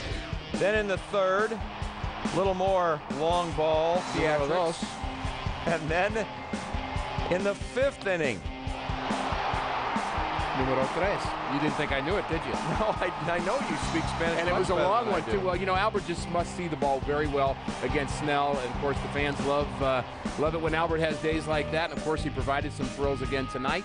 He seems to be swinging the bat fairly well. You think he's locked in so far? What's amazing, he didn't even feel like he was that locked in coming out of spring training. But, again, tonight, he showed why he is the best player on the planet. Albert Pujols walked the first time. That's probably 4 straight pitches. Didn't want to see him. Yeah. Easiest way to deal with him right there. But how about this long home run, 419 feet or so? Yeah, but that thing was a moonshot when it left its bat. It was a moonshot, and it was also hit in cold weather. You hit that in the middle of a nice warm day. Who knows how long that's going to go. Incredible power from Albert. I think he looks a little leaner and meaner this year. What do you think? I think you're exactly right. There was a monster pop-up. I think this thing left the lights, and that's why there was some trouble there. Well, you know, you feel bad for Mr. LaRoche. That is his 3rd error of the season, but, you know, you try to catch this. I mean, this is incredible. As you say, it was a monster pop-up. Albert, you know, he had another good at-bat later, had another double, walk. I mean, he did it all. Here's his double down the line, kind of front foot swinging there, just hooked it right around third base. We've seen him do that how many times? And, you know, Albert is just, really just incredible how he can use the whole field, and tremendous power, and he's, I think he's having fun. He sure seemed to be enjoying himself playing here tonight. Well, he's 5 for 7. That's 714 on the season. You like that 714 number? That's I've not heard bad. that number. He might be chasing that number is kind of historic in Major League Baseball. He also hit that home run right after Colby Rasmus delivered his first ever Major League hit, a little single through the right side. And I think maybe the message for Colby Rasmus is just get on base if you're hitting that 2 spot. Well, Colby likes to run, too. He's got pretty good speed, but, you know, when you're on first base and Albert's hitting behind you, the chances are pretty good you're going to score eventually. And Rasmus had a nice night tonight. You just really feel for a guy who's getting his chance to be a big leaguer. It's been a dream of his, you know, his whole life, and his family has been very supportive of him, and it's just exciting to see him get here and contribute. I liked how he paused for a second, because I think when you said it to him, it finally set in that he got his first ever Major League hit. I think so. He's kind of a guy of few words. He's very respectful, very yes sir, no sir type of guy. But he's not the kind of guy that's going to blab a lot. He really isn't. And I think he's trying to say the right thing, trying to do the right thing, and really trying to savor this moment. We'll break down Colby Rasmus's night as well as the Cardinals take care of the Pirates 9-3 the final. We'll also talk King of the Hill, and who else would it be but the man of the night, Kyle Loesch. That's when we come back on Cardinals Live. U.S. Cellular Cardinals Live is brought to you by Country Financial. Real people, real answers, real quick. And by Jack in the Box. Right now, try the mini sirloin burgers. They're 3 delicious burgers toasted on mini buns. And by Steel Outdoor Power Equipment. Powerful, lightweight, dependable, versatile. Yard care solutions start at steeldealers.com. Well, Rick, Helitech, King of the Hill, none other than the starter for the Cardinals tonight, Kyle Loesch. Outstanding job today for Loesch. He gave up a couple hits to start the game, but at one point retired 10 straight hitters, only walked 1 guy, struck out 4 in 7 innings. Surprised a little bit, he went out for the 7th inning. He had the pitch count was in the mid-80s, but he had a strong 7th inning, threw over 100 pitches, and a great start for Kyle Loesch. We saw a lot of this kind of game out of him last year. Tony La Russa said before the game, because they used quite a few guys yesterday out of the bullpen, he really wanted Loesch to get deep. I think your first start of the season, 7, is a really great number. Yeah, it's a tremendous number. There was a time where, you know, starters used to never go more than 5 or 6 their first start of the season. That was kind of a normal thing to do, but of course it's a new world. You have more relievers out there, but I think, again, the Cardinals used so many yesterday, and with no days off, too. That's a real key thing. Very few days off here early in the season. You need to get some innings out of your starter, and Loesch did the job tonight. Let's talk about Loesch, and one at-bat in particular against Nyjer Morgan. He was dealing. It's our Don Brown Chevrolet deal of the game. Let's go pitch by pitch. Yeah, Morgan's been swinging the bat like he wants to be the MVP in the National League. 4 hits early on, but Loesch starts him off with a slider backdoor, then a fastball just misses high and away. That might have been a cutter. And then Morgan tries to bunt to get his 5th hit of the season, and then a good off-speed pitch, and he fouls off all those pitches away, and then he jams them inside. Outside, outside, outside. He's been going the other way, and that pitch inside ties up Morgan. Very good job of getting people out inside. Loesch has a good knack of doing that. A lot of pitchers don't like to pitch in. Al talked about the Pirate pitchers don't do that as much as they should, perhaps. But in that case, Loesch did it the way you're supposed to. And we're big fans of that, certainly. Let's get downstairs inside the Cardinal clubhouse. They're watching the Blues game down there, I'm being told. I'm not surprised. Let's listen to Kyle Loesch's thoughts after his win tonight. It went pretty good, you know, for the first one. Kind of came out maybe a little too juiced early. The ball was getting up on me, you know, but after that I felt like I settled in and, you know, tried to grind out the last couple innings. Didn't have my best stuff at the end, but, you know, made it work. Given the lack of off days, how was it for you to get through 7? Felt very important because, you know, after 6, I told him I was ready to go out there, and kind of looked like I wasn't ready, but, you know, grinded my way through it, and, you know, hopefully picked up the bullpen, and, you know, Welly's turn tomorrow. Did you know going in that it was, I mean, they needed the starters to... You're always trying to, you know, save the bullpen, and, you know, early on, the way the schedule is, you know, you got to go out there and get as deep as you possibly can. Some nice run support for you tonight. Yeah, it's always nice to, you know, have those guys backing you up like that, and you know, we played some great defense too. So, you know, I feel like it was all around pretty good game for us. Did you trip? You wiped that on the mound. Was that just yourself? Yeah, that was kind of ugly. Yeah, I just kind of caught my spike and tried to, you know, break towards the ball and just kind of went with it. I, you know, learned not to fight it once you start to roll your ankle. And yeah, I really did, you know. I thought about getting up really quick and trying to play it off, but I took too long, so I just sat there for a minute. But you know, everything was okay after that, and got me locked in maybe. Dramatic effect a little bit. Yeah, you know, try to, you know, I'm sure Tony wanted to get out, you know, get some TV time, so got Barry out there, and you know, give it an all-around, you know, effort, try to get everybody some TV time. Kyle Loesch's thoughts. An extra base machine tonight. No, not number 5, number 4 for the Cardinals. We'll talk about Yadi's performance coming up. U.S. Cellular Cardinals Live has been brought to you by U.S. Cellular. Believe in something better. Time for our play of the day, and it is none other than Yadier Molina. 2-for-4 performance with a homer, but this triple is what has to be the play of the day. Just the second of his career. He was smelling that too, wasn't he? You have to go back to 05 to have his last one. Yeah, when he rounded second, he kind of put his head down, and then I laughed because he got up like he was going to try to go home as well. I like Jason LaRue's reaction more than anything else. Yeah. I mean, he actually runs very hard right out of the box. You don't get a triple unless you do that. I mean, that's especially if you're Yadier Molina. But I thought he ran hard. He picked up the ball and then just put his head down, and the head first slide, and just another triple for Yadier Molina. Just in case you didn't know what Yadi's hair color was this year, I got a chance right now. I hadn't seen it yet. Yeah, saw it once during one of the spring training games we had as well. We're going to hear from Yadier Molina in just a moment, as he was a huge offensive contributor, certainly in this victory over the Pirates. Time now for a little U.S. Cellular text message, as we've been inviting you to text us at 432-432. We love text. I miss text. Nobody texts me all winter, Pat. Kyle in St. Louis. I might have texted you a time or two. You did. Thurston looked good tonight, as in Joe Thurston. How often do you think he will play compared to David Freese? Now, I know that Tony La Russa, before the game with the media, was asked that question, was it a misperception that the media certainly thought that David Freese would get the bulk of the starts at third base, and he said that he had no idea where the media got that perception. It was going to be on a day-by-day basis. Yeah, and Tony's philosophy always is who gives us the best chance today, and some of that's going to be lefty-righty stuff, so you're going to see Joe Thurston play against some right-handers, but the thing that David Freese might bring, he certainly brought it last year as a AAA player, was some power. I mean, he's going to bring a lot more power than either Barden or Thurston, so you know, there may be times where he stays in the lineup for an extended period of time because he's hitting the long ball or hitting gappers, and you know, honestly, the bottom line is they're all going to have to earn their spot. That's really what it's all about. That's the way Tony manages, and really the way you should manage is if Thurston's hitting 340, guess what? He'll play. And Freese the same thing. And Freese will play tomorrow. He will be the starting third baseman tomorrow. At least that was the indication we got earlier today.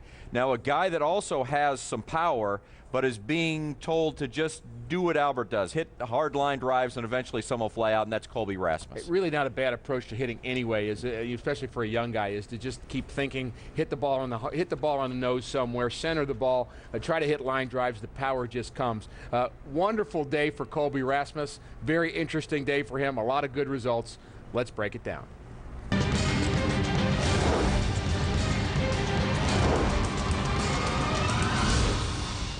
Well, at bat number 1 for Colby, kind of started and stopped in a hurry. He swings at the first pitch, bounces out to second base. Okay, we got that out of the way. Was he over anxious? I don't know, but he certainly was swinging at the first pitch. After taking a couple, the next at bat hits a hard ground ball past LaRoche into right field, and there it is, the baseball that will be given to his dad sometime in the next few days after Colby looks at it and throws it against the wall a few times. And here's another base hit for Colby. This one not well hit, but it shows off the speed. Patty's got a little bit of that too, as he beats Ian Snell to the bag. So a couple of hits, couple of runs scored. Very good evening for Colby Rasmus. Walked as well, so 2 for 4 night, couple of runs as you mentioned, so things going well for Colby Rasmus. Skip Schumacher got his first start at second base in the majors tonight, a lot of firsts, and well, he got his first error, but he also made a couple of nice plays. He turned a double play in that same inning. You know, it was kind of a rough start for him that one inning. Tony La Russa talked about it in the post game. You know, he does make an error later in the game, but you know, here's his first chance. Throws out Morgan. Okay, that's kind of simple. Later on, again, he makes the throwing error where he got a little bit off balance. Again, there's a good play going to his left on a hard hit ball. That's probably his best play. But, you know, again, he turns the double play later on. After this error, here's another ball hit by Morgan. Maybe he knows the Morgan speed. That's exactly it, and the footwork wasn't quite right. And that will come. And again, Skip Schumacher, if he's an average second baseman, we should do backflips like Ozzie Smith, every one of us. Because being average at a position like second baseman is hard to do. Here's a nice diving play. All that's in the same inning after he made the error. Again, the double play and that nice play. So I would say, you know, Skip's going to have his rough points, but you know, the guy works hard. Yes. The guy is gutsy, and he's athletic. And he's not an excuse maker. And I'll that's tell you exactly what, right. I mean, there's nothing worse in a clubhouse than an excuse maker, and Skip will not do that. Let's switch gears, go back to Yadier Molina now. We just looked at his triple. He also hit a home run tonight, certainly an offensive force for the Cardinals, and he also caught Kyle Loesch. Let's go back down inside the Cardinal clubhouse and get Yadi's thoughts after the 9-3 win. We got a good game. I mean, both sides. I mean, defensive and offensive.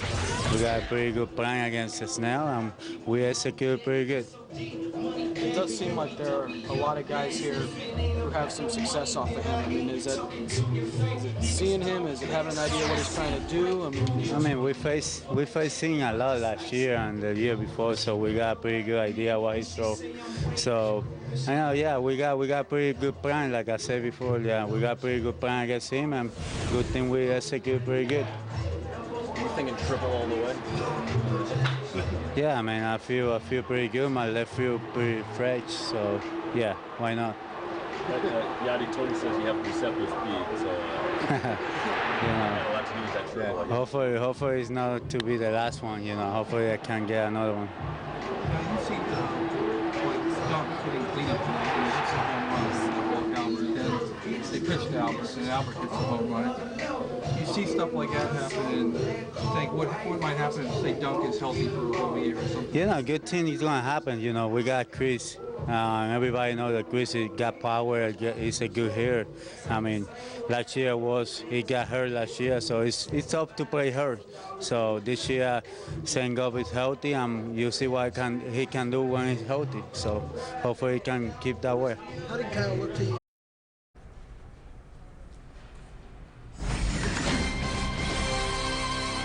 Back on U.S. Cellular, Cardinals live at Busch Stadium after the Cards' 9-3 victory over the Pirates, pounding out 12 hits, including 3 home runs. Pujols, Duncan, and Molina with those homers. Today's Cardinals milestone. This date, 2004. I missed that swing. The Cardinals get the first of their franchise record 105 wins, defeating the Brewers 9-4.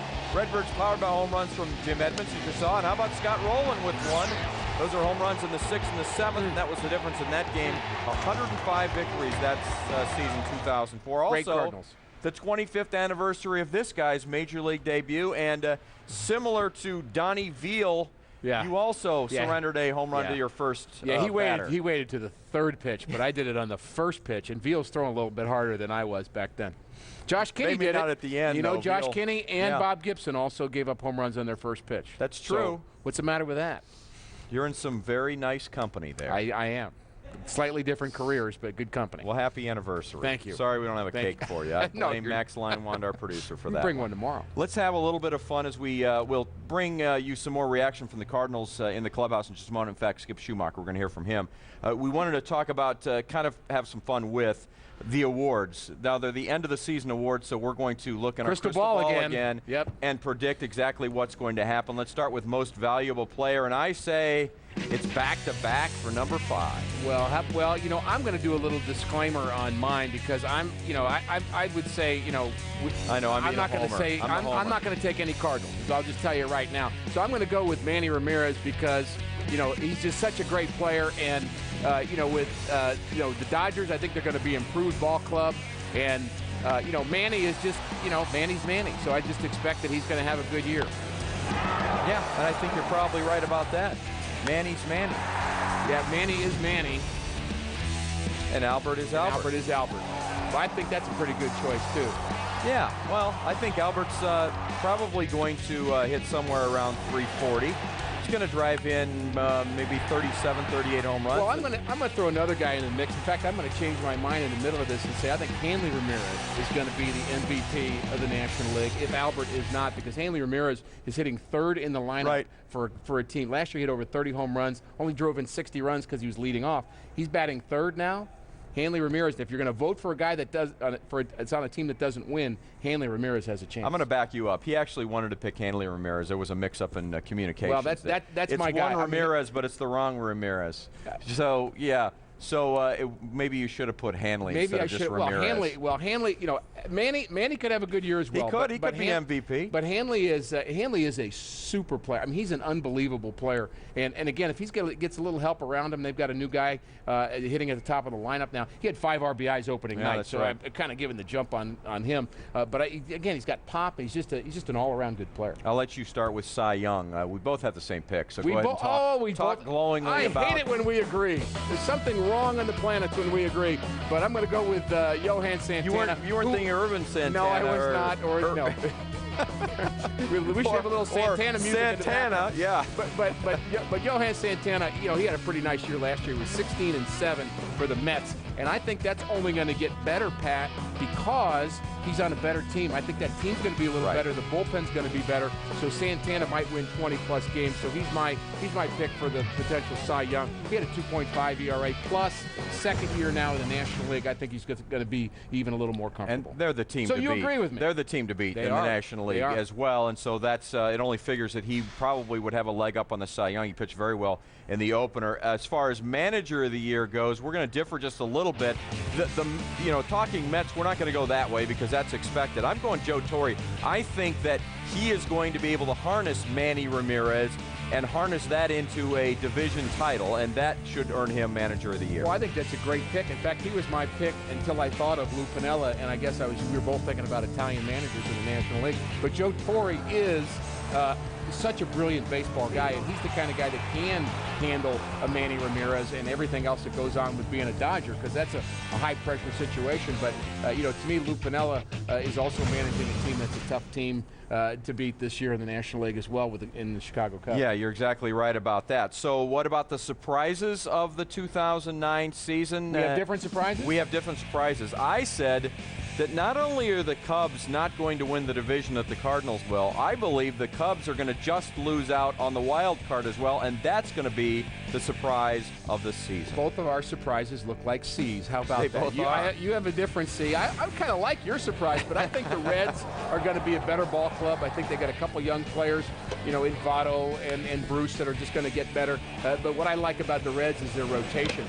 With Arroyo and Harang's going to have a better year than he had last year. I'm not going to root for Brandon Phillips, of course, for second base, because you know how I feel about, you know, his style of play. No, you wanted to remind us again. Yeah, well, he's a little bit of a hot dog, but you know, he's a great player. He's a great player, but the good young pitchers, Volquez and Cueto. I mean, I just think it's possible that team could start to gel and be a big surprise. I'm worried about them for years to come. Certainly, I just don't know if it's this year, but we'll bank this. Most publications are picking them. I mean, not most. They're picking them between second and last. Yeah. So a lot of people don't know about. Don't know about exactly what you're going to get from the Reds. Let's head back downstairs into the Cardinal clubhouse one more time, and let's hear from Skip Schumacher, who made his Major League debut at second base tonight.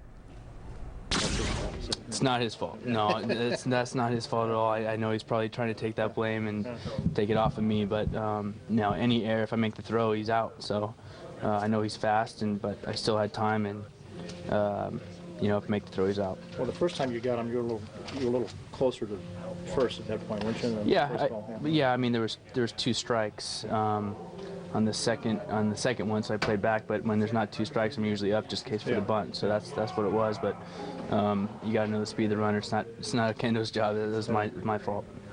You don't worry about going 0 for 4 when you're trying to learn a new position, do you? No, I mean, I still got to hit. I mean, if I don't hit, I'm not going to be out there. So, no, I definitely have to hit still, and just kind of one of those days. It wasn't like I felt bad, it just went 0 for 4. Did you figure would not be playing 9 innings at second base the first time you played out there? Yeah, no, I mean, I think it had to be a 9-3 game for me to still be out there in the 9th. That's for sure. Thank you. Yeah, you're welcome. Was it nice to get those chances right away? I mean, after the first one, 2 more that inning, bam, bam, got you right. Yeah, no, I'm glad I got another play right away and the double play, and LaRoche hit me the one right after that. So, yeah, I mean, I needed a rebound sometime. I didn't want to wait 3 innings or something to get the next ball, but, you know, the problem is that guy scored, and that's what hurts the most when I make the error. Is there a difference? Well, a major league debut in total was Colby Rasmus making his first ever appearance in the Bigs, and he gets his first hit in the 3rd inning. Let's hear more from him as we go back inside the Cardinal clubhouse. Yes, I just try to go out there and do the same thing I always do, just play and have fun. Did you, what happened when you saw Pinheiro toss the ball and you were worried that he was tossed your... I didn't even see it. Oh, okay. I talked to my buddy on the phone and he told me about that, but I wasn't even paying attention. I don't know. I was locked in. Okay. So you found out it was a joke. Yeah, but I didn't even... Ball on your first hit? You didn't know what happened? Nah, I just knew they threw it off the field. I didn't even look in the dugout. Pinheiro, like, turned and threw it into the crowd, but it was a joke. Right. I didn't even see it. Nice win for the team in that quarter. Yeah, no doubt about it. That's all I'm here to try to do is help the team win. Colby in spring, when Tony's telling you, hey, look, just hit the ball hard and use your speed. We saw a little bit about that left side. All your hits to the right side, a couple of them just speed. Where does your game go from there? How does that kind of help you lock in what's possible? And the guys are teasing. Getting line drives. Yeah, well, when we talked about it, it all makes sense, but it started doing it there in the last, 3 or 4 weeks or so in spring training. And then coming into today, that's all I was trying to do, just get a good pitch to hit and put a good swing on it. Don't really care where it goes as long as I hit it hard and run as hard as I can. You think there was some element to it today? You saw what's about a couple of balls and, seeing balls and infield. Is that kind of what you can make of just putting the ball in play? I mean, I guess I don't usually have many of those. Your hardest hit ball was one that was caught.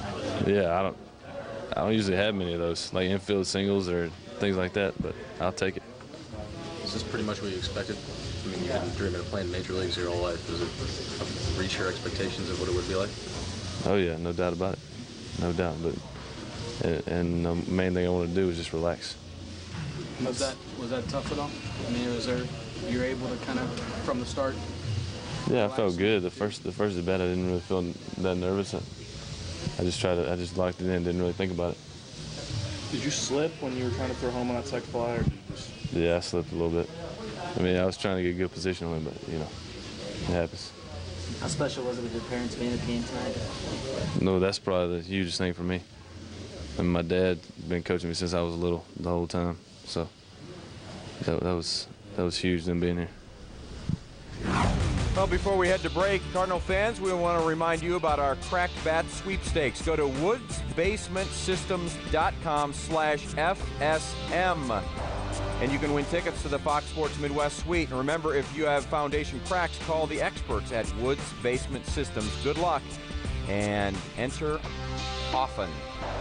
When we continue on U.S. Cellular Cardinals Live, we'll look ahead to tomorrow night. Todd Wellemeyer makes his first start of the 09 campaign. Stick around. Brewers opening the season in San Francisco today. Big day from outfielder Aaron Rowan.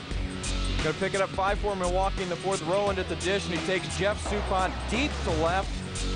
His first, a 2-run shot, puts the Giants up 6-5 to the 7th. Now 7-5. This time Benji Molina turns on one. The eldest Molina brother with a solo shot. 8-5 San Fran. Then later in the inning, more from Rowan. He doubles down the left field line, or does he? Sandoval will score on the play, but we're going to take another look. Rick? That ball looks foul to me. Looks foul to me as well. But it's over the base. It's close. It's close. They get away with one. They win 10-6. Jeff Suppan takes the loss. Cubs and Astros playing in tonight in Houston, and that was bottom of the 10th, tied at 2. Jeff Keppinger with a walk-off single, and the Astros win it as they celebrate 3-2 over the Cubs. Let's look at the rest of the National League scoreboard for you, and we saw the highlights of the Giants defeating Jeff Suppan and the Brewers. We look now at a 4-0 Atlanta win over Philly, and it says Jared Jurgens with the victory. They could be a better team, Atlanta. I think they definitely are. Atlanta with a victory over the Nats, and look at that, Colorado shutting out Arizona right now in the top of the 8th, and still underway bottom of the 6th. It's the Dodgers and the Padres 2-1 LA, and Manram with the lead. Yeah, we don't have to worry there. about the standings quite yet, but no, we don't. But it's great because not only Cardinal baseball starting, but baseball all around the National League and the American League. It's fun. Cards and Bucks play game 3 of 4 tomorrow night here on Fox Sports Midwest. Get things started 6:30 with Toyota Cardinals Live. Cards and Pirates with Todd Wellermeyer making his first start of the season. Then stick around after the game. Rick and I back with U.S. Cellular Cardinals Live. Should be a good one as the Cardinals try to edge ahead in this series against the Pirates. Closer look at the starters, and it is Zach Duke against Todd Wellermeyer. For Wellermeyer, he's going to try to continue with a very solid season last year, Rick. And Zach Duke, well, it's another one of those situations. We'll talk about him in just a minute, where you face a guy that has had the better of them at times. Let's listen to Wellermeyer now, who talks about kind of picking up where he did leave off last year and build on that here in 09. Yeah, I take what I learned from him last year, and now I get to see him for 2 games, and try to pay a lot of attention to these guys, see what they've improved on, and see if they still have the same habits as last year, and go from there. He was also talking there about looking at the Pirates in these first 2 games and seeing if what he remembered last year has changed to what these guys are doing this year, certainly, and if he can improve on that. I think there's something else that a pitcher, and actually any player at any level, has to remember is, what did you do last year? I mean, you're talking about how to pitch guys and maybe what happened last year, but what got me to be so effective where I turned the corner as a pitcher? He certainly did. Zach Duke's been up and down, but Wellermeyer really became a National League force last year. This is what's coming up on the pregame edition of Toyota Cardinals Live. Mike Shannon, of course, Cal Eldred with his breakdown segment, and the return of the cat, Jim Hayes, back after maternity leave. That'll come up tomorrow, and well, Kyle's doing a great job, by the way. Kyle's doing a tremendous job. It's I got a lefty and I got a righty. It's great to get his insights. He knows the game. He has been, obviously he's been around it. He competed at such a high level, but he's really been studying it over the last few years, and we fortunate to have his insight, and I'm fortunate to have this. We got this. Look at the Cardinals. They came up with Steve cupcake. brought that by. Thank you, Steve. Thank you very much. And we'll light the candle. We'll celebrate 25 years ago today. And I'm not sharing it. I just get that out of your head right now. Looks good, though. Look how good that is. Man, that's good. You think? I'm all over it. Go ahead and take How many calories in that? Take a bite. Who cares? It's your 25th anniversary of being in the big leagues. Enjoy. Go ahead. Go ahead, take a bite. All right, I will. Take a bite. It's not plastic, is it? I don't think so. No, it isn't. We'll be back. Stick around. That's good. Cardinals a 9-3 winner against the Pirates tonight here at Busch Stadium. Albert Pujols 2 for 3, a homer, also homering Chris Duncan and Yadier Molina, who added a triple as well. And how about the job of Kyle Loesch as you look at the triple sliding headfirst by Yadier Molina. Good all-around day. It was an attack from every place in the lineup. Very solid pitching performance by Kyle Loesch. And I want to know if you want a piece of my cake here. I wouldn't want to deprive you of an entire cupcake on the 25th anniversary of your Major League debut. It's all yours. So you take it all. Thanks for watching, everybody. We'll see you tomorrow night, 6:30 for Cardinals Live.